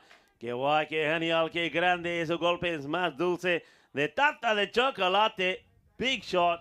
Adios. And yeah, Venki needs to go back to the length of the ball before. Quick up through the air and dart in the Yorker. Phil reckons that the Scott Page bench will get a rebuild this year. I know that those bats exposed to quite a bit of weather. No oil on them. They're looking a little bit grungy. Oh, another good shot in the air. 6 more. Adios, pelota. Eso es 6 más. Es un bueno golpe. 6 more. And Butnagar turning on the style, and he's doing exactly what he's probably thinking is the best thing to do here. Go after Venki, take him out to the attack and basically say, right, okay, you're not bowling again. Who else are you going to bring on? Venkatesh, he's gone for 6.66. 18 off the over. 92 for 1. So Skippy in the chat saying, I'll cut the weeds when I get there. Yeah, that'll be a nice service that you'll provide for us. Thank you very much, Skippy. I know you do wonders down at the ground. It should have been a single. There's that again. It's a good stop actually there from Joe Cope. We know that he's playing, but he's playing with an injury, so won't be bowling. But that's a single. Every day, any day. They don't take it. Just with Skippy. Gone! Good catch there by Suresh. And Batnagar not very happy with himself. And again, another batter that slams his pad. He goes for 38. Good bowling from Venki after getting a bit of treatment. Neat catch there by Suresh. The moral of the story, take your singles. He shouldn't have been on strike. It should have been just while facing. He doesn't take the single. He turns it down. And then the very next ball, yeah, you can see him. He is gutted with himself. Because it has to be said, the same as Abhishek Parker, he looked in no danger at all, hadn't given a chance. And the first time he gives the fielders a sniff, the catch gets taken. And Suresh taking a very good sharp catch. Yeah, look, really good effort there. It was hit pretty well. It's a good height for him, though. He's not the tallest, is Suresh. So just a comfortable height, but neat catch. So it's two of the big names out of the way for Moravians. Out 92, 3 overs left. Expected score is 125. Current run rate is 13. Let's see what happens in these last 3 overs. Singh comes in and gets a good delivery. That gets played away. They could think about 2, but they're not going to be running that one too fast. So it's going to be the old 19 off the over. And Venki, by picking up the wicket, might give himself another one. I think he should be giving himself another one. So over comes to an end. Let's have a look at our tour of Czechia so far. And of course, tomorrow will be start of the Premier Division. Yeah, they're looking forward to that. That'll be fun. Mohammad Faizan, the bowler. Bit short. Ooh, well, oh my gosh. Well, how about this? It's completely done the batter. It's completely done the wicketkeeper. And I don't think Mohammad Faizan could bowl it again if he tried. What a delivery. What a seed. That's taken off, and it's off the glove as well. So keeper couldn't do much about it. Good piece of bowling. Wow. But unfortunately, well, it's given something for the batter to think about. Caught up a lot. That was an absolute cracker. I think that the umpires are having a chat about. I think they're saying there was something on this. He's given us runs. Yeah. But I just did he give penalty runs? No, I don't. Well, I don't know. I'm not sure what he was signalling. Gone. That's what he's signalling. I know what he's signalling here, and that is your gone. So Arjun Singh, well, he gets a spicy one first from Faizan, which nobody could do anything about. He got the lucky edge. It went to the boundary, and now he's trying to smash this one down the ground. But it's Mohammad Faizan who's smashing the stumps over. Chakadewate! And look at that's one thing you don't do. When you hear the rattle of the timber, you don't look back. You don't want to have a look back at those. You just keep walking. Singh goes, and it's literally 4 and out for him. Another batter's going to have to come out there. So they are picking up wickets here, Vinaradi. But so far, Moravian, their run rate's pretty healthy. It is. Definitely Moravians had the better half of the first part of this innings. And I think Vinaradi are coming back pretty well. And it's still very, very close between these two sides. Akshay Babu is the new batter. Remember, it's still got Jaswal out there who's just not being given much of the strike at the moment. Let's hit the pads. I'll scamper through for 1. Only we will get on strike here now. Let's see what he does, Jaswal. One thing you've got to be careful of here now, Moravian, you don't want to just keep throwing your wickets away. Believe it or not, there's still a fair bit of time to bat. You can still, if you bat sensibly, quite easily get to that 120, between a 120 and 130 score. But if you keep throwing your bat, throwing your wickets away by throwing your bat at the ball unnecessarily, you could find yourself stumble and maybe finish under that sort of 115 mark, which will be pretty criminal after the start they've had. Faizan bowling well, bowling with a bit of pace and with a bit of fire. It's in the air, and that's over the fielder. 6 runs. Nice shot there. Just over the top of Margersheim on the boundary. Justwell moves on to 24. Yeah, good hit. Waits for it.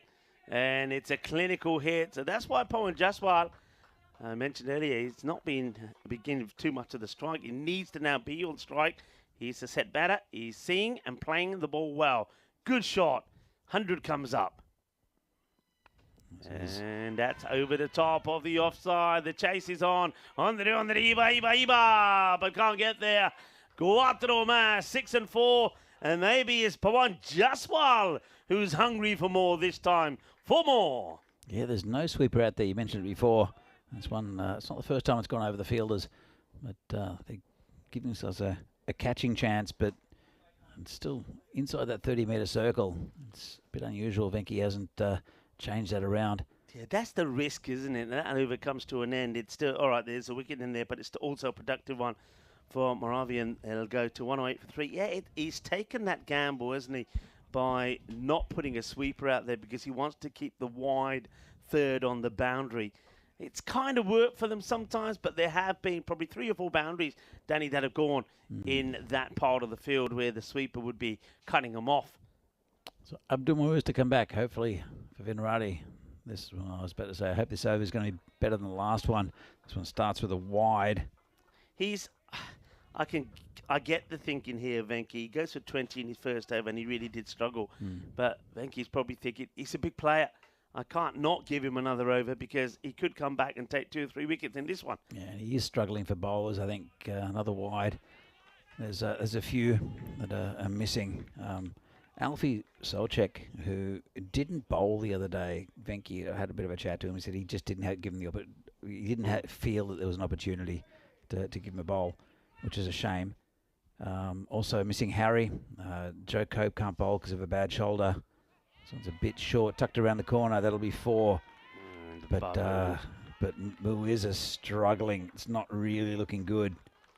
Yeah, Babu playing that away. And the other danger really is here with what Abdul Muiz is bowling. He's bowling pretty short, banging the ball in hard. He's trying to concentrate outside the off. But of course, no sweeper on the offside. So if the batters do get it on the up, even a miscue is going to go over those fielders on the 30-yard circle, and it's going to go towards the boundary. So I don't think Venki's kind of giving him the right field here either. So it's a bit of a battle here for the bowler. But first runs then for Babu, 4 runs, 114 for 3. Plenty of time to get to that 130 score, and that will be a real challenge, I feel, for Vinarati to try and get to. Here comes Abdul once again. And this time it's another wide. Let's see, is he getting any movement? Is that the issue? I think that might have hit the line, but it was very close. Now let's see if he is getting some away movement here, which is why he's struggling. So here's the delivery. A little bit, but yeah, there is a bit, but that's all. So it's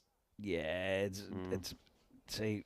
I know that Vinny would say that that's clearly on the line, but with the angle from the umpire, I've got to say that it's a pretty good call. I think it's a good call. I think also you've got to take everything into context. The ball is also moving away. It's going to make a sort of light adjustment. Some adjustment in the field as well from Venki. I quite like this. Coming round the wicket. Short, hit hard towards the fielder though. Couldn't have placed it better in terms of finding the man. Hits it pretty well, Babu. It's only going to be a single. Right, hand over now to Jaiswal, who's looked decent. Now the field stays the same. Third bat, they've got a fielder at point. Swings and misses. Dot ball. Dot ball's a good ball. He's made the adjustment coming around the wicket. I think that's a good idea because he was bowling through that tram line, but got a few wides. Then he straightened one up and got smashed. So it was. I think it's a good move here from Muiz just to change the angle a bit. That field changes again, by the way. Now it goes back to the old field. Firmly hit. Watch the bounce. And well watched. And well fielded. 2 shots that have been played by either batter here.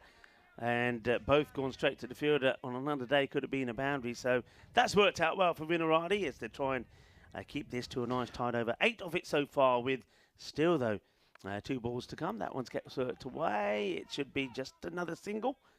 I'm just going to answer Sri because he's asked a question a couple of times. Yes, Joe Cope is a national team player. He hasn't played all week because he's got a bad shoulder, but because of unavailabilities, injuries, and all sorts. He's just filling in the field. That's all he's doing. He's fielding. He said he might bat if needed.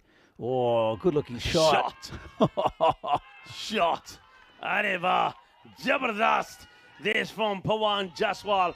Shot देख के स्वाद आ गया. But के चपेट मारी, छक्का लग गया. Lovely shot. Outstanding hit to finish the over. And that takes him now into the 120. 124 for 3 with 6 balls to go. Tell you what, Moravians, they had a great game against the Dominators earlier. They're having a really good batting performance here against Vinarati. And sometimes teams just have one of those days. I think Moravians are having one of those days. Still a long way to go in this game. We've got into the last over. And you can see the bowling figures. Tawari, the best of the bowlers, I think. 1 for 17. The rest have been pretty expensive. Yeah, this is Fajar Sadiq coming to bowl the last. And needs a nice tidy one here. You feel the 130 definitely coming on the board here. They might even push on more.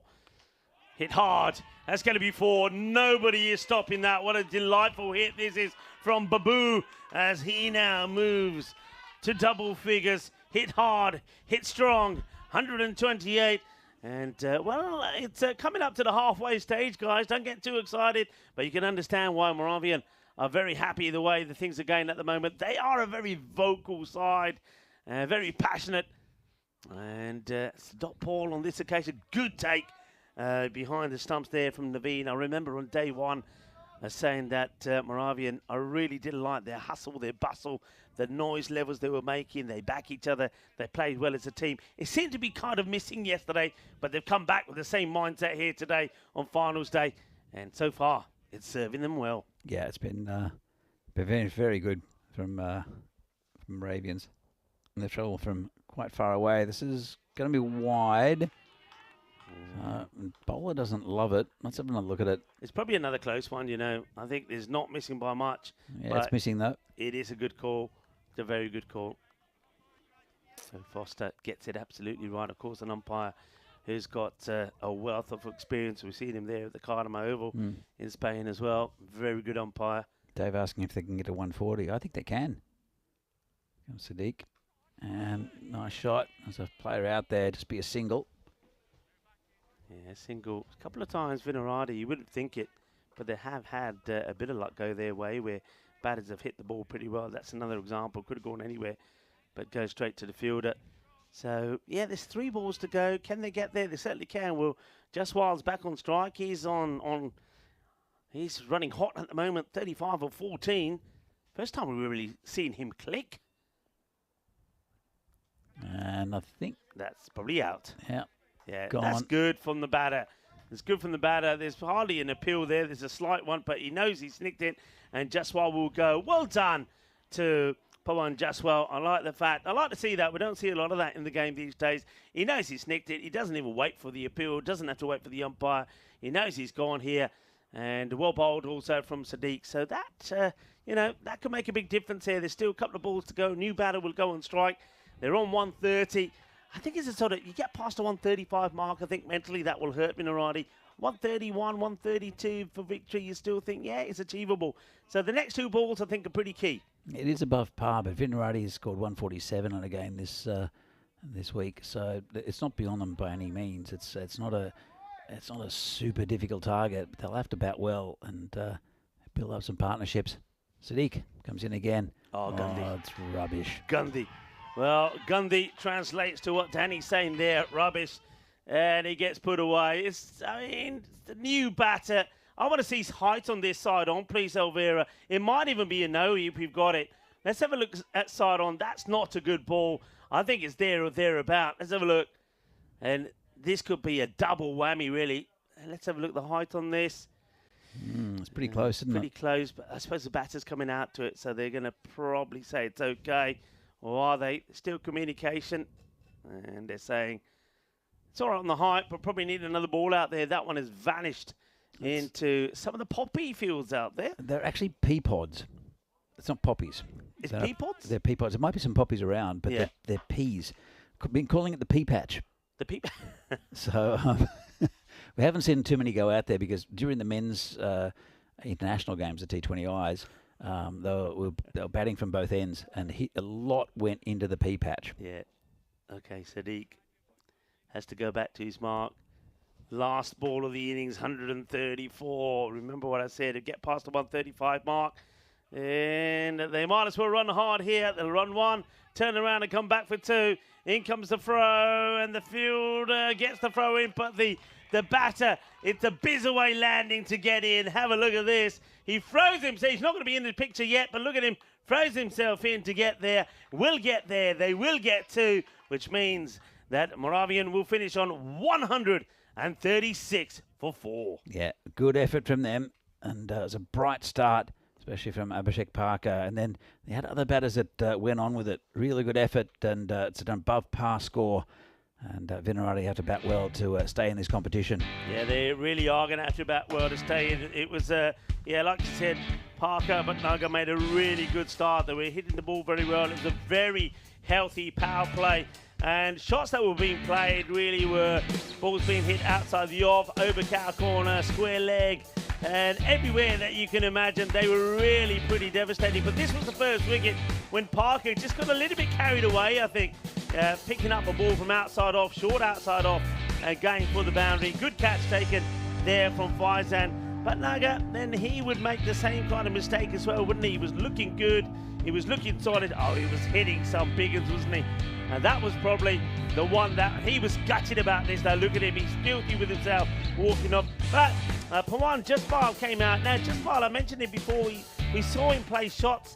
He would get a boundary or two, then get out. Well, he did see Arjun Singh get out. He did exactly that. Got a boundary and go. But Pawan Jaspal played a remarkable innings, 35 of 15, helping them to get to a very healthy score. Yeah, look, again, it's just the partnerships. There was the good batting performances all through this innings. We'll see the scorecard in just a moment, and that'll show up what exactly what I mean. We see the ground here in Vinod, beautifully cut as well. So the scorecard will come up in just a moment. Paul Kempen saying good score. I totally agree with you. So yeah, it's a good score. We saw Parker with 25, 38 there from Batnago. You see it come up here. But Pawan Jaspal, didn't he play a lovely role there when those two batters went? Somebody had to stick around. It's something that they haven't been able to do before. And with Arjun Singh going out early, he plays the right role to get a good little partnership there going with Akshay Babu as well. And Jaspal, when he falls, Manish Varney comes out, and he also was able to hit a boundary. Talk me through the bowling figures. Anybody that you think is bowled very well? Well, not really. It was pretty scrappy. Lots of wides, 17 extras as well. Wickets for Faizan, for Tawari Sadiq, and also Margashayan. But Venki went for 18 off his over. There's only one of those, which is Nilesh Kumar Tawari, who he took a wicket and went under 10. The rest went for quite a few. Yeah, Tiwari, I think, probably was the pick of the bowlers, 1 for 17, and he's probably the freshest man as well. But Moravian, I think they did exactly what they wanted to do. They knew there was only going to be one real spin attack. That was going to be Venki with no Harry in the side, and they attacked him. And even though Venki did pick up a wicket, he would go for 19. That sort of rattled him. He doesn't come back, and that means another bowler has to be used. And Moravian, I think they took full advantage of that. But they are a team. Look, let's remember this. Even though things are looking good for them, they are a team who themselves in the field can really implode. So even though it is a good score, you can see them maybe making a few mistakes if they do, maybe dropping someone like Adnan or even Moise, who could then go on and really punish them. So this match is far from over. Absolutely. And look, it's pretty warm conditions out there. And you can tell it seems like Vidarati are a little bit frazzled. I mean, they played... Moravian's had a bit of a longer break. Still an hour and a bit between the previous Vidarati game and this one. So I don't think it's much of an excuse. They just don't seem... They weren't really at it at all with the bowling. There were too many extras, short balls, a lot of full tosses that were just put away consistently by the batting for Moravians. And well, it really depends how they bowl. Moravians, I don't think they've got the same quality of bowling lineup as what Vidarati do, even though Harry Boland's not there. It's still a pretty good bowling attack. Moravians, they have got one outstanding bowler in Jadra Prakash Rai. He'll get 2 overs he'll want to try to get the top order out, but he'll be bowling to a left-hander as well in Abdul Muiz. But apart from that, Prem Yadav, good bowler, and Abhishek Parker as well. So we'll see. Coming up shortly with the second innings of this match between Moravians and Vinarati. Vinarati need 137 to win. They'll have to bat well, and Moravians, it's all in their hands. If they bowl well, they'll win this game. So we're back here in a few minutes for the second half of the match between Moravians and Vinarati. See you soon.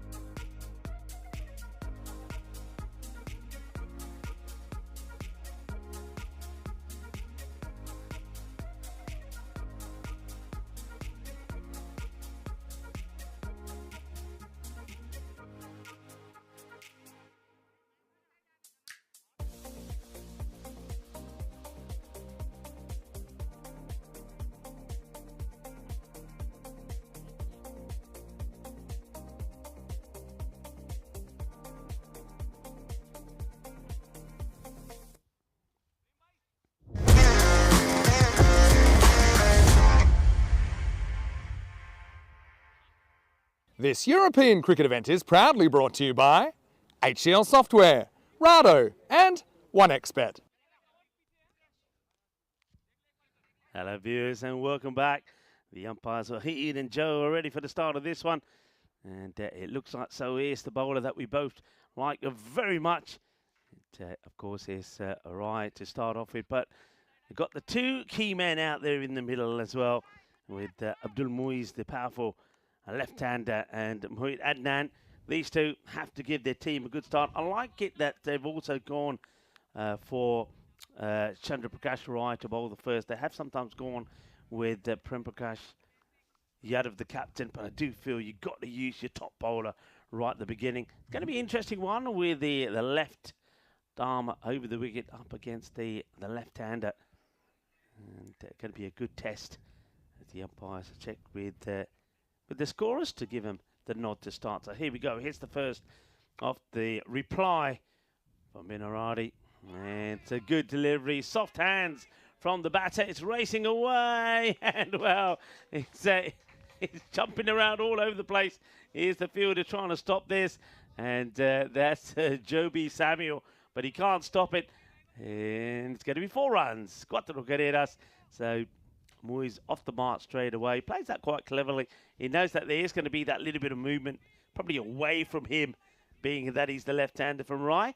It's nicely played away. As Rai comes straight back in. And that's the movement you expect from this very good bowler. Chandra Prakash Rai beats Muiz this time. I just wonder whether it's worth just putting in a genuine slip there, because you know that Muiz is definitely go for this. And Rico Fulham joining me back in the commentary bunker, where it's stiflingly warm and muggy at the moment, is Danny Hudacek. Thanks, Rico. And good contest between these two. And I got him over the top. Oh, no, says the big man. And I think it's a good call. Yeah, only just out of the reach of the hand of the bowler in the first place. And then fielder, good work, gets there quickly, makes a stop and gets the throw in just while. And he's played a good impact. It's been bang on so far as the bowler. And that one's, well, there you go. Put the mockers on him. See that he goes there for the Yorker. I think after a couple of deliveries outside the off stump, moving away, he thought, right, I'll surprise him with the Yorker, but he goes down the leg side. So he'll have to bowl it again. Like sometimes, I remember bowling here years ago in a game. I'll come back to that in just a moment. This is outside. I've just dabbed down. Won't take one. Been a good start here from Rai. I bowled 4 balls, bowling outswing, and the batter just couldn't get near it.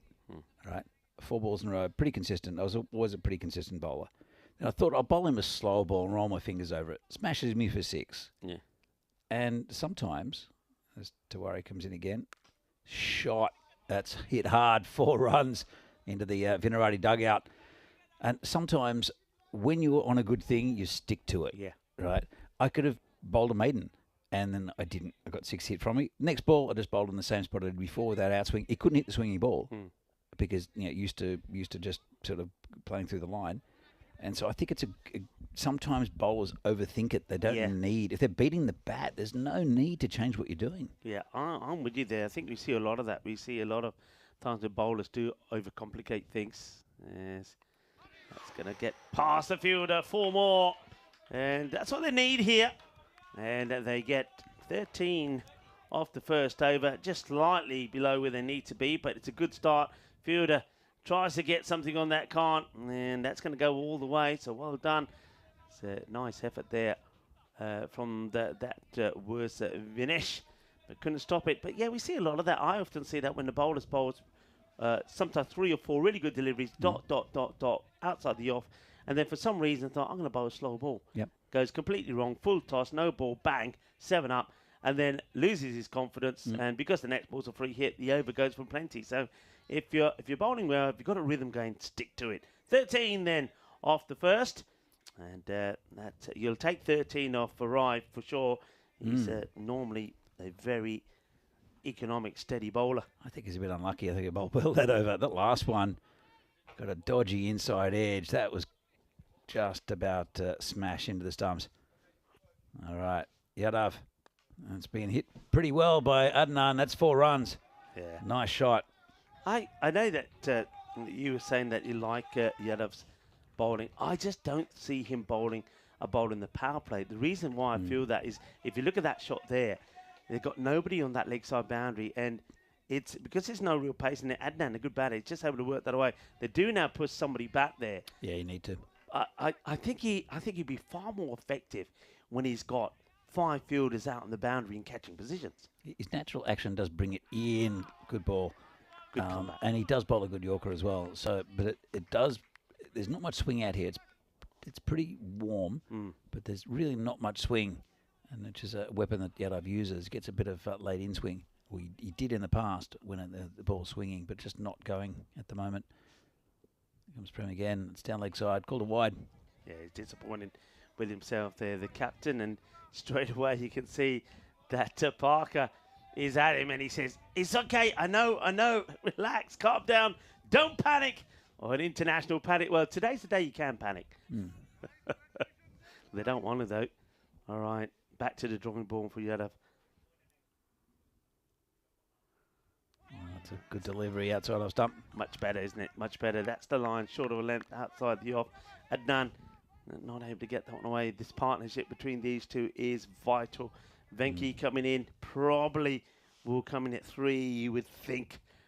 But he don't want to be coming in until this, well, he'd rather not come in at all and let these two do the job. But he wants a nice foundation. As that man has been deployed out there, and he's going to let it go for him for 4 runs. Now, this is exactly what I was talking about at just before we went to the interval break. That Moravian, one thing that they do is leak runs, and that should never go past you. You think he's put the long barrier down, but he hasn't. And Manish Varshney makes a big error and gives away 4. Yeah, he's put everything behind it, and that everything turned out to be not much at all. Yadav again. Gone. Adios, Balota. That's a biggie. He backs himself to go after it, gets it out of the middle. Adnan goes big. Boom, shakalagia. And this over is looking pretty rosy. 13 off the first, 15 off this one. And it's still a ball to go. Been a good over again for Vinarati. Good power play for them. And Moravians need to break this partnership. If they get going, they're hard to stop. It was a risky shot to play for Adnan, but he's that sort of player. And when he gets his eye in, he will be smashing those down the leg side of middle stump. All right. Can he get that Yorker in again, Yadav? It's going to be wide. Yeah. I've got a quiz question that I'm going to ask tomorrow night. I'm writing a quiz for both the Down Under and for Bohemia Boards and Brews, which is a nice little pub that does. It's a board game pub. It's an interesting place, actually. It's. I'll come back to that in a moment. It's just pushed out for no run on the offside at the end of the over. 16 from it. At the end of 2, Vinarati a 29 for no score. So, yeah, it's a board game pub. So, basically, there's board games around. You pay a certain amount, like €1 or so, to play any board games you like. And the staff are trained to tell you all about how to play the game, right? Whichever game it is. It's a really nice place. We've been doing a quiz there for a few years. So I send out a quiz to them, and it's hosted by Stefan. So I write a quiz for them. I was also the Down Under quiz, but I've got a quiz question that I thought might be interesting for the chat. I like it. And it's a bit strange, but we'll come back to that in a moment. See here, this is what's coming up tomorrow from 8:45 local time. First one's going to be a cracker, Bohemians and PCC. Rye comes in again. It's in the air. That's going to be 6. Pulled away by Adnan, the left-hander. Abdul, the left-hander. And it was a big 6 heading towards the golf course. Yeah, a little bit shorter, and that gets put away. We have a quick look as that ball needs to be fetched and what's going to happen tomorrow. And, of course, we will start with the repeat of last year's final. The Bohemians take it on Prague CC. Prague CC will be after a little bit of revenge as the ball does come back from the overgrowth back to Rye. Needs a better one here.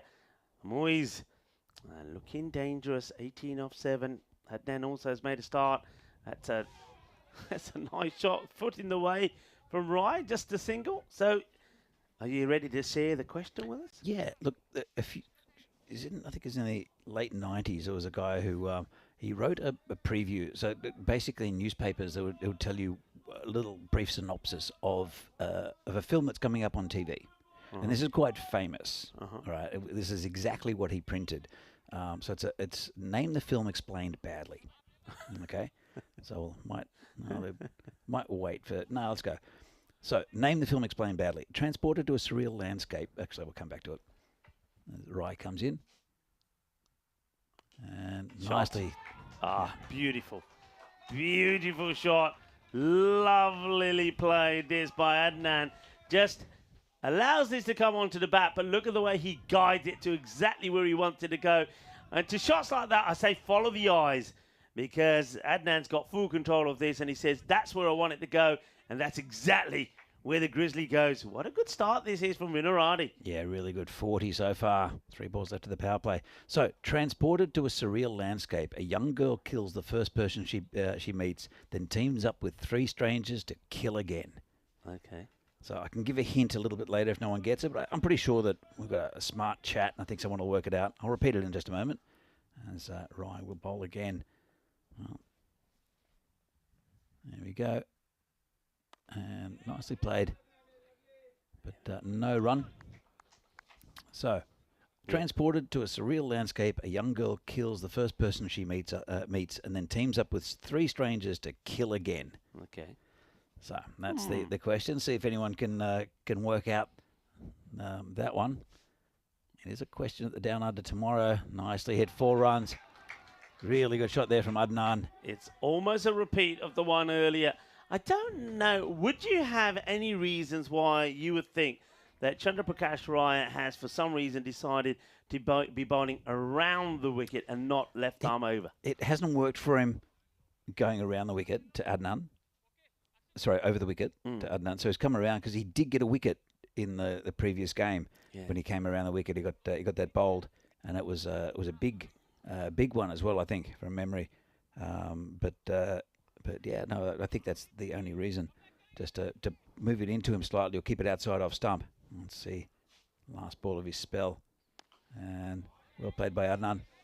Yeah, it's a much better delivery, running hard, Moyes. He was late to get out of the blocks, but he runs hard. This is going to be an absolute cracker. Let me tell you the scores at the 3-over stage at the end of the power play. 45 without loss compared to 48 without loss. So it's neck and neck at the moment. What a match we got going on here. Vinarati looking to get to that 137 for victory and book their place in the final. Phil G's got it. Monty's got it. And Ajin's got it as well. So it's I'll repeat it and I'll give you the answer. So transported to a surreal landscape, a young girl kills the first person she meets, and then teams up with 3 strangers to kill again. So from 1939, it is The Wizard of Oz. The Wizard of Oz. Who does she kill? She lands the house on one of the witches. So the wicked witch, I can't remember which she kills, but she lands the house on one of the witches. Yeah. And then she teams up with of course, the Cowardly Lion, the Tin Man, and Strawman. Yeah. Yeah. And then she goes up and kills the Wicked Witch of the West. Yeah. Follow the yellow brick road, everybody. Well, at the moment, you've got to keep following the road to success. Vinarati, they bring the 50 up with a Maximo down the ground from Adnan, and it's Abhishek Parker, whose first ball gets hit for 6. And now he too bowls one that's too wide. Good stop there from Bhatnagar. So feeling the pressure at the moment here are Moravian, but that pressure can be released with a wicket. That's what they're after. Break this partnership, this very dangerous partnership. It's been good so far. Leans into that one. Should be stopped. It will be. Just a single. I'll come up. I'll give another little quiz question in a few minutes' time, and that one of my favourite questions, I think, for a quiz master. I like questions that people have to think about and deduce. So I'll come up with another one soon. So this is fascinating at the moment. 53 on the board. And, well, that run rate's still 12.5 and over. They're doing it at the moment. They've brought that down a little bit. But still a lot to do for Vinarati to win this game. Can turn in just one ball. It's not a good delivery to be bowling to a left-hander. No, very well fielded. A late Tortuga bounce there for the fielder. I think Moyes will be disappointed that he's not put that one away to the boundary. And Abhishek Parker will be relieved that he's got away with it. He's just been a little bit short here, Parker, at the moment. Needs to get the ball a little bit fuller.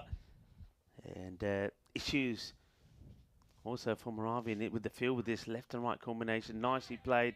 Nice bit of wrist being bowled this time, but not able to find the gap. Straight to the fielder, no run. He's played that ball well, actually, Adnan, outside of stump. I think it's been lacking a little bit from his game so far in this tournament. Just he's very good through that offside, and you're right about the wrists. There is a big gap backward of square on the offside. Whoa, well, he's gone across the line then. Yeah, that's what he's got to try and avoid. That every so often there's that sudden rush of blood, and he plays that ugly shot across the line, and that could go anywhere. It could be caught, it could be bowled, he can get an inside edge onto that as well. So it's just got to be careful. They're in a very good position and a good place at the moment here, Vinarati. They're making Moravian sweat out there in the middle. So you don't want to give them a wicket here and get their tails up. That's going to be go all the way down to the vacant boundary there at third. Is going to be 4 more. A little bit of luck, a little bit of suerte for Vinarati. Quattro mas right at the end of the over. 58 without loss at the end of 4 overs. At this point, their opponents were on 54 for 1. Yeah, it's a very even contest at the moment. The fact that they haven't lost a wicket, though, must be a bit of a worry for Moravians. Let's see who they bring on. So I'll give you another question. And again, it's a tricky one, but I'm sure someone will know it out there. So Queen had a hit in the UK with Bohemian Rhapsody in 1975. Okay, #1 hit. Mm-hmm. The song that replaced it at #1 is mentioned in the lyrics of Bohemian Rhapsody. So what song replaced Bohemian Rhapsody at #1 in the charts in the UK in 1975? Okay. Does that make sense? Yeah, makes sense. Mm-hmm. Do you know the answer? No. Now I'm going to. Do you know? Be singing some of the lyrics in my head and trying to think what it is. If you sing the lyrics to Bohemian Rhapsody, you'll work. It's a very famous song that that replaced it. Very big hit. So, yeah, 1975, Bohemian Rhapsody was #1. It got replaced by a song whose title is mentioned in the song Bohemian Rhapsody. There you go. There's another quiz question for you. Manish Varshney coming on the bowl now. He was a very good addition to the side earlier with the ball. Mm-hmm. Bowled brilliantly. 2 wickets for not too many. Can he get the breakthrough this time? He will start with the wide. Yeah, let's talk about his bowling figures in that match earlier in the day. Took 2 for 8 in his 2 overs. Starts with the wide though. Bowling to the left-hander. Goes down the ground. It'll be 1, 2 bounces. And fumbled slightly by the fielder, but will stop the ball going past him in the end. That's Chandra Prakash Rai on the boundary. So now Adnan probably will, I think, like to go after Varshney. Will want to. They don't want to be bogged down here. I think they want to do the same sort of thing that Moravian did to Venki when Venki came on to bowl E-spin. They'll want to attack him and take him out of the attack. Absolutely. Jules has got the answer. Good on you, Jules. So we'll see if somebody else, well, I'm sure that someone else will read Jules' comment and answer it. Shot. Wow. It's a short delivery which deserves to get punished, and it does get punished. That's been smashed out of here by Adnan. Adnan is looking good at the moment. And what I like about this is the way he keeps his head nice and still. Smashes that away. And Manish Varshney finding things very different bowling to the batters of Vinarati than he did when he was bowling to the Praha Dominators. That is mullered out of here. Yeah, Paul's still coming back. Just almost back to the bowler. By the way, Skippy Poor Boy by Split Ends is a fantastic song. One of my favourite Split Ends songs. It's one of my favourite bands, actually, Split Ends. Amazing. From New Zealand. Well, nicely played and well fielded as well. It's a good shot there. Doesn't try to hit the ball too hard. And just gets the boundary rotating the strike really well. What these two are doing, it's a bit of a nightmare really for Moravian because they're hitting a boundary, taking a single, left and right combination, making it hard. Bowler's got to change the line and the length. Fielders have to change and move around. They want the breakthrough pretty quickly. And that's a missed shot, but no chance of the LBW. I think here, let's have a look at this. Starts to ask the question, but realises it's going down the leg side. I suppose it's only, I think, Abdul who's going to be disappointed that he's missed the ball. The next one is straight to the fielders. Another dots, a couple of dot balls, that helps. You want to try and, if you're not going to take a wicket, you're going to try and slow the rate down. They're needing to go at just over the 13th. The ball to go then in the 5th. It's hit firmly down the ground, bobbles away, and good fielding, really good fielding. We've seen that sometimes Moravian haven't been at their best with the fielding. They've let balls get away from them, but that way the ball bobbling around is put the long barrier behind it, and though it bobbles off the surface, it goes straight onto the chest, saves the boundary, just a single. Not a bad over in the end there from Anish, goes for 10. The score 68 without loss. Let's take a look at the Challenger Division now. Czechia are in Group 1 with Malta, Cyprus, Bulgaria, Croatia and Slovenia. How do you see that going, Danny? I think it's going to be two very good groups. Group 2 is a bit tougher, I think, to get out of. Of course, there'll be the playoff winners and the finals, and the winner will go on to get promoted. It's going to be the first one's tied as well. I think it's a bit of an easier group. Guernsey going to be very hard to beat in the second half of that. So that's the Challenger Division at the ECC. But here we're in the Challenger Division of the Prague ECS, and it's Vinarati and Moravians. The winner will go and play Spartans in the final. By the way, the answer, a couple of people got it. Jules, I think, was first. It's Mamma Mia by ABBA. Mamma Mia, yeah. Yep. But it's Dave's going on about 10cc, another great band. So Arun Singh is being given the ball here to bowl. we're coming up with some good questions in here in the chat. Message to my girls, and also another great Split End song, Steep Heat. Nice one. Yeah. Saw Split Ends a couple of times in concert. They're Split Ends are a Kiwi band. The lead singer, well, one of the lead singers, because they're two brothers, Neil and Tim Finn. So we come back to that in a moment. I see hit down the ground, but I feel it gets behind it, just a single. So it was Tim Finn's band. His little brother Neil came in and became a superstar in a band called Crowded House. It had big international success, and so that was those guys. But Split Ends, if you don't know Split Ends, check them out. They're very quirky, but they're amazing. Oh. Going a long, long way. It's not the first time that the bowl's short to him. Short, hit me ball, and it gets pasted out of here. And Arjun Singh, who comes on the bowl, and makes the same mistake that the bowlers before him have done. They bowl too short to this guy. I haven't when they bowl a little bit fuller to him outside the off, he likes to dab at the ball. They've got a fielder in that backward point position now, but they don't seem to be bowling in that area. It's a little bit short. It's down the leg side, and then he's just standing and delivering. 47 he's moved on to, of just 18 deliveries. It's now going to be too wide. It's a fantastic take, this. A one-handed take from Bhatnagar, because he's got nobody there at sort of a kind of straight third. If that gets past him, that's 5 wide. It's a brilliant stop. Yeah, well, Ravens have to do delicate. It'll be stopped. They'll just come back for 2. Adnan's pretty quick. That was an interesting shot. Yeah, well, he moves himself now to.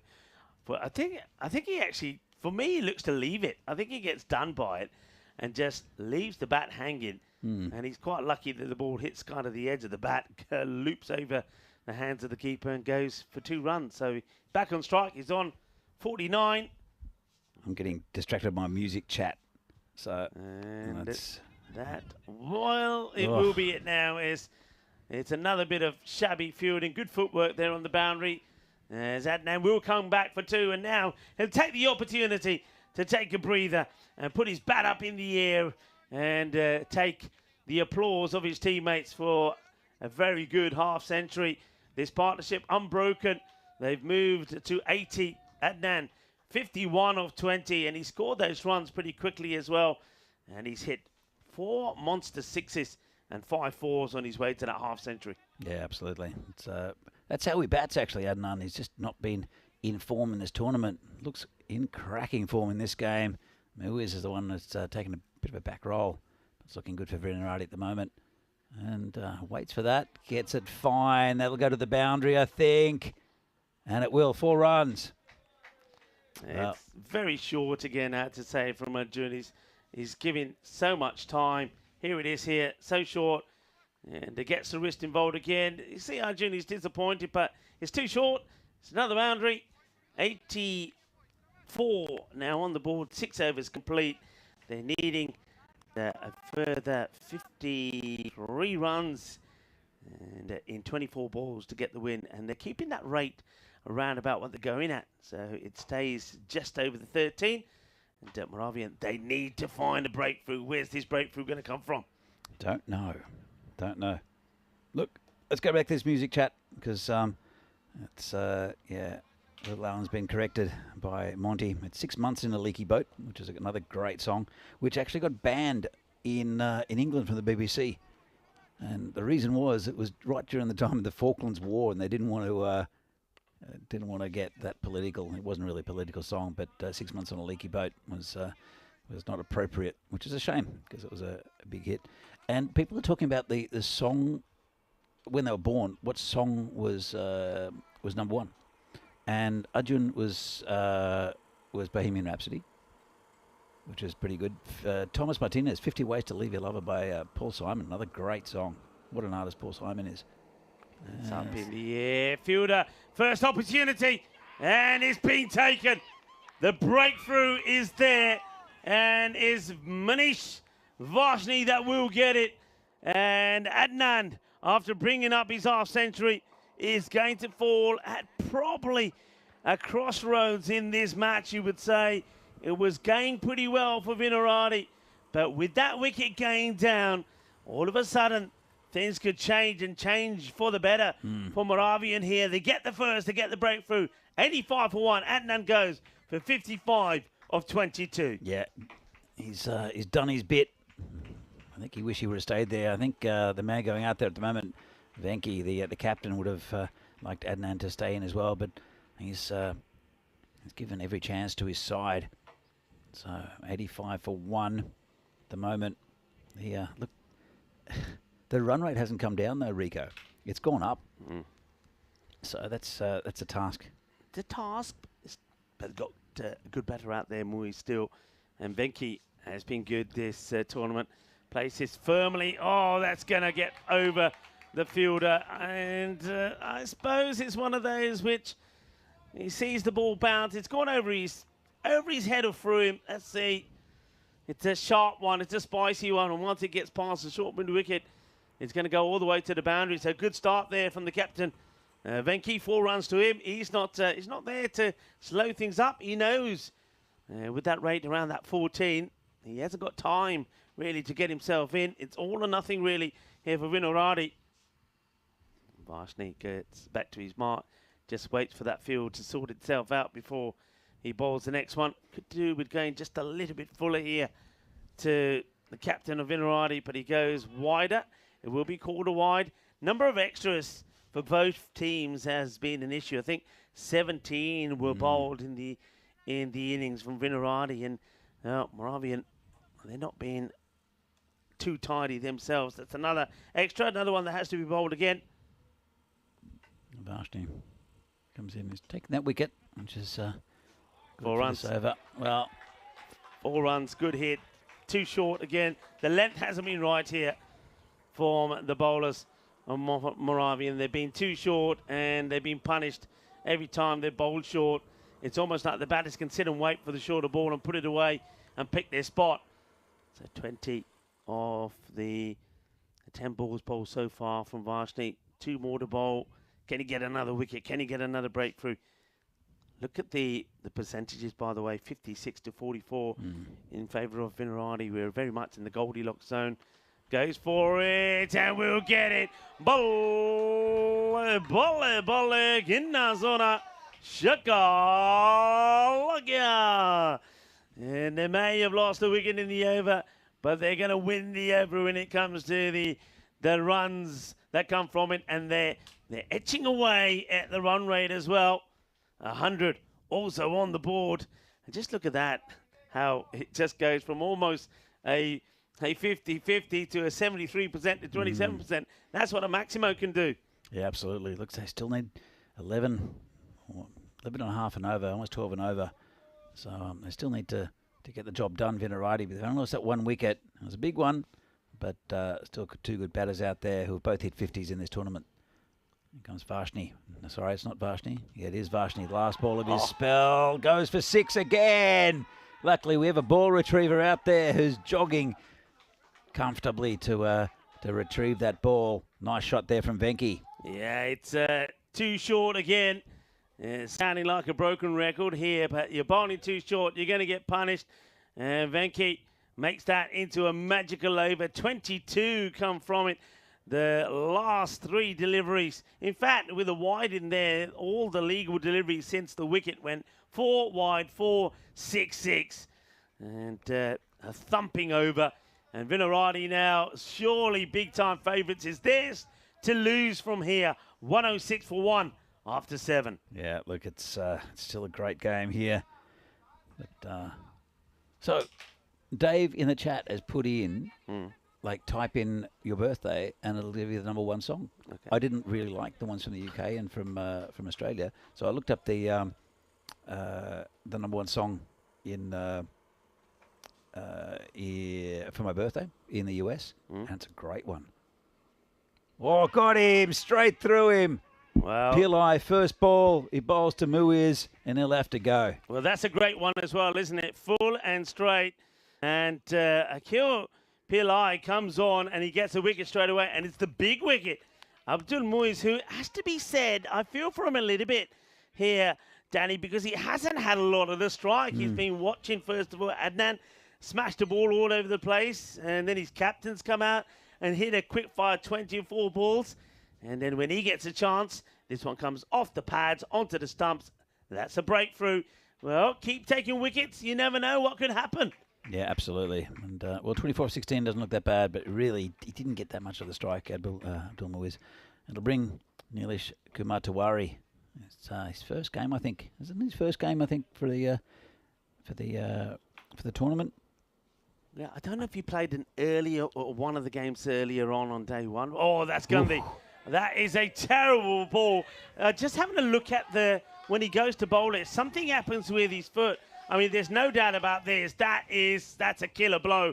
It's a no ball, but just watch his footing here. What happens here? Just as he goes to bowl, something goes wrong. I can see his footing goes wrong. It's a Gandhi ball, gets blasted away. Well, takes a wicket, and he goes from hero to villain, because the next one is a 7-up and a free hit to come. Yeah, look, it slipped. I think his front foot might have slipped forward, and it did throw things out.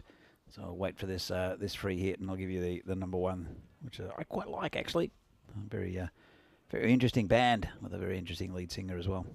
Well, not lead singer, but a member of that band as well.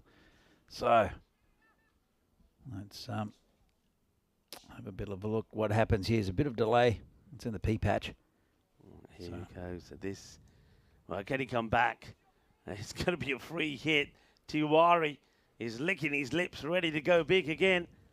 And he will get another boundary. This time it's a short ball. It gets pulled away. Look at Venki. Venki goes straight to his man. Said, that's the way. Keep it going. We're almost there, he says. We're almost there. 117 for 2. 20 needed of 16 balls. Vinarati probably against sort of the odds with those injuries. Gowd getting an injury, not playing, that really hit them hard. And then, of course, no Harry Balan being able to play after the first game because of other commitments. But the top batters have done their job. That could be another no ball, you know. It's going to be a great save, actually. So they're going to take 1, 2. We'll have to look at the save anyway. But there's a number of things to look for here. First, we'll have a look at the height of the ball. Now here, does he release it in time? I think he does. And let's see all of this again. There's a lot of things to watch out. First, the height of the delivery. Let's have a look at this because it did look high. Remember, he's already bowled 1. Let's see where this is in the height. It's close. Let's see it here on impact. I think that's too high. I think it's too high. I think it's too high. Then now let's have a look at the boundary check. So definitely a no for me. I don't know if the umpires agree. Now let's see the boundary check. So no ball. Now we go and see the boundary check. Let's see here. The fielder. Nice slow Let's motion see work where there. the foot comes down. Does he release it? When does he release it? Where's the foot? There. That's okay. That's okay. I think that's okay. And then it gets pushed back, released. And the next shot is the one we're after. Releases it. So will be It's a no ball, definitely. definitely a no ball. But I don't think it is a boundary. I think it's good work out the boundary. Excellent work. But what has Pillai done in this over? What has he done here? He's after taking a wicket, he's well, he hasn't bowled well. He's just given runs away. 7 up, 4 runs. That one, the fielder does brilliantly well. Oh, And that's 4 rubbish more. again. Pillai, after a fantastic first delivery, has just bowled an over of trash. Well, it's not great, is it, Rico? It's not good at all. When he bowled that first ball, he gave his team hope, and then he's just taken it away from him. He has become the villain. There's no doubt about it. 13 to win or 15. They Vinarati, just look at them. They're on their feet. They can't wait to celebrate, but still, it can change round. Pillai, he's still got 3 balls to go in this over. He's gone for 18. And make that 6 more. That is a humongous hit from Tiwari. When Nilesh Kumar Tiwari smashes probably one of the biggest 6s of the day. Boom! Shaka Lagya, go fetch it, he says. Takir Pillai. That's 6 more, 24 off the over, and it ain't done yet. It could be a supersonic finish to this match because 7 needed for victory now. Oh, it's gone terribly wrong. And you got a feel here for Moravian. They thought they were in with a shout, and then everything just cruelly changed in this over, big time for them. Here comes Pillai again. And this one is going to be called a wide. So 6 would win the match here now. Well, Tiwari's come into the side. As I said, I don't remember him from earlier. He might have been there when I'd done the first day when I wasn't here. But I think it was the first day. Yeah. Anyway, but he's come in. He got the big wicket of Parker, and he's smashed 22 off 5. Man of the going to be gone, I think. And that's it. Nice catch out there. So he's done the damage, but it's Pawan Jaswal out there who takes the catch. I think. Yeah, it will be. Catch gets taken. Nicely done, actually, there by Pawan Jaswal. But you can see no celebrations because they can feel it. They were celebrating when the wicket was taken on the first ball. It's quite an incredible over, actually. I don't think it is quite done yet. I think it might be still a ball to go in it. So this over's gone wicket, no ball 7, 4, no ball 3, 4, 6, wide wicket, 25 from it, 2 wickets, and still 6 for victory. It ain't over yet. It could finish in style. It's going to be Sharma, who's going to play a miss, and this over finally comes to an end. And we go to 12 balls to go, 2 overs still left, just 6 runs needed, and you would imagine that Vinarati, like good teams do, will wrap it up in over number 9. Yeah, they've got quality out there in Praveen Sharma and also Venkatesh Magashayam and Venki, a very experienced cricketer, and the captain. I think he'll get them through. By the way, the song on my birthday was a song called The Letter by the Box Tops. Also, Joe Cocker had it with it. Fantastic song. Alex Chilton is the singer for the box tops. Also in a band called Big Star, who are excellent. Again, just such an underrated band. Anyway, so do you want to put your birthday in? Well, you can put it in, yeah. Okay. Well, here we go. 1968. Put Okay. it in. Let's see what comes up. Yeah. What? Let's see what was in the UK, because that is where I was born, so I know what okay. was But when's your number actual birthday though? What's the date? one. You'll have to put the. So. Yep. And that. Yeah. Oop, that one. Yeah. Okay. Hit the button. In the UK. Let's have a look. Good songs around that time. Number one, Hello Goodbye by the Beatles. Nice one. That is a nice one. Yeah, great song. It's a bit of a hello goodbye to Moravians, possibly, with this. Yeah. Vinarati on top. Prem Prakash Yadav coming on to bowl. When you have a look at the bowlers that they didn't go back to, Danny. They didn't go back to Abhishek Parker. He had one to go. Arjun Singh had one. Captain himself coming back here. That gets played away. Will get fielded. So they're still fighting, but they know that this match is done. You can feel and sense the disappointment in the Moravian side. I said at the time when the innings came to an end, when they were pretty upbeat, that it was still a long way to go. And I said then they had to get those early wickets, and they weren't able to. Moyes and Adnan got them off to a brilliant start. Then Venki came out there, and he's been the captain, been absolutely brilliant. It's in the air. Fielder won't get there for the catch. He has taken two very good catches out there, I have to say. No shortage of trying in this match from Pawan. And just while how disappointed he will be after a good batting performance, 35. Then he took some really good catches. So Pick something up. Not sure what that is. not sure what that is that the umpire's seen there on the floor, but Sunglasses, I think. Nice shot. And that is also going to be well saved. Well, if only they could have been this tidy in the field a few overs ago when they were letting balls go through them to the boundary. They could have made the difference. So, Well, it was that one over that made a difference. It was a brilliant first ball to get rid of the batter. But then after that, it's been a bit rough, and that's it. that's it. It's done and dusted. Vinarati will win. And Moravian, they can see they are bitterly disappointed. Vinarati will book their place in the final. And I suppose if you look at the way that the 3 days of competition have gone so far, the top two teams, the two teams that finish 1 and 2, are going to be in the final. So it's going to be a rematch of the qualifier number 1, which, of course, Vinarati has struggled to get big runs on, and the Prague Spartans knocked them off, winning in the end by 2 balls to go. We're going to see it all over again. Moravian, we're going to have to say goodbye to them. They've been an exciting team to watch. They have excited us. They play some good cricket at times, and even in this qualifier 2, they produced some good cricket. They batted really well. We saw 3 batters perform well. Parker again, Bhatnagar and also Pawan Jaswal. But with the ball, they let themselves down. They didn't bowl the right length, and they dealt with the danger of Rai pretty well. Did Vinarati.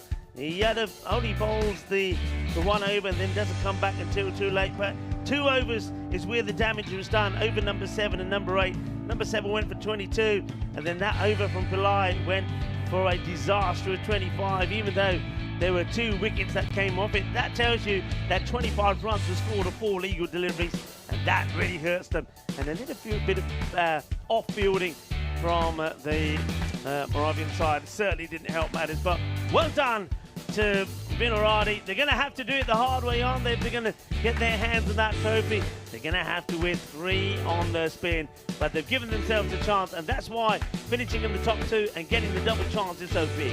Yeah, absolutely. Look, I'll tell you what, it's Adnan, I think, it's the best I've seen him bat in this tournament by a long, long way. And this was the wicket from Pillai before it all went pear-shaped for him. That's a big wicket. But then after that, just absolute run fest in this over.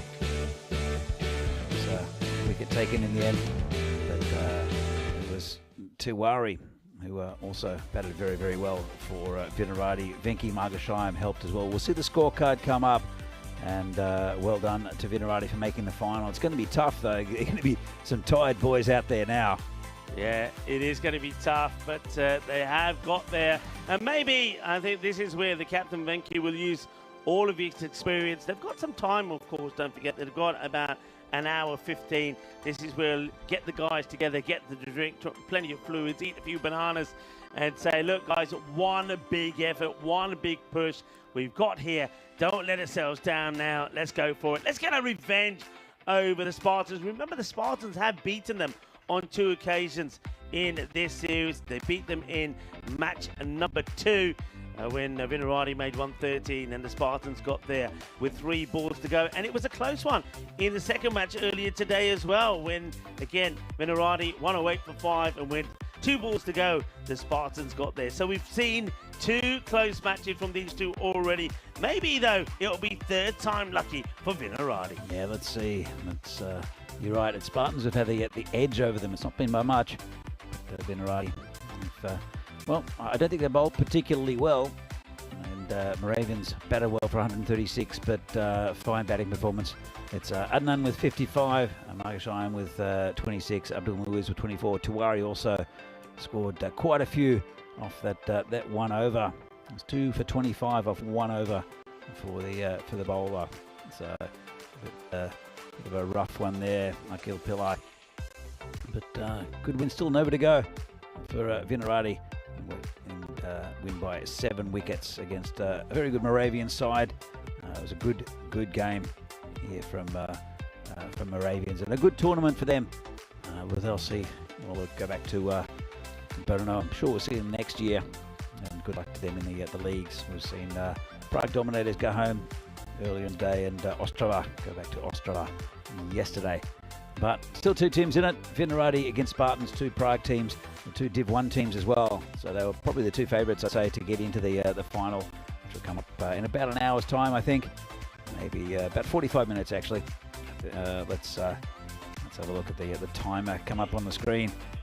So it was, again, qualified 2. We have 1 more game to go in this Challenger division. You've seen the trophies. There's an MVP trophy who I have no idea who the MVP is going to be, Rico. It's not up to us. It's up to the umpires and such to judge that, and other officials. But I think it'll be, is it a 4:15 start local time, Rico? Just offhand? I think it might be, which is in about 45 minutes. If I'm wrong, forgive me, but it will be a little bit of a break. The toss is just about to be done between these 2 sides. I'm sure Spartans watch that and watch the batting performance from Vinarati. So we're back for the final fairly shortly. There will be a little break. I hope you can stick with us, and we'll see the conclusion of this Challenger division here from ECS Czechia. See you soon.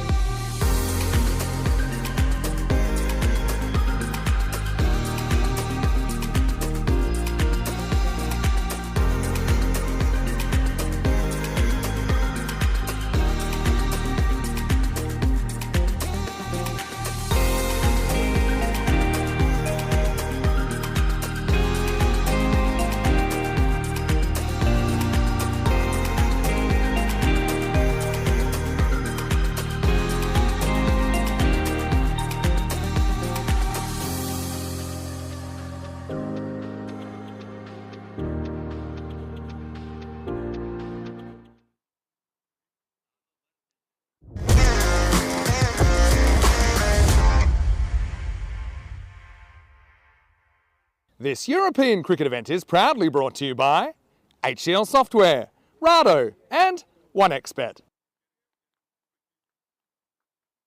To Prague after 13 matches off the Challenger division. It's time for the final. Vinaradi are taking on the Prague Spartans. Who is going to get their hands on this beautiful trophy?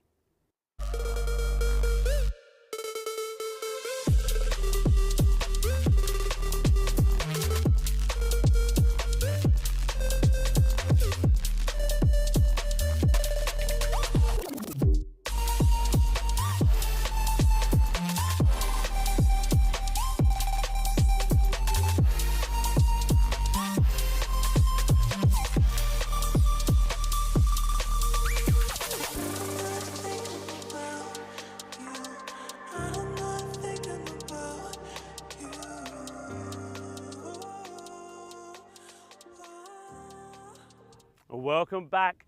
The Prague Spartans taking on Vinaradi. Nobody can really argue that the two best teams are not in the final. They finished top two in the standings as well. These two teams, they have played each other before on two occasions. They played each other once in the group stages. They also played in qualifier number one, and it's the Spartans that have always had the upper hand over Vinaradi. What they've been doing is winning the toss, putting Vinaradi in, keeping Vinaradi to a score between 100 and 110, and then knocking the runs off with 2 or 3 balls to go. It's been close, it's been tight, and I feel this final will be very much the same. Let's go over to the Sheriff, Charles Croucher, for the all-important coin toss for the final. Thanks, Rico, and welcome to the toss for the Czechia Challenger Series with Prague Spartans and Vinaradi to call. Heads. Heads is the call, and it's a tail. We'll bowl first. Spartans won the toss, they'll bowl. And the coin toss goes the way of the Spartans, and the Spartans are not going to hesitate to do what's worked for them on the 2 previous occasions already. They're going to put their opponents in to bat first. I don't think Vinaradi will mind that. My feeling is that having won the last match in the way that they did, and they batted really well to do it, they're going to, I think, relish the opportunity to go out there on a beautiful afternoon and try not to absorb the pressure, play with a bit of flair and get big runs on the ball. They certainly did that in that run chase. What a win that was against Moravian. Good batting there from Adnan. He's come good at the right time. Moyes was good in that one as well. And even the captain Venki scored briskly to get them a win. But they're up against a good side. And just have a look at some of the players that the Spartans have got. Sandeep Kumar has been fantastic. Gupta has been good for them again. There's a lot of talented players in this side. I can see this going either way. Will it be third time lucky or not for Vinaradi? Only one way to find out. Let's go straight to Danny Hudacek for the first ball off the final of this Challenger division. Thanks, Rico. Welcome, everyone, to this European Cricket Championship. Or European Cricket Series, I should say. Where am I? I'm in Prague at the lovely Vinosh ground, and it's the final of this this tournament, the Challenger division of the ECS Prague for this year. And it's between Prague Spartans and Vinaradi. Interesting that the Spartans have decided to have a bowl against 2 batters who are batting pretty well earlier in the last few days. It was the big man, big left-hander Abdul Muiz, who was striking the ball very well, hit a 74. But in the last game, it was Adnan, who looked really good, hitting a 50 in the game against the Moravians, the eliminator.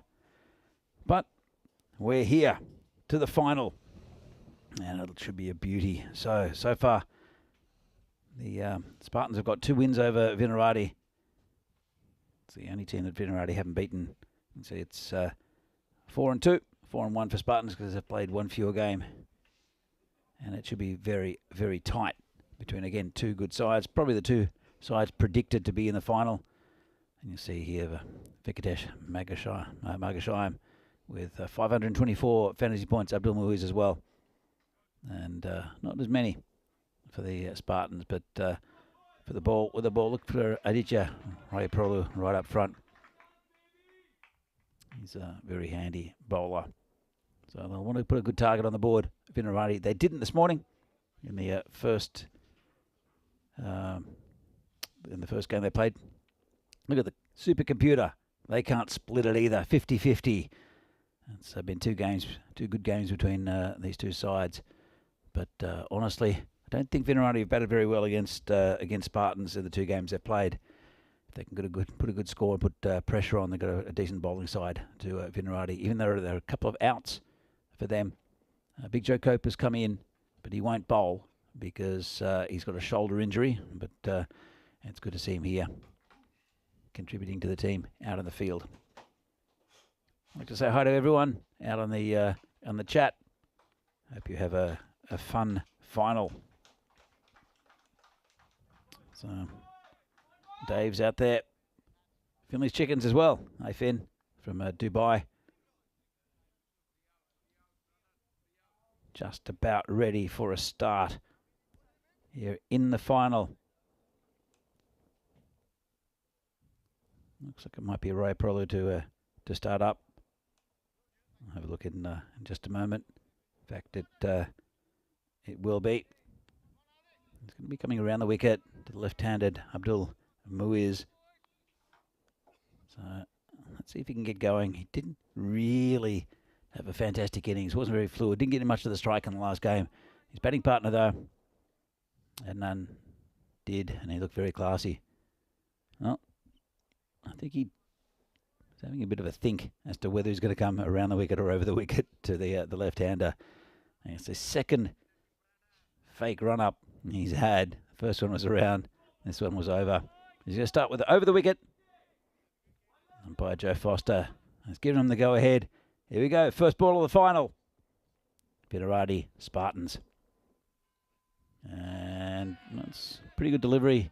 Went away from the left-hander inside that line. Good start there from Ray Pula. Lots of movement across the left-hander. So Abdullah's been bowled twice through the gate, trying to go for a big heave-ho today. And hit that pretty hard. That's going towards the boundary. 4 runs. Nice shot. Clubbed it through the onside. And that's first boundary for Vinarati. Shots fired by Muiz. Right, brother. Didn't do too much wrong. Wasn't a terrible delivery. Comes in again and beats him that time. Good comeback. Let's have another look at this from the front on. Just left him. Good movement across the left-hander. Of course, that'll move into the right-hander.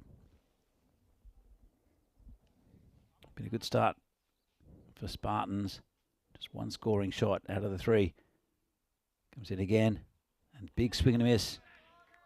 Another good delivery from Ray Prolo. Getting the ball to move around a bit. We haven't had too much swing, actually. The wind probably helping him. It's just a gentle breeze, really going from left to right on screen. So Paul Kempen in the chat. Johnny He. Good to see you guys have stayed throughout the day for this finals day in Prague. This one's clubbed on the onside. Past the fielder, 4 more runs. Well, he dived over it. Did the fielder out there. Well, I can see his keeper giving a bit of a stare. Don't know if it's an evil stare or just want to get his attention. Dheeraj Thakur. He's the captain and wicketkeeper. Very, very handy cricketer. Right, Prula comes in again, and that's going to be a wide. Just misses it slightly. He's getting quite a bit of, well, it's in swing for a right-hander, a right-arm bowler, but outswing to the left-hander. And it's pretty good bowling. Just missed that one slightly. But not a bad over so far. 1 ball left of the first. And again, not a bad ball. Pretty good. 9 from it from Ray Prolu at the end of one BCC. A 9 for no loss.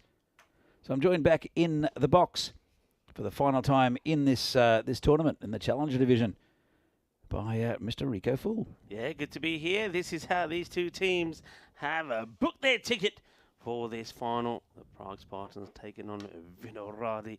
They have met twice before. The Spartans have had the upper hand. They played earlier in qualifying number 1, and the Spartans, as they did earlier in the group stages, winning by chasing down a score below that 110 mark. But they were taken right to the wire to do it. But can Vinohrady get the win when it matters in the final? Welcome to everybody. Nice to have you all with us. Well, this is the man who did the damage in the previous game, Riaz Ahmed. And he's going to start with a pretty wide one, but it's there's no footwork there from the batter. It's inside the line. But he ended up, I think he took 3 for 15. Riaz Ahmed in the previous game between these two. That was the qualifier. Qualifier 1. Bowled very well. Comes in again and just batted back down the pitch by Adnan. Yeah, Riaz Ahmed, he was giving us the Mr. Universe celebrations when he was taking those wickets. He did bowl very well, you're absolutely right, and he was well supported by 1 or 2 other bowlers in there as well, but he certainly was outstanding. 3 for 19. Remember, only Polanders, that one is being hit well, elevated, 1 bounce, and goes for 4. Well, that's the first boundary for Adnan. And one thing that the Prague Spartans will know is this is a partnership, and these two batters are two men that they want to see the backup pretty quickly. The longer they stay out there, the more probable it is that Vinohrady will put a big score on the board. Yeah, it was a good opening stand against Moravians in their previous game, but Spartans are different team, bit more experience. Nice shot there. Clubbed it down a little bit too straight. Got away with it. There's a player there. As I said, one of the highlights, I think, of Spartans is the captaincy of Dheeraj Thakur and his angles where he's where the ball's being hit. That was frustrating for the last in the last game for Vinohrady. They just weren't finding gaps. Yeah, that's a frustrating one, isn't it? Because down the leg side, if you leave it, you get a wide. But he thinks he's going to clip it and get a boundary, but he gets nothing for it. So that'll be in his mind for a bit. This one is going to be called a wide by the umpire. So there is a question here from Fantasy Cricket, whether if whichever team wins this division, whether they'll go up into the Premier Division. Neeraj Tyagi, who's a long-time Spartan who's playing for Bohemians this year in the Premier Division, has answered with they will be in the Premier Group next year. What I've got from Vinny is that we don't know yet, possibly, but it really depends on what format is played. Yeah, I mean, this format's great. I think it's a winner, but it really depends on how it works out next year. Possibly, probably, but maybe not. No one really knows. Yeah, I think you're absolutely right. I think that's the only way to leave it. It all depends on what the format is. If it's a similar format, then yeah, that makes sense. Yep. But if the format changes, then it could be different. It could be also that it's to do with league standings coming up throughout this year with the T20 league, because the reason why these 11 teams who are in the competition here in Czech this year is it was the standings for the competition last year, and Spartans and Vinohrady. Spartans just missed out. Vinohrady finished below Moravians. Nice shot, 4 runs. So they were in there. But the top 6 teams were the top 6 finishers in this competition last year. So we'll see. And I will be back here for it in Prague. It's a nice traditional venue for ECN to come to. It was the very first. I was honoured to commentate on that Czech Super Series over 5 weekends. We had no idea what we were doing there, Rico. It was all cowboy country. I remember it well. I really do. And of course, that was all at a time when the world was changing for everybody. As we see just how things finished. The Spartans, they did finish top, and with that they got the bonus point win. But in terms of records, they both had the same record, won 3 and lost 1. And all of the games, both the games that have been played, have been very close. So I think everybody expecting this to be a really close match. And one thing, Danny, you know, I often say this. When two teams are very similar when you look at the squads on paper, things that could make a difference is in the field. Yeah. Little things like that. Yeah. Making a stop, stopping the ball going for a bound. That would have gone to the boundary if it weren't stopped. Those little things could make a difference. This could be a final that is won by the team that is more outstanding than the other in the field. I think both teams feel pretty well. I mean, they're cut above the rest of the teams in this division for sure in the field. This is nice looking delivery just on the legs. The catches taken usually normally taken. There are drop catches occasionally, and the ground fielding's normally pretty good as well. So, but I think these are clearly the two best teams in this Challenger division. It's called wide. It's got past, and that's a minimo. Yeah, well, just when we say that these are the two best teams, I mean, that is true, but that is not a very good delivery at all from a player who has been exceedingly good over the last few days. I think it's a no ball. Oh, it's close. Close. It's called a wide. Yeah, I think just catches the bit. But one thing that Vinarati have got that's worked for them is this left and right combination. Correct me if I'm wrong here, Danny. Is that? Oh dear. Oh dear. Oh dear. Well, this time there's an edge on this. Gets it right. It gets past the keeper. It gets past the sort of man who's in the catching position as well. Oh dear. Right in the middle. Threads the needle. There's the batter, Abdul Muiz. He's going to get 4 more runs. And Sandeep Kumar, he can't believe the luck, the suerte that the batter is getting. But, I mean, which other left-handers have we seen at the top of the order? We haven't seen many left-handers at all. No. If we sent a good left arm bowler, we've sent a few actually, mainly spinners, but Rai from Moravians. We haven't seen that many left-hand batters at all. No, and that's why it's a very good advantage, really, I think, for Vinarati. And they're making it count because Abdul Muiz is not just an average left-hander. He's a good left-hander. Yeah. So it's bowlers haven't had to bowl too much to left-handers. So most of the time, he's the only one they're having to bowl at. They haven't had too much practice bowling to a left-hander. And field hasn't been set to too many left-handers. It's a big advantage if Abdul Muiz can stay out there. Well, they've got 2 in the lineup.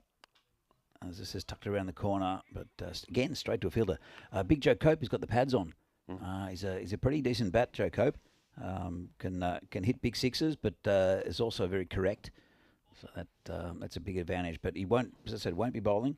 He went to see a specialist this morning, and they X-rayed him. He went a while ago, X-rayed him, and they couldn't find anything. But it's been hurt for a while. And this is over the top, slashed for 4. Nice shot by Adnan. It's good shot played, isn't it? The ball is banged in a little bit shorter by Kumar. He wants to try and finish the over and get away without conceding a boundary, but he will, as that's dealt with nicely by Adnan. What he does here, well, he gets on his tippy toes and he hits it on the up, gets it over the fielder. 4 runs, end of the power play. 34 without loss. They're going pretty well. And again, is these two openers that are right and left combination of Muiz and Adnan. I wouldn't say Vinarati are on top now. It's a pretty even power play, going 11 and over. But it's a good start. Hi to Trip in the chat. Good to see you there. I hope you enjoy the final. This is umpire does the disco wave to signal the end of the power play. That'll be Riaz Ahmed to continue. He will continue. And hey, I want to talk about this. 1983. Some unseemly violence amid the tranquil surroundings of the Neville ground at Tunbridge Wells.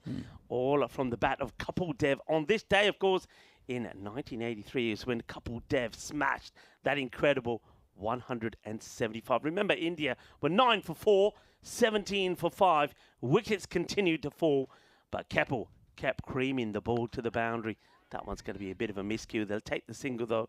175 not out of 138 balls with 16 fours and 6 sixes. The next highest score was Syed Krimani's 24 not out. Kapil Dev scored 66% of the runs, helping India to get 266 for 8.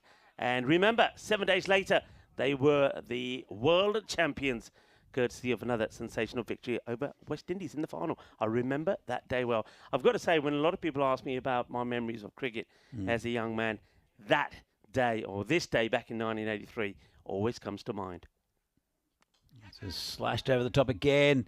and that should go to the boundary, and it will. 4 runs again to Adnan. So it is the end of the power play. They don't have anyone back in that position. They do have a very fine third. Look, Kapil Dev was one of the greatest fast bowlers ever. I think the best ever Indian fast bowler that I can remember. Good all-rounder as well. Scored a lot of runs. He certainly was, yeah. But that day was, I remember watching, we had the old, when you look at the pictures of people in the olden days sitting around the TV, a small black and white TV. Yeah. Well, that was us watching the cricket and watching it all unfold. It was quite unbelievable. And of course, there was some wild scenes. Have you seen the movie, 1983? No. You've got to watch it. It's a fantastic movie, and I recommend it to anybody that hasn't seen it. I think it's just called 83. Somebody in the chat will probably upload. Definitely worth a watch. Excellent movie, been very well made, and it's all to do with that victory Is it a in that documentary? World Cup. No, it's actually they've actually made it into a film. Really okay. good. Really is good. I remember a mini-series in Australia called Bodyline. And, this is in the air, high up. The keeper, neither of them can reach it. Oh, it fell right in the middle of them. I think the keeper here probably, they could still keep running if they wanted to, by the way, but they decided not to. Keeper probably is looking at the fielder, but I really think that the captain, Diraj Thakur, has just got to keep going for this and trying to get there. In the end, I think he thinks that he might get in the way of the fielder, who perhaps, well, a bit of a communication thing there. I really think the keeper with the gloves on should maybe have tried to got to that. Probably not an easy chance, probably does go down as half a chance. Yeah, difficult one. Just picked that gap, didn't he? 41 on the board. Yeah, so Bodyline. A guy called Gary Sweet played Bradman, and he played for my club. I played in the same club as Bradman. This is going to be gone. Well, Riaz gets a wicket, and Adnan will have to go. He got him, I think, in the last game as well, in a similar circumstance. Riaz just worries me about, I worry about his blood pressure when he celebrates. He really does get very excited, start screaming. Now he is on the ground. That's why I worry about it. Look at him here. Down he goes. Too much celebrations. Well, Elvira, show us the celebrations first of Riaz Ahmed, and now we know just why he goes down. Well, look at him. He is so pumped. Look at him. He's absolutely, look, all of that energy. Too much energy for one celebration, and then he quietly goes to a little corner and then sits down on the ground and says, I used up too much energy there. I need to get my breath and my composure back. Well done. The blood rushed from his head, I think. Yeah, I wonder if Elvira's got him sitting down and lying down. Maybe a little bit later as he looks like he's ready to come on to bowl. To the captain now, Venki, who really is looking for a big innings in the final. Yes, Ahmed. He's been bowling really well. This one's down leg side, though. But, he picked up 3 wickets against Vinarati in the previous game. That's a big one early on for him and for Spartans. The end of Adnan, who hit that nice 50 in the previous game. 42 on the board. Still going at 11s. Can't keep Kumar out the game either. Took a nice catch there. Nice shot by Venki on the leg side. Just be a single. I think it'd be 4. 4. No, it won't. That'll be 4. Well, I'm a bit blocked by the edge of this window, and I assumed that there were fielders there. You had a better view of it, Rico. I leaned out of the door and saw this was going in the gap. He plays on his pads beautifully. In fact, I've said this every time he's gone out to bat, because that's how he gets his first runs. He just leans into the ball, and he's timed that beautifully. All along the deck, it's gone nice and smooth, like our mobility partner, Mick Carolino, beep, beep, all the way to the boundary. 4 runs. What a lovely shot. End of the over. 46 for 1 after 4. Yeah, good start for Vinarati, but still a long way to go in this game. Phil has said that it is indeed called 83, and he saw it on Netflix last year. Called it an excellent film. Yeah, it is a great watch. If nobody's watched it, and if you fancy a nice movie on a pizza night, if you have a pizza night at the weekend, and get the popcorn out and sit back and watch. Now, Riaz Ahmed, well, he has overdone himself in the celebrations because he's coming off. I don't know what he's done, but he must have hurt himself. He has bowled his 2 overs, so he now comes off the field of play, and the 12th man comes on. I did see him with an ice pack earlier on. I don't know exactly what he's done, but he did have an ice pack, so I think he's just sort of saving himself. I think it might be his ankle, actually. He's got his shoe off. He's having a chat to the Vinarati boys. So, of course, all these players know each other very well from local competitions, and it's usually pretty friendly. Sometimes there's a bit of banter. Head of banter for Vinarati is Big Joe Cope. It's all very friendly, but he will have a bit of a chat to batters. Yeah, so 12 is on. We give the details of nothing's come through to me yet and who has come on to in place of Riaz Ahmed. But let's return to the action. Chase is on, and nobody's going to get to it. This outfield is quick and fast. And Abhishek Hathmode, who's had a good day, actually, he's had a good couple of days with the ball, but he finds he's first, will go to the boundary. Lovely shot there played by the powerful left-hander Moyes. Vinny calls that area the vortex because everything just gets sucked into it. It is slightly downhill in that direction, definitely the fastest part of the ground, and you see just balls tapped in that area, and it does roll, it does go. It's not much of a slope, but it's enough. So another forward to Muiz, and plays that one nicely. I think a couple of games ago, maybe in the last game, he would have tried to swing across the line, and he's come undone a couple of times with that shot. That one just pushed it down the ground, brings Venki back on strike. Makes a nice sound off his bat, doesn't it? I mean, when he plays the ball well and times it like that. So he was leaning, reaching for it, so he knew it wasn't quite there for the big shot, but pushes it away, gets a single. As Venki now gets on strike. Now, they do have 3 on the leg side to him. That's a good move. Behind square, mid-wicket, long on, long off. And could be close, not out, sets the umpire. I wonder but does he get a little bit on this, or is it just going down? Let's have a look. But it's a good shout, actually, because he does try and work away the straight ball. Yeah, he gets a very little bit of bat on it, but it is impact outside the line or off anyway. So I don't think that was going to get given out. But Hathmode gets a dot ball in. He's coming in quite significantly in this grizzly ball. Comes in again. And that one is outside off stump. Knocked down by the fielder. I think it's Punalet. And they'll just get the one hit pretty firmly. Saved 4 runs, you know, or saved 3 because they do take a single. That was crunched. And they like to have that sweeper in the extra cover area. That's where the bowler and, as you mentioned, the captain, who's the keeper, Diraj Thakur, gets the lines. And most of the times they get these lines right. It's a good bit of fielding. A good solid hand on that stops the boundary. Dave asked what we actually see, and I'll tell you in a sec, Dave, after this ball. And just tucked around the corner for a single. So basically, it's a little shed. It's a I don't know. It's like a container, I guess. Yeah, but it's quite comfortable. It's warmed up a little bit, but we can't really show you. I mean, I'm sure that we'll get a camera pointed at this thing in a little while. It's pretty comfy. It's just slashed over the top. Should go all the way for 4, and it will.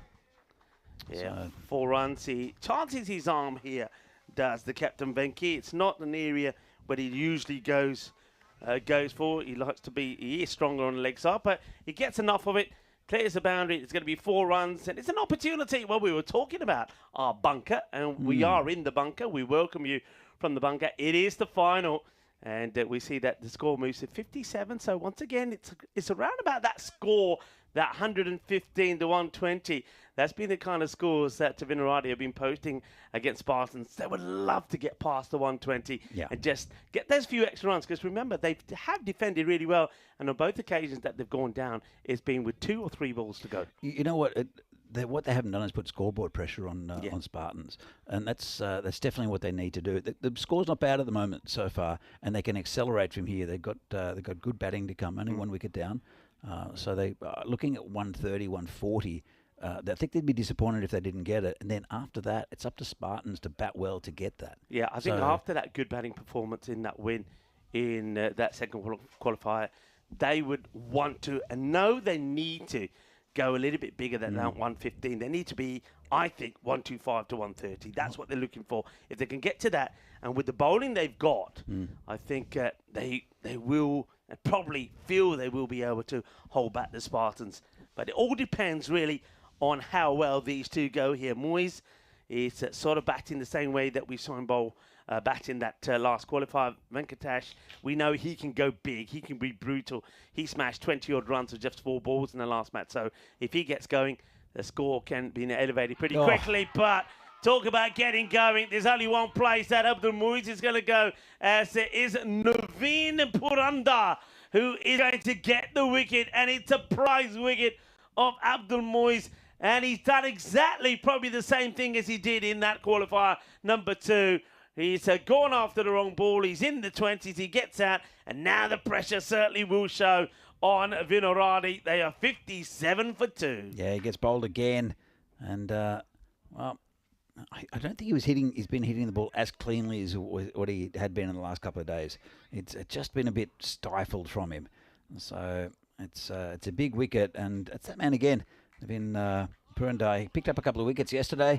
And it was for not many runs.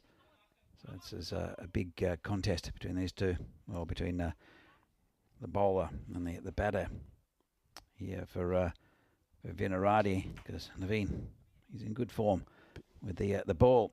Yeah, just pace off, and he just played down the wrong line. But this is a man who did impress. I did like what Tiwari did in the last match. He came out and he stuck around 22. I think he made of 6 deliveries to help his team to race to a victory. Well, it comes around the wicket. It's hit pretty firmly. Just get a single. So 57 for 2. So yeah, look what we've got. I've got a window. It's a fair size window, but I see the pitch, but I don't see the extremities of either boundary on the off or the on. Whereas Rico's got the door. I've got the door. And I normally, when Vinny commentates, and this is tucked around the corner, going through the vortex, but there's a fielder out there. They'll come back for 2. Have to hurry. I think he's gone. Oh, this is going to be really close. Is that well? The batter's not waiting. Nah. He knows he's in trouble. Venki wants to. He doesn't get this as well as he likes, but he feels that he needs to get more than just the one from it. Takes on the fielder. It's a good, solid throw on one bounce. Let's see if the keeper makes any mistakes. No, he doesn't. And Venki is going to be gone. He's quick, between the wickets, but not quick enough. It's another one that goes, and that's disaster, really, for Vinaradi. Yes, it is. And, well, he's upset with himself. They went pretty early. He's another one that smashes his pad with his bat as he comes off. But it was a good pick-up and throw. Let's have a look. Really attacked it.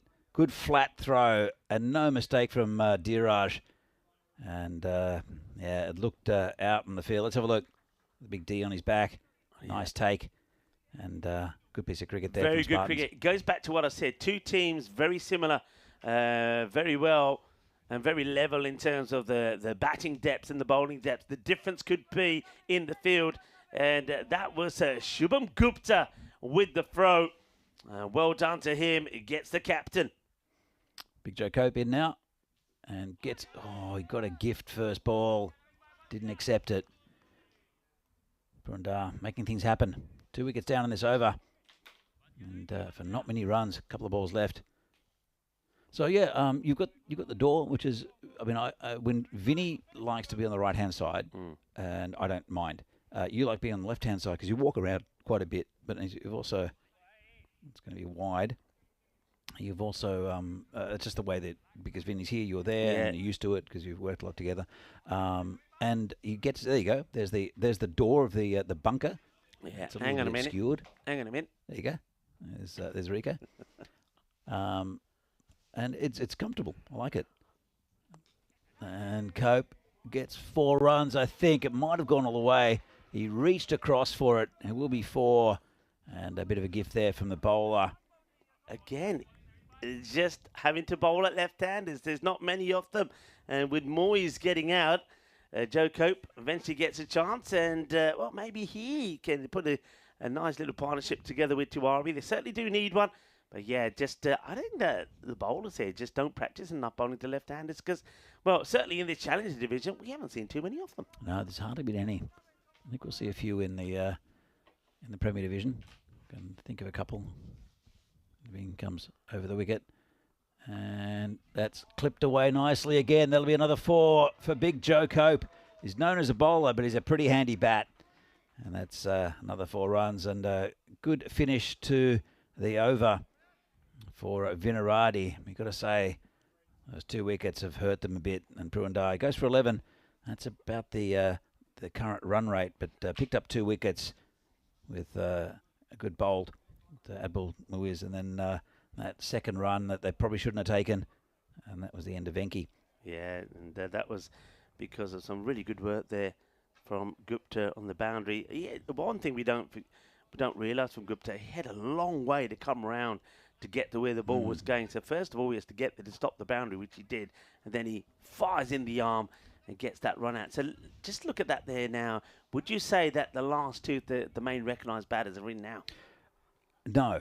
No? No, it's still got a bit of batting. Praveen's a good bat. He Yeah. just Hasn't clicked yet. We've seen him opening, of course. Yeah. He's a classy bat, but I had a bit of a chat to him. Just hasn't been playing and taking things seriously. But he said, "I'll take it seriously in the final." So new bowler. Oh, gone! Played across the line. That's the end of another bat, and that's the end of Tiwari. And well, it's very, very good bowling. And Dhiraj comes and congratulates his bowler. Just played across the line. Not a great shot. No, I was going to say, in terms of the bowling, he just got it up there, but it looked ugly, and we'll see it again. It's not a good shot from a player like Tiwari. It's an ugly hoik across the line. The stumps get knocked over. And, well, we were talking about Praveen Sharma. I was thinking, well, he'd be hoping that he doesn't have to go out there and that Cope and Tiwari can get plenty of runs on the board. It's not going to be. We are going to see him. He's in next. Well, still some decent batting as well. We saw Mohammad Faizan score some runs as well. He'll come in as in the next couple in the order. Yeah, he's still got Siddiqui. He can certainly give it a club or two. Yep. Okay. Bowler comes in again, and it's been nicely struck. There's a fielder out there, and just a single. Bring the left-hander back on strike. No, it won't, because they're going to sneak another one. Well, I got through the keeper. So 2 runs again to Vinaradi. Don't normally make too many mistakes in the field. They're pretty tidy. So that's a little error. It means that Praveen Sharma stays back on strike. Mind you, maybe Faiz Ahmed is happy that he's continuing to bowl at the right-hander and doesn't have to try and adjust to the lefty. Another thing that I found a bit strange that's coming to the game a little while ago, and this is just over the top, this will be 4, is the fielders throwing the ball, throwing back to the keeper, but on the half volley, like it gets to the keeper on the half volley. Just throw it into his gloves. Yeah. If nothing's on, throw it into his gloves. Exactly, yeah. You don't want to make it bounce, especially on this type of surface, because of the matting. If it hits the edge of the mat, it'll go anywhere. Could go anywhere, yeah. So it's something, again, which is just, you see it in higher levels. It just goes straight to the keeper's gloves, but in this, they just bounce it in, or half volley it in. All right. Ahmed comes in again. Hit pretty firmly, and just in front of the fielder, who gets his body behind it. He does well. I saw 4 runs happening here because I didn't think it was catchable, and you can see it's not. It was always dipping, and I thought he's going to do the old classic, and it's going to get past it. But fair play to him. He throws his body at it, maybe gets a little bit of luck as well. So it'll just be a single. And Cope back on strike, 8 of 3 so far. The left-hander. Now let's see how Faiz Ahmed adjusts to the lefty. Big partnership here, I think, for Vinaradi, if they can both get going. But that's what hasn't happened ever since the opening partnership. It's just been a spate of wickets. And drags that one across just for a single. I'll look for 2. They won't get it. Just having a look at the field here, I'd be quite tempted when Cope is wet batting to bring the sweeper out on the offside in onto the edge of the circle, maybe put the 3 on the leg side, because Cope doesn't seem to be looking to hit on the offside. He's looking to drag across over the leg side. Yeah, it's in his hitting arc, but he does play okay in the big swing and a miss. I was going to question, the umpire doesn't seem to be too interested. We'll have a look at it side on, and just to see why the wicketkeeper likes this. And let's have a look at this. Don't think that foot comes up at all. We'll see it here. It stays planted. Yeah, not out. Not a bad bit of bowling, though. It is the end of the 7th over. 76 for 4. That over just goes for 8. And there was a wicket of it off the first ball as well. So 3 wickets have fallen in the last 2 overs. for a total of 19 runs. We're going to see all the teams in action tomorrow in this the Premier Division here in Czechia. Bohemians Prague first up. That's or PCC, I should say. First up is going to be an absolute cracker. They're defending champions and the perennial champions. They've won most of the tournaments here over the years. Bohemians won the first one, won the last one. Apart from that, it's all been PCC. Yeah, and remember that final? I still remember that final last year. 171 for 4 to Prague CC's 164 for 7. What a final it was. It's turned around the corner by Cope. Just be a single. Oh, no, it won't. Goodness me. Oh. My nanga karke dandiana kutto. That's what I would say there. That is shocking. Yep. Absolutely. Moments like that can change the way the match is going. It can shift the balance. That's really untidy. And, that can hurt them big time. Yeah, it's a bit lazy, isn't it? And I'll call him out too. That was Faiz Ahmed out there. And not good enough. Well, it comes in again. And Cope hits it nicely through the offside and gets behind it that time. The fielder. Just a single. Bring Praveen Sharma on strike. I think Praveen's been definitely guilty of not going through with shots. He's just held back. And he's just not batting with confidence, I think, because he's apparently hasn't really been taking it that seriously this year with his cricket. And that is tried to tuck it around the corner. Balls are wide here for me, actually, this. And the bowler, Mode, is asking the question. I think he should be happy. Maybe not. Actually, would have gone over that leg stump. So, I take that back. But it wasn't the best of deliveries, was it? And in the air, it's going to get over the infielder. Will he get to the boundary? No. They've come back for 2. Praveen still hasn't got the big levers out. He hit that pretty well, but not quite timed yet. But at least he's being more aggressive and really going through with the shots. At the moment, it looks like it's going to be the same kind of score, batting first for Vinarati as it has been the last 2 occasions. They're trying to get into the 120s, but they need a big over to help them do that. That'll help. That's 4. Yeah, nicely struck. Nobody there.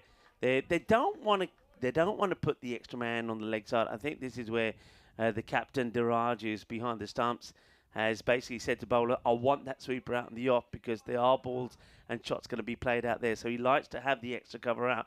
That means that with long off straight, he can't have the 3 on the leg side. And there's been a number of balls that have gone in that area. That's another one that's been played away there from Praveen Sharma. Well, he said to you he's going to save his best for the final, or maybe he is. That's another boundary to him. He moves to 12 off 7.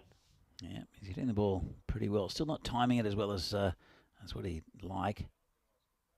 And good bowling. Dot ball. Good contest this by 2 good teams. Yeah, end of the over. 10 come off that one. So they just haven't got the biggest over that we've got so far was over number 3. Funny enough, that was from Sandeep Kumar. That went for 15. We've had a 12 in there. The very next over from Riaz Ahmed went for 12, but he did take a wicket. Then it's gone 11, 11, 8, 10. So they just haven't been able to get that additional boundary. There's been 2 boundaries in the over on average, but they're looking for that 3rd, and they're quite not getting there. So with 2 overs to go, they're on 86 here. The expected score staying around about that sort of 105 mark.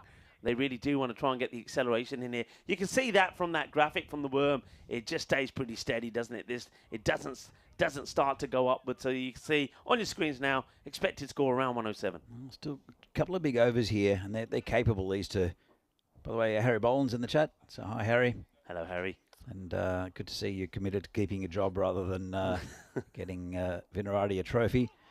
It's a swing and a miss there from Joe Cope. I want to congratulate Harry for a really good performance in this series. Yeah. Harry, you bowled very well. The 3 for you took yesterday was great. And we only got a chance to watch you bat today, and what a good knock from you, scoring that 40. So well played, and all the best for the remainder of the season. Absolutely. Shot! Yeah, baby. That's what we're talking about.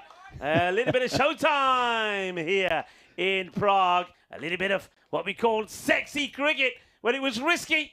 Well, sometimes you've got to take the old risk in life. And he takes this right off the top of the stumps and gets 4 runs. That would have smashed in the middle of middle. But Joe Cope, with a bit of subtlety. That's a nice shot. Well, it comes in. Well, no subtlety there. Straight through him. Good comeback by the bowler. And that's where the previous one would have hit. So another wicket goes down. Well, this is the way it goes sometimes. Look, there's always time for a little bit of sun, sea, sand and sexy cricket. Well, Joe Coke played that quite beautifully. But sometimes too much of the good stuff can wear you out. And then he plays an ugly shot to get out. But look, it's coming towards the end of the innings. I'm not going to criticise him too much. He's got to go for it. And bear in mind that he is doing his team a big favour to get out there and play, even though it's his injury. I'm not going to give him a hard time. He's done his job, I think. Some valuable runs, 18 of 9 and 4 fours on that way. Well, this was the good stuff. That was the sexy cricket. And that brought us to our feet. And then the very next one was the naughty cricket that got him out. Next batter comes out, and it's Mohammad Faizan. Let's see what he can do. Well, that's what he can do. Get bowled. That's 2 and 2. Just good bowling here from Sandeep Kumar right at the sticks, and he's on a hat trick. Well, Kumar, I just mentioned a few moments ago how the overs went, and I said his over, strangely enough, was the most expensive, went for 15, and now he's coming back and showing what he can really do. This is him at his best. Goes a little bit wider, angles the ball in, so the batter's facing his first ball, and he knows he's got to get on with it. So he plays down the wrong line, stumps knocked over, chuck the patte, Mohammad Faizan goes for 0. Well, it was a short one, and as I said, Sandeep Kumar on a hat trick. I reckon he should aim at those stumps again. We'll see here. The last hat trick was of Inarati, and it was Abdul Muiz. We'll see with the ball, no doubt. Here we go. And hit hard, just over the fielder, 4 runs. Not too far away. Ooh la la la. It was close. It was a matter of a few centimetres, I think. Just over those outstretched fingers. And Bilal Ahmed. And he's the batter, gets about. Bilal, of course, didn't score anything, I think, in the last match. So it was risky, but he gets the boundary. 94 for 6 with a ball to go in the 9th. They say it all happens in the 9th. Plenty's happened in this one. As here we go. And down leg side, going to be wide. So 1 over after this. Boundary would be handy for Vinarati. 6 would bring up to 100. Let's see what Bilal Ahmed can do. He's swinging hard at it. Bowler comes in again. And, gets it behind the keeper. 4 runs. Bit lucky, but they'll take it. Brings them to 98. Let's have a look at this one. And, inside edge. And nothing the keeper or the fielder can do about it. Hay veces que necesita poquito de suerte. Eso es un montón de suerte. At times you need a bit of luck, and they do say that luck favours a fortune. Well, the last 2 batters swung and had their stumps knocked over, whereas Bilal Ahmed this time, who got a duck himself in the last match, he's found a way to once just get over the fielder. This time an inside edge, which almost cannons back onto his stumps, but goes to the boundary. 99 for 6. 6 balls to go. How many can they get to? Can they get past that 110 mark? Maybe try and get and push on to kind of a 115 to 120 score. Yeah, it seems to be kind of like about their limit against Spartans, doesn't it? So I'm still going 11 and over. Let's see how this last over finishes up. And swing and a miss, goal to wide. Oh, let's have a look at this again. Certainly, I must admit, from my viewpoint from the door, didn't look that wide. I think, actually, it's a good definitely call. Wide. You know why it didn't look that wide? Because the batter did come across, but the line doesn't move these days. So, a good call from the umpire. Bowler comes in again and gets a bit of bat on it. Just be 1. This is Aditya Prulu, who comes on to bowl 9, came off his first. He's been very, probably not taking many wickets as Aditya, but his economy has been good. He's a good bowler, Aditya. Seen him, saw him last year for sure. Comes in again and hit well, hit long, hit for 6. Well, Bilal Ahmed, he hit him right in got him right in the hitting zone. Have a look at this. Shaba. Changa shakka Maria, Batke shot Maria. That is big. That's nice. That's una grande. Is out of the middle. Sweet out of the middle. Little bit of rasmalai in the final. And can he get a few more out of those? I'll definitely try. 107 is the score. And they got to 108 in the qualifier. 4 balls left. And wide. So a little bit loose there. You can see what Ryan Prolage was trying to do, but just dragged it. It's been a lot of cricket in the last 3 days for all these players. Bit of tiredness creeping in, maybe. Vinarati have played 1 extra game as well because they lost the qualifier, the first qualifier. Had to play in the second eliminator. It's Ryan Prolage again, and gets a dodgy inside edge, but there's a fielder there. Just be a single. Well, maybe not. That's really. I mean, the Spartans, at times, they've played some really good cricket and they've been very good to watch. But we've seen a couple of moments of real madness from them in this final. I mean, there's never 2 runs here. Now, if Bilal Ahmed smashes his next ball for a boundary, then you're going to turn around and point fingers at the fielding side and say, well, he shouldn't have even been on strike. Should have been a single. Been a nice little cameo so far from him. Hits that pretty firmly. There's a player back there, straight to him, just a single. Well fielded, well watches the bounce, takes it cleanly, so it doesn't go to the boundary. But, all right, Pravin Sharma, he will get back on strike. 13 of 9.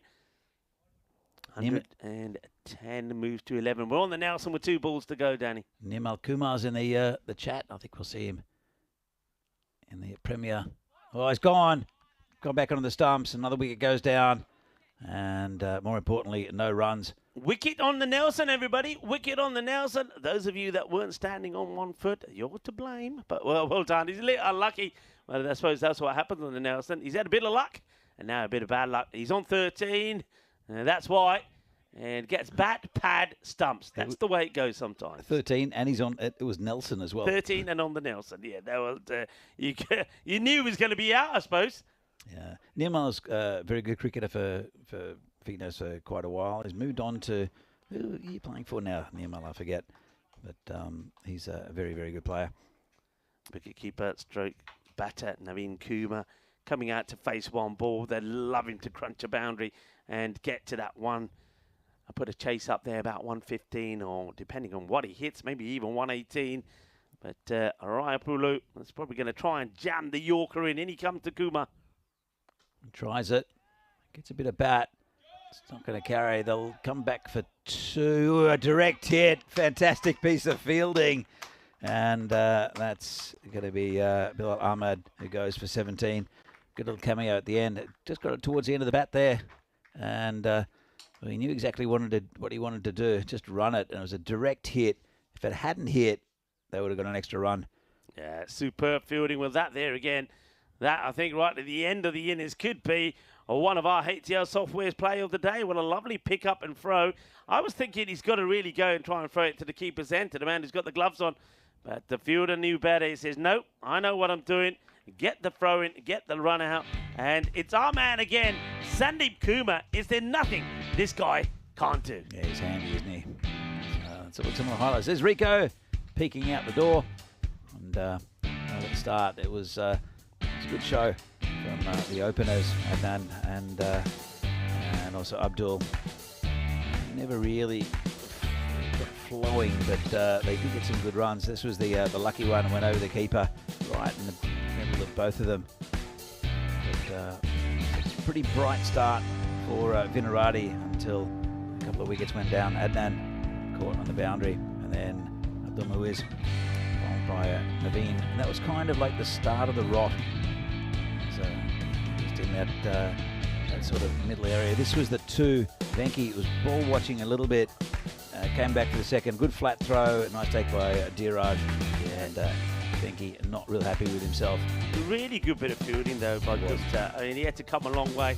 And then just one thing I have to say, it seems like Dheeraj Thakur just knew when to make those bowling changes, knew when to go with the seam, knew when to take it off. I mean, the introduction of Naveen worked really well. Yep. And then bringing back Kumar there in that 9th over really well. Just knew what to do and when to do it.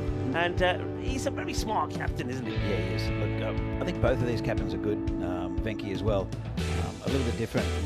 Diraj from his position behind the stumps, as I said, gets those angles right. He knows his players. He's been with the club for a long time, and it's just a very, very good cricketing mind, this Diraj. That was a bit unlucky there, wasn't it? And we saw the ball before that went to the boundary was the hat-trick ball that just got over the fielder. This went a long way up in the air. They're running hard, and the direct hit when they were trying to scamper through for the extra run. A good throw, and they'll only get the one, so 112 for 8. I think that scorecard may not come up straight away there.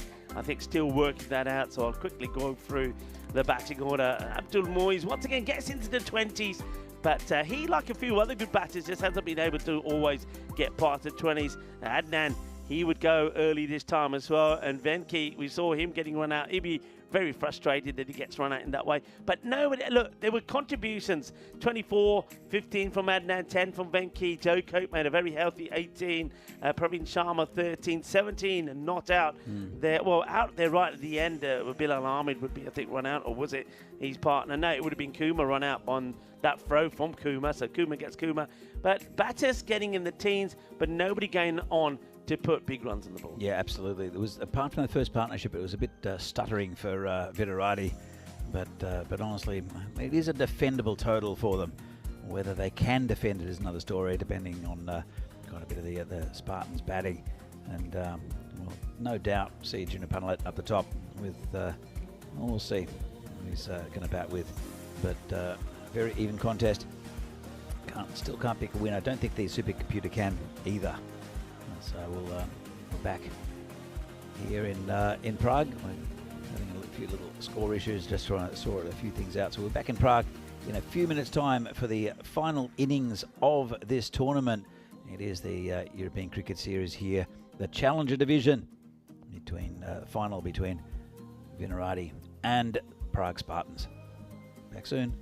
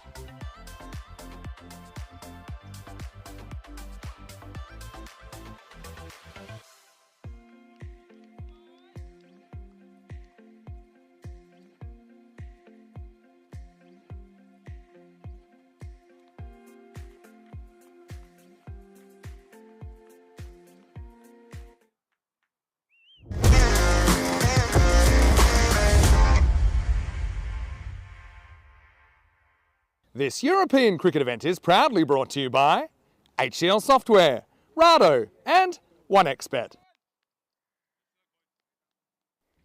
And welcome back to everyone for this final innings of this European Cricket Series here in Prague, the Challenger Division. And that'll be the innings of Prague Spartans to see if they can get the runs they need to lift the trophy. We'll see if Vinarati can bowl them out or keep them within the target. So thank you all for joining us throughout this tournament. It's been a lot of fun, a lot of good cricket. More coming up tomorrow with the Premier Division. The big boys turning up first game at 8:45 local time. Target is 113, not a huge total, but wow, could we have a golden ball? That would be about the right total for a golden ball. You're going to see Abdul Muiz open up.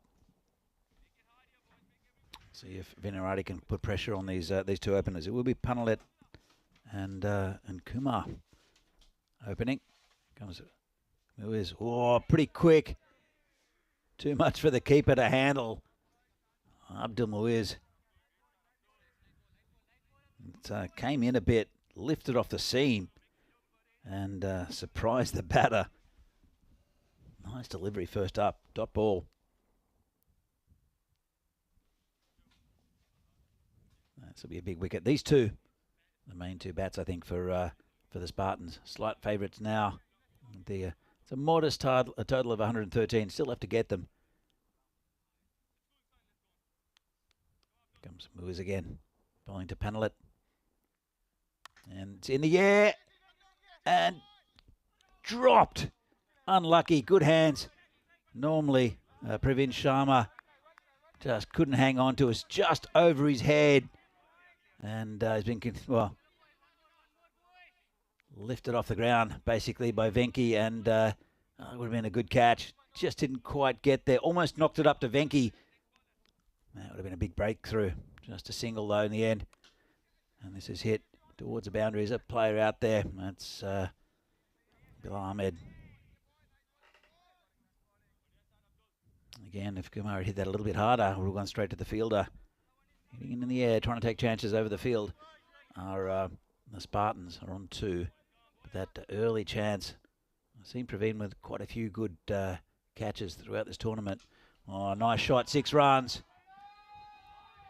Ginu, he's in good form and takes that from outside off stump, drags it, and it's slightly coming in to him with the swing.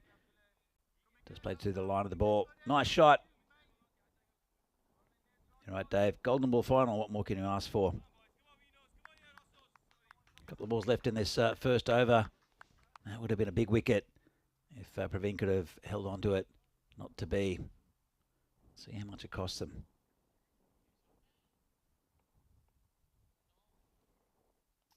So, Muiz bowling to Panalit. Comes in. And it's going to be wide. It's amazing how being hit for 6 can throw you as a bowler. Trying to get it away from the hitting arc of the batter. Who is? Gone! Bowled him! Well, gets a bit of revenge. Didn't cost him too much. Just 7 more runs. It came off the pads of the batter. Vinarati. They're coming together. No great excitement, just handshakes. They know they have a job to do, and that's a big part of that job. Came in quite significantly. Didn't hit the pads, actually. Just came in, swung in, played across the line, and Panalit can't quite believe it. Good bowling. And first wicket goes down, that of Gino Panalit for 7. Well, Vinarati, they know who the batsmen are they have to target. And 2 openers, 2 of them. But quite a few of these Spartans are capable of big and quick runs. Muiz makes the first one. This one's going to be cut. It's to Praveen. Does well. Would have been a wide if he didn't hit it. Just a single. And And end of the over. It's a 1 or 10 for 1. Just below the run rate. Not important at the moment, but that is a big wicket. 73 matches since a golden ball. Again, another good candidate for the golden ball between two sides that have scored pretty similar totals in the 2 games they've played. Arjun says, really a drop catch on the first ball is a potential game-saving defining moment. Well, the 7 runs he scored might be, but he's no longer there. So it'll be Venki to bowl. I know Rico thought it would be a good idea to open Venki, and that's a pretty good idea. I think he must have heard the super coach. Venki will come in. And a little bit of spin first up. Good quality bowler is Venki. Plays quite a bit for the national side. Wicket-taking bowler. Does bowl darts quite often. Varies his pace well. Bowling to Sandeep Kumar. And, oh, slash. No run. Nice take by the keeper. Good start here from Venki. You can feel the pressure around the ground. Bit of tension. Comes in again. And full toss, rubbish. And 6. Well, he won't be happy with that one. That's under the other ground. He's got plenty of time to think about his that ball, Venki, because that's going to take a while to fetch. So I saw Michael Lonsborough a little bit earlier. He's the chairman of Czech cricket. He's a proud Vinaradian as well, so he was hanging about. I'm sure he's watching this game somewhere. Sid Gowd's on the bench. Of course, tweaked his back in an early game while he was batting. And decided he couldn't play for any of the rest of the games. Joe Cope's come in, and he is a bowler normally. Looked pretty handy with the bat, but we won't see him bowl because of a shoulder injury. And it is the players that we've seen throughout in this tournament for Vinaradi. I'm hoping we'll do the goods for them. And this is in the air, should be safe. Really didn't hit it very well. Cramped him for a bit of space there, did Venki. Just gets a single, brings Gupta back on strike. 18 for 1. 8 so far off the over. And that's outside off stump. No run. Let's have another look at this one. He pushed it through a bit, and it's inside that line. Good call by the umpire. Final ball of the second over. And hit down the ground pretty firmly. It'll be difficult to stop. Won't stop it. 4 runs. Nice shot. Well placed. Just overpitched a little bit by Venki. And a classic off drive down the ground. With the power play, of course, you can't have too many players out. Well, they're right on the money as far as the run rate goes. See here, the Premier Division of the European Cricket Championship starts in September. Ends in October. You've got the 3 groups there. The winners of those groups will go and play the England 11 and the Netherlands 11 in the championship group. That'll be, again, a fantastic tournament. There is a Challenger division as well that's sandwiched in between the group stage and the finals. We'll see the Czechs play in that first group. So, looks like it's going to be Mohammad Faizan. It's been impressive, I think, for Vinaradi in this tournament. Comes into bowl. And tucked around the corner, hit the pad. Just be a leg by. So we're covered in ants again. Well, Rico's come back into the box. I come back in. You just say covered in ants, and the reason I took a bit of time to come back, I had to dust myself down with the ants. They're everywhere. And the thing is, now that I know they're crawling all over me, every time I feel something, it might be just a little bit of the breeze coming in here. I think there's an ant. I can feel them all over me. And you know the old saying as well, this one is going to go to the boundary. Well, that's a little bit of luck. We know this saying, suerte, suerte, suerte. Hay montón de suerte for Gupta. But the old saying, ants in your pants, that's how I feel like at the moment. I feel that they are there. I can't wait to get back and get into the bathtub. I know you had a nice bath yesterday when you got back. Yeah, I think it's my turn today. I just feel sticky and knowing these things are all over me. And, well, we've got to find a way to get rid of them. I know there's no, maybe we were talking the other day about certain reptiles we can get in here that eat the ants, so we need a few of them, don't we? Oh, you want what, a chameleon? I could get a chameleon in. That'd be cool. That'd be cool. Anyway, you got one, a chameleon for hire, anybody? Spare chameleon. Chameleon for hire. All right, Faizan comes back. He's a bit unlucky with that first one. That's one is hit straight back down the pitch. So again, a very even contest between these two. They've been the two outstanding sides in this this competition. But I have liked the look of some of the other sides, especially Moravians. I think they had some good quality in the side, just not quite up to the big boys. Faizan to Gupta. Nice looking shot. That'll be 4. That's a really good shot, isn't it? I mean, there's a little bit more width on offer, but it's so quick to seize on it. It's not that bad a delivery, actually, but Gupta, he gets himself into a very good position early and then creams it through the covers. Yeah, lovely shot. So, 31 the score. They've lost a wicket. It's a pretty big one. Now, I know that we've had plenty of things going on here. We haven't really talked too much about what's happening tomorrow. I know that Phil will be here for the start, of course, of the Premier Division. Your day off, so what do you got planned for tomorrow? I've got, blissfully, I have nothing planned. I've got a quiz tomorrow night that I'm hoping that some of the ECN crew, well, it's just over the fielder or just over the keeper, but it'll only be a single. Could go bowling there, nice short ball. I've got a quiz tomorrow night. I need to prepare for that, but it's pretty much done. Apart from that, going to have a pretty relaxing one. Going to listen to some records. So, how many records do you have? Because I know when we were in Dreux, you were travelling. Was it into Paris to a record shop that to pick up a few records? What's the total number of records you got? You ever got to count on them? No, I'll count them one day. It's a full toss, not a great ball. Got away with it. Waist or above. So I think that's probably, or should be, look, he's here. The third umpire said, nah. Where's your waist?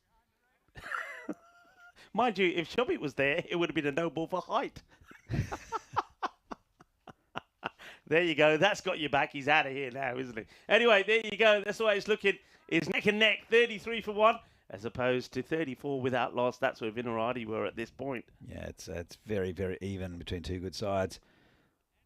And the disco wave there from the umpire. Who do we go to here now? It looks like they're making a change. It's Tiwari. Tiwari, yeah. Now, Tiwari, useful. Very useful. He's got the cleanest and brightest white pumps on. And gone. And it's a soft dismissal for Sandeep Kumar. He's better than this, and he just hasn't got this right. And he's going to have to go. That's real disappointment.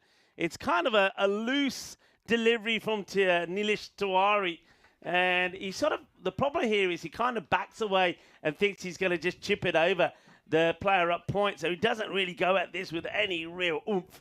And he offers a catch. The catch is taken. That's a big wicket. And Sandeep Kumar makes his way back. And Vinarati get another one of the top key batters. Yeah, nicely taken by Sadiq. And how often do you see a wicket off the first ball of the bowler's spell? It's happened so often. It has, isn't it? Just you can't, in this format, you really can't have a look at a bowler. You have to go from the first ball. And that's the undoing, I think, of the batter there. Well, Tiwari was good on the last game. Picked up or made a breakthrough as well. I think he got Parker from memory. So, let's see. Kasi Balakrishnan turns it around the corner. That'll be 4 down to the vortex. Too close to the pads. Nice shot. Wouldn't it be quite amazing if, most people will remember the issues that Kasi had in that 3 over a side match to start this series off when he was playing there for the Spartans. He was swinging and missing and swinging and missing. They wouldn't retire him, and you would have to say he probably cost him the game. Wouldn't it be quite fitting if he comes good in the final and helps them to win? How fortunes could change. This is going to be called a wide. Kasi's been around the traps for quite a while, but he hasn't gotten going in any of his innings so far in this tournament. It's been a bit disappointing, I think, because they do rely on him a little bit. comes the bowler again. And just prodded out to the covers for a single. Nice looking shot. Bring Gupta back on strike. So, been a good over so far. Halfway through it, 6 from it. It was just that one delivery on Balakrishnan's pads that he turned around the corner for 4. This one, similar looking shot. It's Praveen again. Yeah, good fielder is Praveen. Won't let too many go through. It'd be interesting to see how Vinarati go here with the ball. I mean, I'm the way I'm thinking here, Danny. I think give me my thoughts after this one for Tawaru.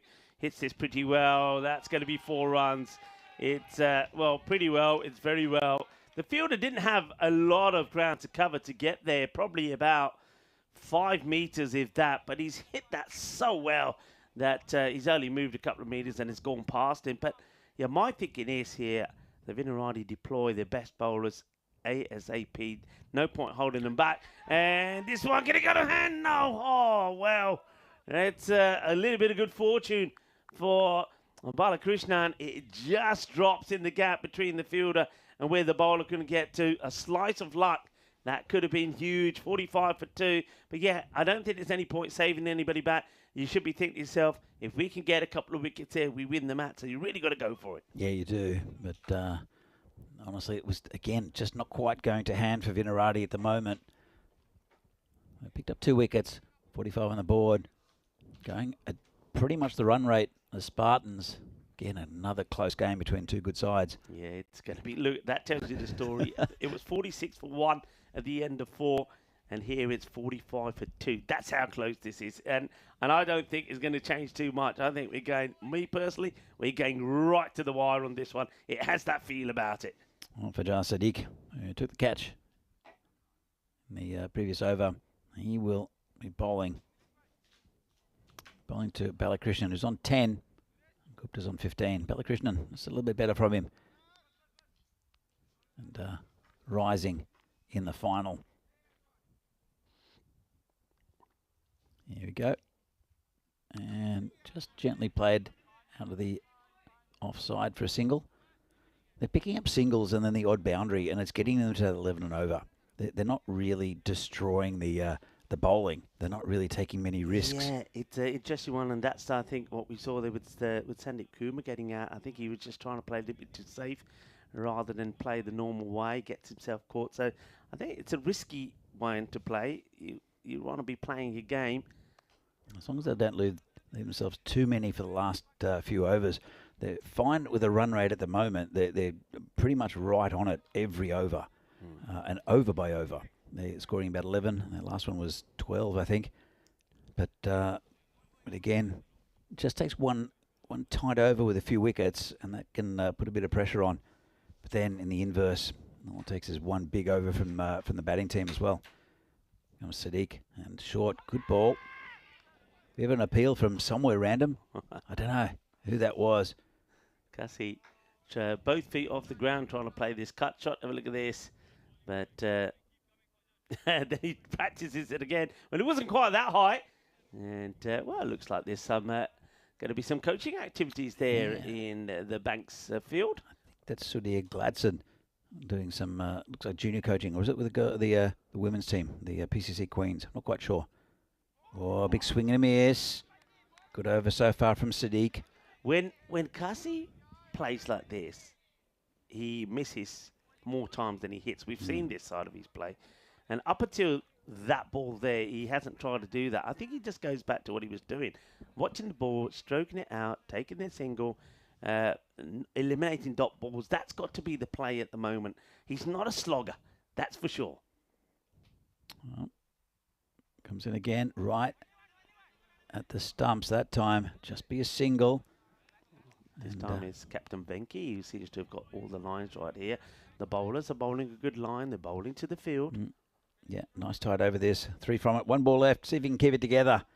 And Gupta's on 16. He'll want to try to smash it out of the ground. Let's see. Sadiq against Gupta. 48 on the board. And they'll just get a leg by out of it. That's a good over there. 4 coming from it. Excellent. Good over from Vinarati. and Sadiq. Just keeping them down now. That run rate creeping up to almost 13 and over. Just what it is, it's one of those one over either way, and it just puts pressure on either one of these teams. But again, that can change very quickly. It can change quickly. Wonder what's their plan here now. Do they go back to somebody like Tiwari or Faizan? Do they try a different bowler? And got to keep that pressure on. I think they're starting to apply it here now. It looks like they are going to go back to Tiwari. I like that move. Tiwari bowled a very good over. He picked up a wicket. Keep that pressure on, because another couple of overs like that, and you find that the batting side finds themselves a long way behind, needing 16 or 17. That's been blasted. That is a shot and a half. That's the only way to describe it from Gupta.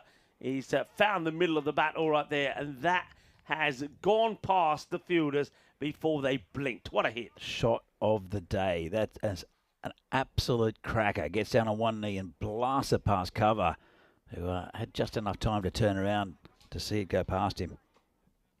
Well, Gupta, they need just to make up that over. They need a big one. And they've, interesting. Moved another cover in. And Joe Cope's gone to point.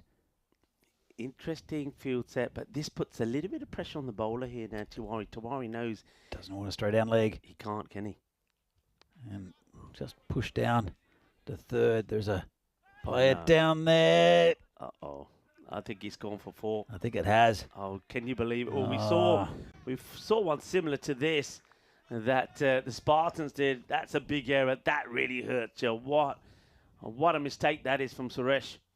Yeah, that's not great. Got a bit of a bobble, but really should have stopped that pretty easily. And just turn around the corner. That's down the vortex. That should be 4 as well. It will be. Big over this. So that tied over just before. Well, that's that vortex. And like you said, it just sucks the ball in. Nobody's going to catch up with that. It just clipped off the pads. And at the moment, it's Gupta who's making the difference in this innings. Yeah, he is, isn't he? Batting very well. 61 on the board. Run rate coming down slowly. And just nicely placed straight. His movement's so good, isn't it? He seems to move and get into position so early. And, he's not facing spinners here. There's a bit of pace here from Tiwari, but he just gets into that position early. And he's got time. He's got a lot of time. He's also playing very good cricket shots. Just not slogging, but playing good cricket shots. Balakrishnan facing now. Well, talking about slogs, this could be out. Suresh takes the catch. Balakrishnan's gone. Makes up for it a little bit. So that's another wicket down. Balakrishnan goes for 12. 62 for 3 now. Well, Gussie, he's going to go for 12. 12 of 9 deliveries. And Suresh, well done to Suresh. After making the blunder on the boundary, giving away 4, he does make amends, and has a nice way to give your apology to the bowler by giving him a wicket. And the next batter comes in is Ganesh Krunathi, who comes in at number 5. Yeah, well, again, very even contest. I don't know. I'll put it out to the chat. Let's have a tip for your feeling, or whether it's going to be a golden ball. Oh, well, it's a golden ball in a final. In this Challenger division, that'd be something. Venki making some little adjustments to the field, getting that man on the 45 in the right position. Big gap between him and mid-wicket. And that's just going to be nicely played away by Krunan to get off the mark. And good over in the end, I suppose. It started badly with 3 boundaries on the spin, but he's come back well with only 2 coming off the last 3 balls and takes the wicket of Kasi. Score then at the end of 6 overs, 63 for 3. Now remember a bit earlier, folks, and I said to you that in 2019 it was Ewan Morgan who had that record of 17 sixes against Afghanistan. Well, there was another record that was set in 2019. Can anybody tell me what it was? And my clue is that it involved the women's Mali cricket team. Okay. Leave that out there for a couple of overs. On also International Picnic Day today. And I tell you what, this is a nice place to have a picnic here. Just where we are, actually. So it's going to be just a single. If I was in this area and it was the weekend, I'd come down here with a picnic hamper and set up and watch the cricket. And there are so many nice places for picnics, Rico. It's a nice spots by the old river as well. Yeah, right? absolutely. Yeah. No, it's the Czechs aren't really, or they probably are now, but they're not really picnic types. Ooh, Gupta. Gupta doesn't want to be running away from the ball and exposing his stumps. For me, he's key here now. If Vinarani are going to win this match, they've got to get Gupta out. If Gupta doesn't get out, then I think the Spartans win. Gupta is the prize. I would totally agree with you. That was a good ball. First up by Ahmed. This one's hit down the ground. We'll go for 4. Fancy foot fielding fail there by Mohammed Faizan. And not great. No, I don't know. I mean, let's have a look at this again. Yeah, you got to get down to these guys. You got to get down to them. You can't be trying to hope to throw a foot at it and save it. And it's a final. These runs are so crucial. You've got to try and stop them. So disappointment there. Bilal Ahmed with the ball has been successful today. So they've held him back a little bit, Bilal. And it's a wicket taker, 3 for 24. And it was against the Spartans in that qualifier number 1. Yeah, look, Ahmed continues. And a little bit short that time. Crunched into the covers. Good piece of fielding. And that was, he's put in the extra cover. Good save that. And that's a good save. Smashed into Tawari. Yeah, massive save. So once again in 2019, why did the Mali women make it into the headlines? It's a good looking shot. Got past him that time. That'll be 4. Kunan Mafti finds a way to get through, and he doesn't hit it as hard as Gupta, but his placement is better. The 4 runs, and it looks like, Venki now is keeping that sweeper out there, and he does bring in the man he had on the boundary behind square. I think it's a wise move. But this ground's pretty quick, so it's got to go pretty close to the sweeper. Oh, swing and a miss there. And the bowler can't believe it again. This doesn't miss by much. I can understand the frustration. Watch this again. Oh, my word. That's a second one that, if there was an extra ECN sticker on there, I think that would have been gone. That's so close. 10 off the over. That means it's a good over for Vinarati because the Spartans need to be going, well, now they need to be going about 13 and a half. So that just takes the rate up slightly, which continues to apply the pressure, especially on Gupta, because he knows he's the man who's got to win it. And that's your answer. In 2019, the Mali women's team made the headlines for what reason? And the answer is they only made 6 runs, a record in the women's T20 tournament at the time in Rwanda. And the home side took 4 balls to knock off the target. The Mali's innings lasted 9 overs, but only 1 of their 6 runs came off the bat. There was obviously a number of sequence of ducks with 5 extras in the air. Big moment! And he's held on to the catch. That is a huge moment. Wow! Game-changing. Shubham Gupta is gone. Vinarati back in the match. And for me, now they're in front.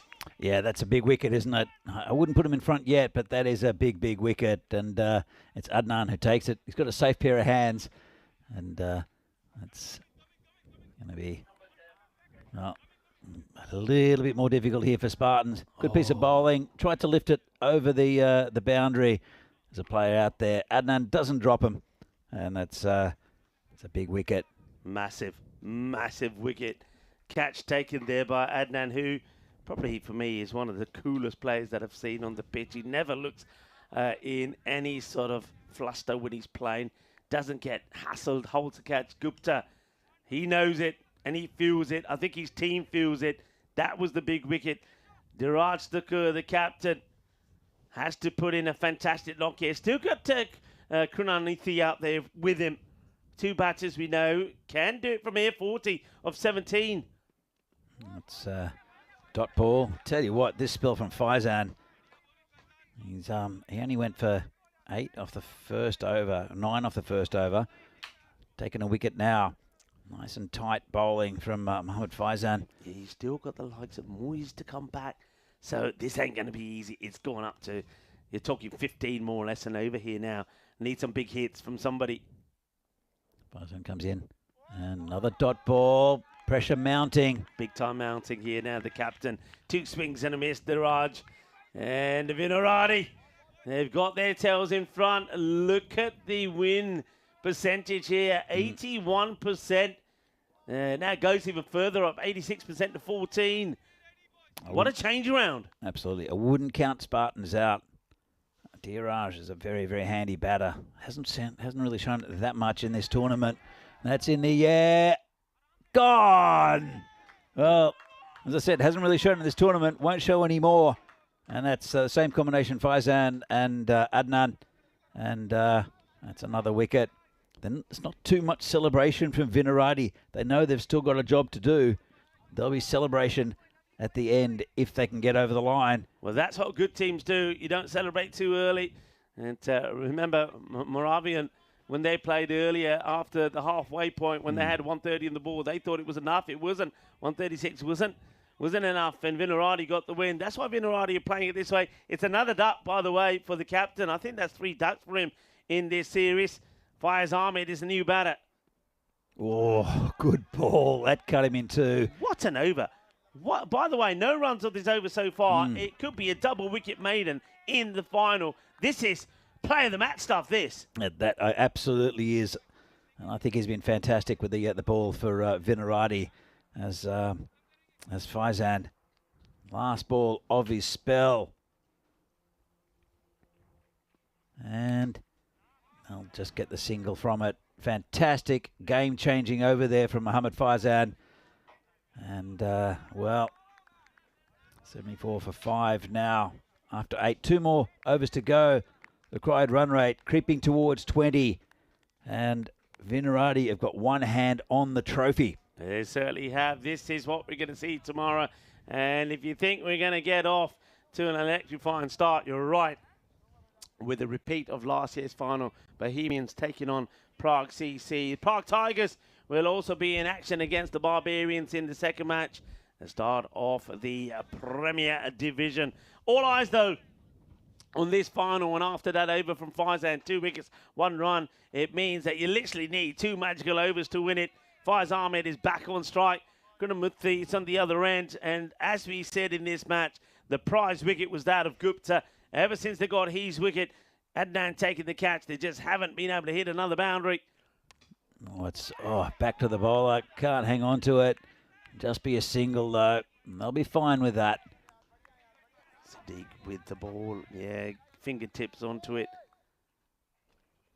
Just a single. Singles ain't going to hurt. Even, it's you can even say even 4s don't hurt them that much. You just got to stop these balls sailing over for 6s. What can Ganesh do? In the air, just going to drop short of the fielder, but you don't have to attack it. Singles are not going to hurt you. Oh, God! Oh, would you believe it, Danny? We've seen 2 run-outs from the boundary here. We saw one at the end of the innings from Sandeep Kumar to get a wicket, and now we're seeing one in there. What a good throw this is. Well, I said he doesn't have to attack it. Well, maybe he did the old dummy. He said, I'm going to do the dummy. I'm going to give the batters false pretense to feel they can get 2. Then I'm going to turn around and throw the ball in. Casual running. Come on. He said, we got 2 here. No, you haven't. That is out. And it's convincingly out. Brilliantly done. What a moment. And another wicket goes. Losing on 2 occasions to the Spartans for Vinarati. Look like they're going to do it.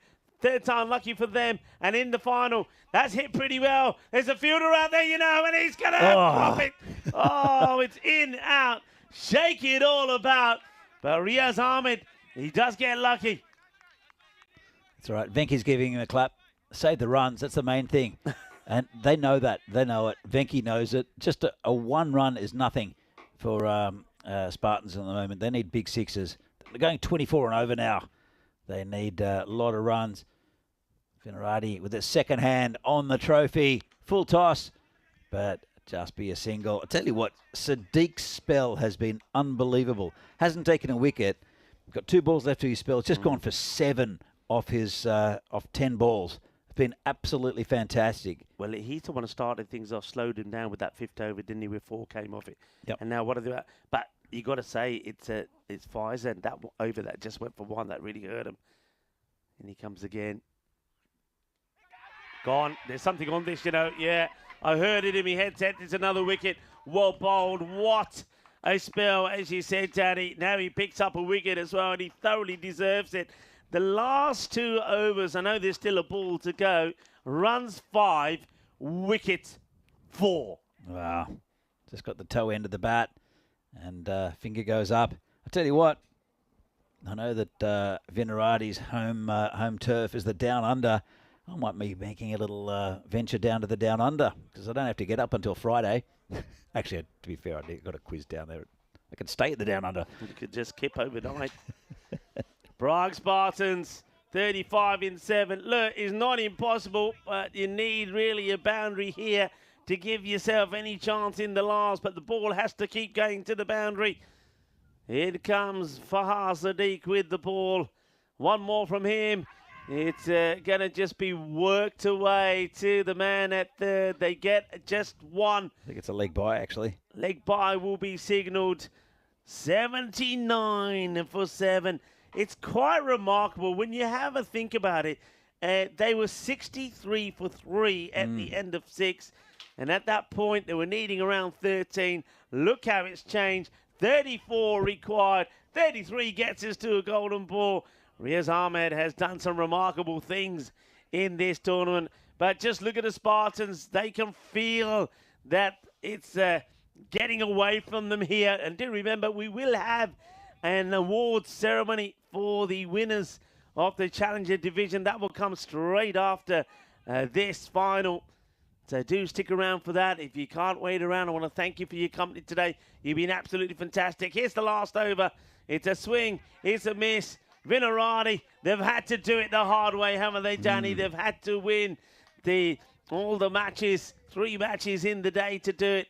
They've had to do it with players not available because of work, players getting injured. But it looks like it's done and dusted now. Just going through the motions. That's going to get over the fielder. It will go for 4 runs, but boundaries in 4s are not going to be enough.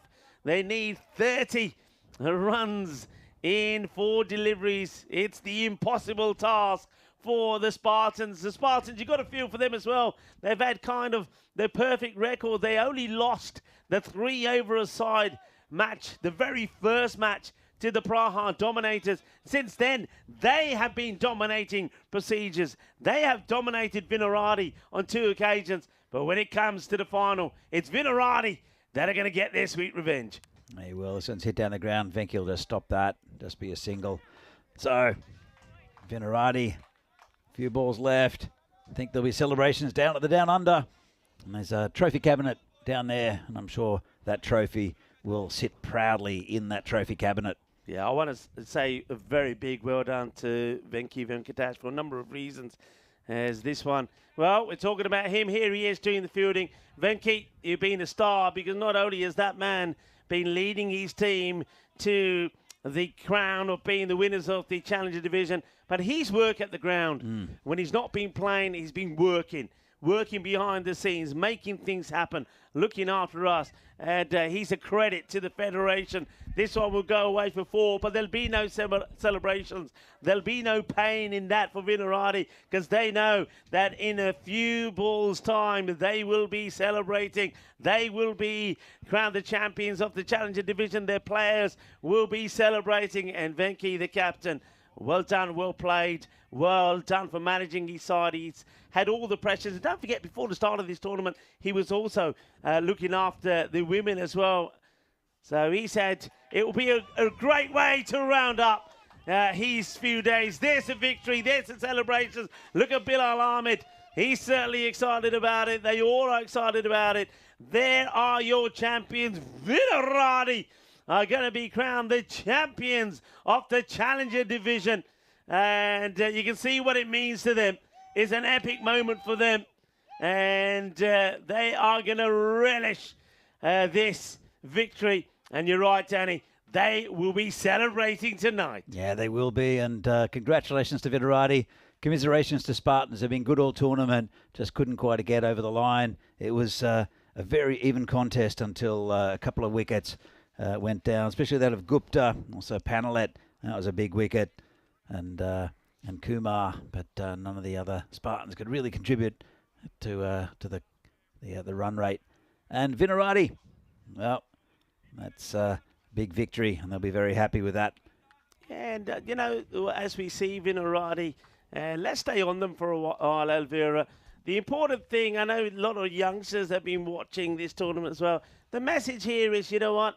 It doesn't always go to plan, but you got to keep trying. They couldn't get away past the Spartans. It's the only team they lost to, actually, in this series. They lost to them twice in the group stages. It's the only loss they have. They lost to them today in the qualifier. That meant they had to have that difficult game against Moravians, but they got their win there in a really close game. But you got to believe in yourself, and you got to keep trying. And even though when things go against you, you know, with no Harry Bolan, Bolan, he's probably in the chat. I bet he's over the moon. We had that Sid with the injury, couldn't carry on with his back. But that man there, Venki, he found a way to get other players in. Even something like Joe Cope coming in. I know he couldn't bowl, but the 18 runs that he scored with the bat, how important that was. So the message is, even when the chips are down, never stop trying, because days like this and miracles like this can happen. Yeah, absolutely. We're going to see some of the highlights coming up here. And there were quite a few highlights from, this was the drop catch, Praveen. Good effort. That was the very first ball. Didn't cost him too much, though. It was a big 6, but only cost him 7 runs altogether. And that was a big delivery there from Abdul Muiz. He comes close to being my my player of the series, actually, taking a hat-trick and scoring 74 and getting consistent runs for Vinarati. But they got a few big wickets.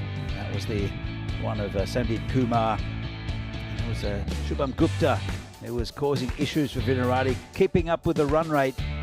But unfortunately, when he went, it all was too much for the Prague Spartans. Suresh with a nice catch.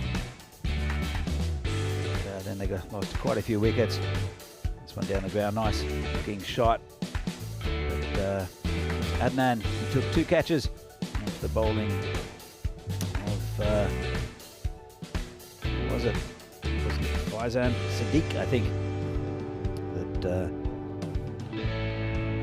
got them through. This was the run out.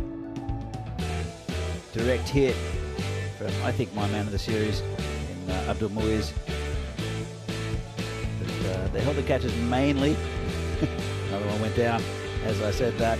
But good final couple of overs. And good win for Vinarati.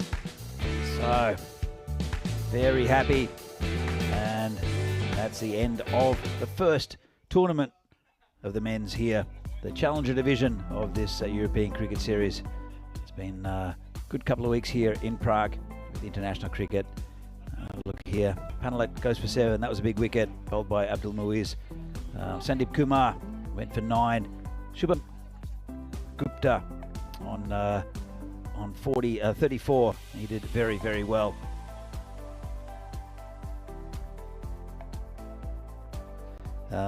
Kasi Balakrishnan batted okay, but not enough. Have a look at the extras.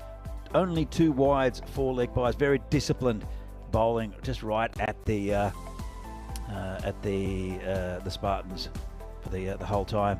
And well, fantastic bowling figures. 2 for Faizan, 2 for Tawari, 1 for Sadiq. It was actually Faizan who took those 2 wickets. Look at that, 2 for 5 for Faizan, and Sadiq 1 for 7. Just dried up the runs completely, but good bowling all round. Wickets also for Abdul Muiz. That was a big one. That of Gino Panalet. And Well, excellent from Vinarati, our winners in this this tournament. So we'll see the match summary in the end. 23-run victory for Vinarati, and congratulations to them. We'll get the trophy ceremony going up pretty soon. Thank you for everyone on the chat. Hope to see you in the next couple of days. And well, I know Rico is going to be giving out the trophies very shortly. But thank you very much for joining us out there. Hope you really enjoyed the cricket here in the Challenger division, and seeing some good club cricket here in Prague. You're going to see some more again tomorrow with all the teams playing in the Premier Division getting a start tomorrow. We'll start with Bohemians and PCC. So again, thanks to everyone on the chat. There's Arjun, Dave has been there, bit of a machine. Dave, Trip. Who else? Johnny He's been there all day. All the people who are out there just casually lurking. I see Shub Chowdhury's on the chat also, and quite a few of the Vinarati boys were there lurking. I hope you had a good time watching it, and probably go down to the Down Under a little bit later on. So what we're going to do is come back in a little while with the ceremony here, the trophy ceremony. So stick with us, and we'll be back shortly with the trophy ceremony coming up. Rico will be there. We're there with the players and the winning captain, Venkatesh Nagashayan. See you shortly.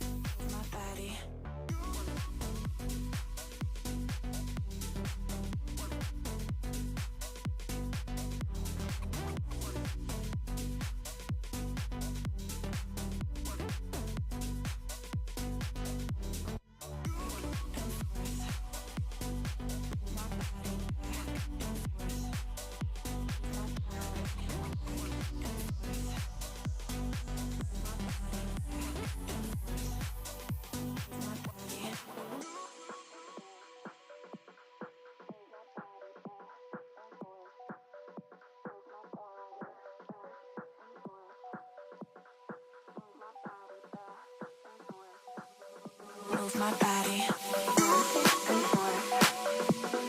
Move my body back and forth. Move my body back and forth. Move my body back and forth. Move my body back and forth. Move my body back and forth. Move my body back and forth. Move my body back and forth. Move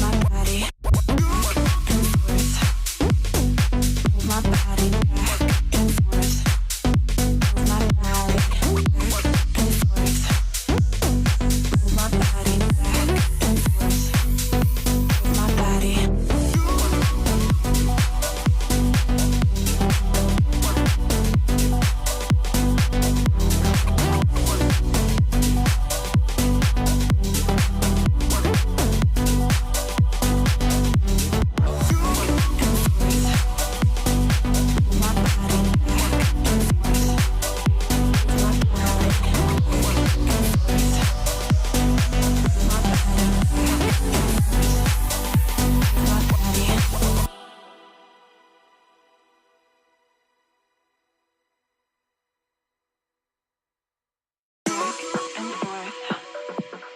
Move my body back and forth. Move my body back and forth. Move my body back and forth. Move my body back and forth. Move my body back and forth. Move my body back and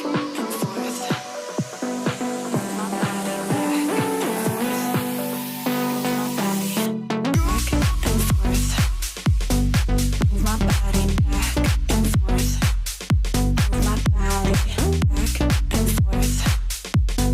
Move my body back and forth. Move my body back and forth.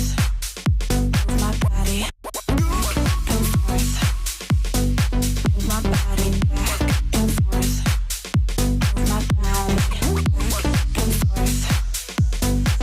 my body back and forth. Move my body back and forth. Move my body. Move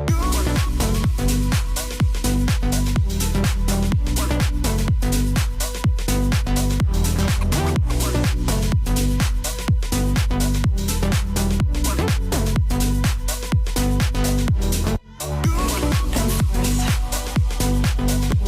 body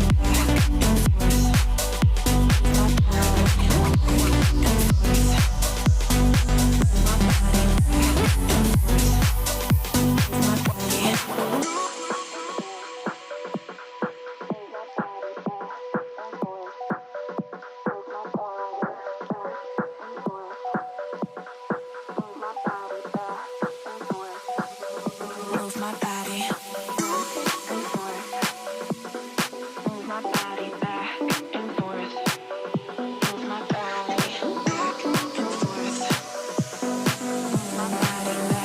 and forth. Move my body back and forth. Move my body back and forth.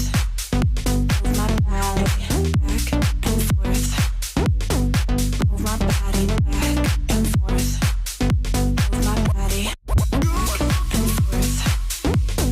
Move my body back and forth. Move my body back and forth.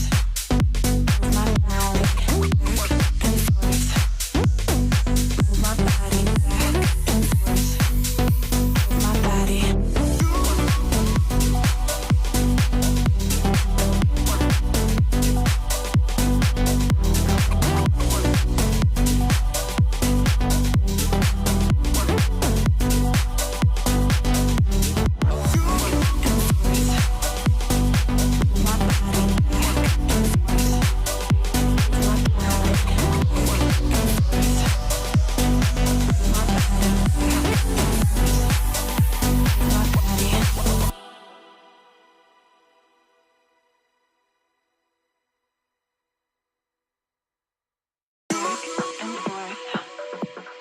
Move my body back and forth.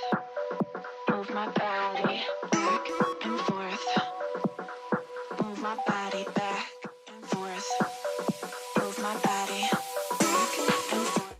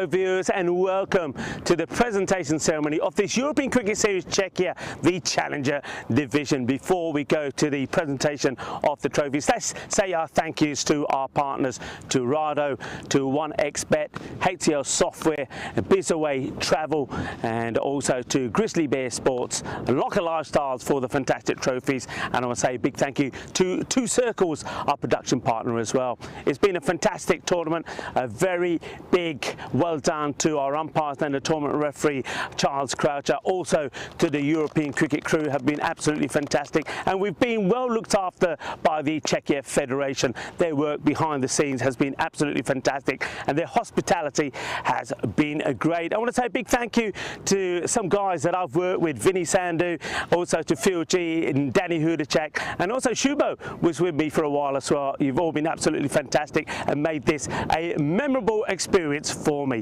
Let's go straight over and say our congratulations to the runners-up. They were absolutely fantastic. Prague Spartans, the runners-up, just couldn't get the win over Vinaradi in the final, though you beat them twice in the group stages and of course in that qualifier. Now we go straight over to the MVP before we present the trophy, and it's going to be Joe Foster to do the presentation with the absence of Charles Croucher, who's done a great job as the tournament referee. And Joe, if you come forward, and the MVP is going to be a player who needs no introduction. He's been the star of the show, the man who's taken a hat-trick and also scored 74 runs. It is going to be Moyes.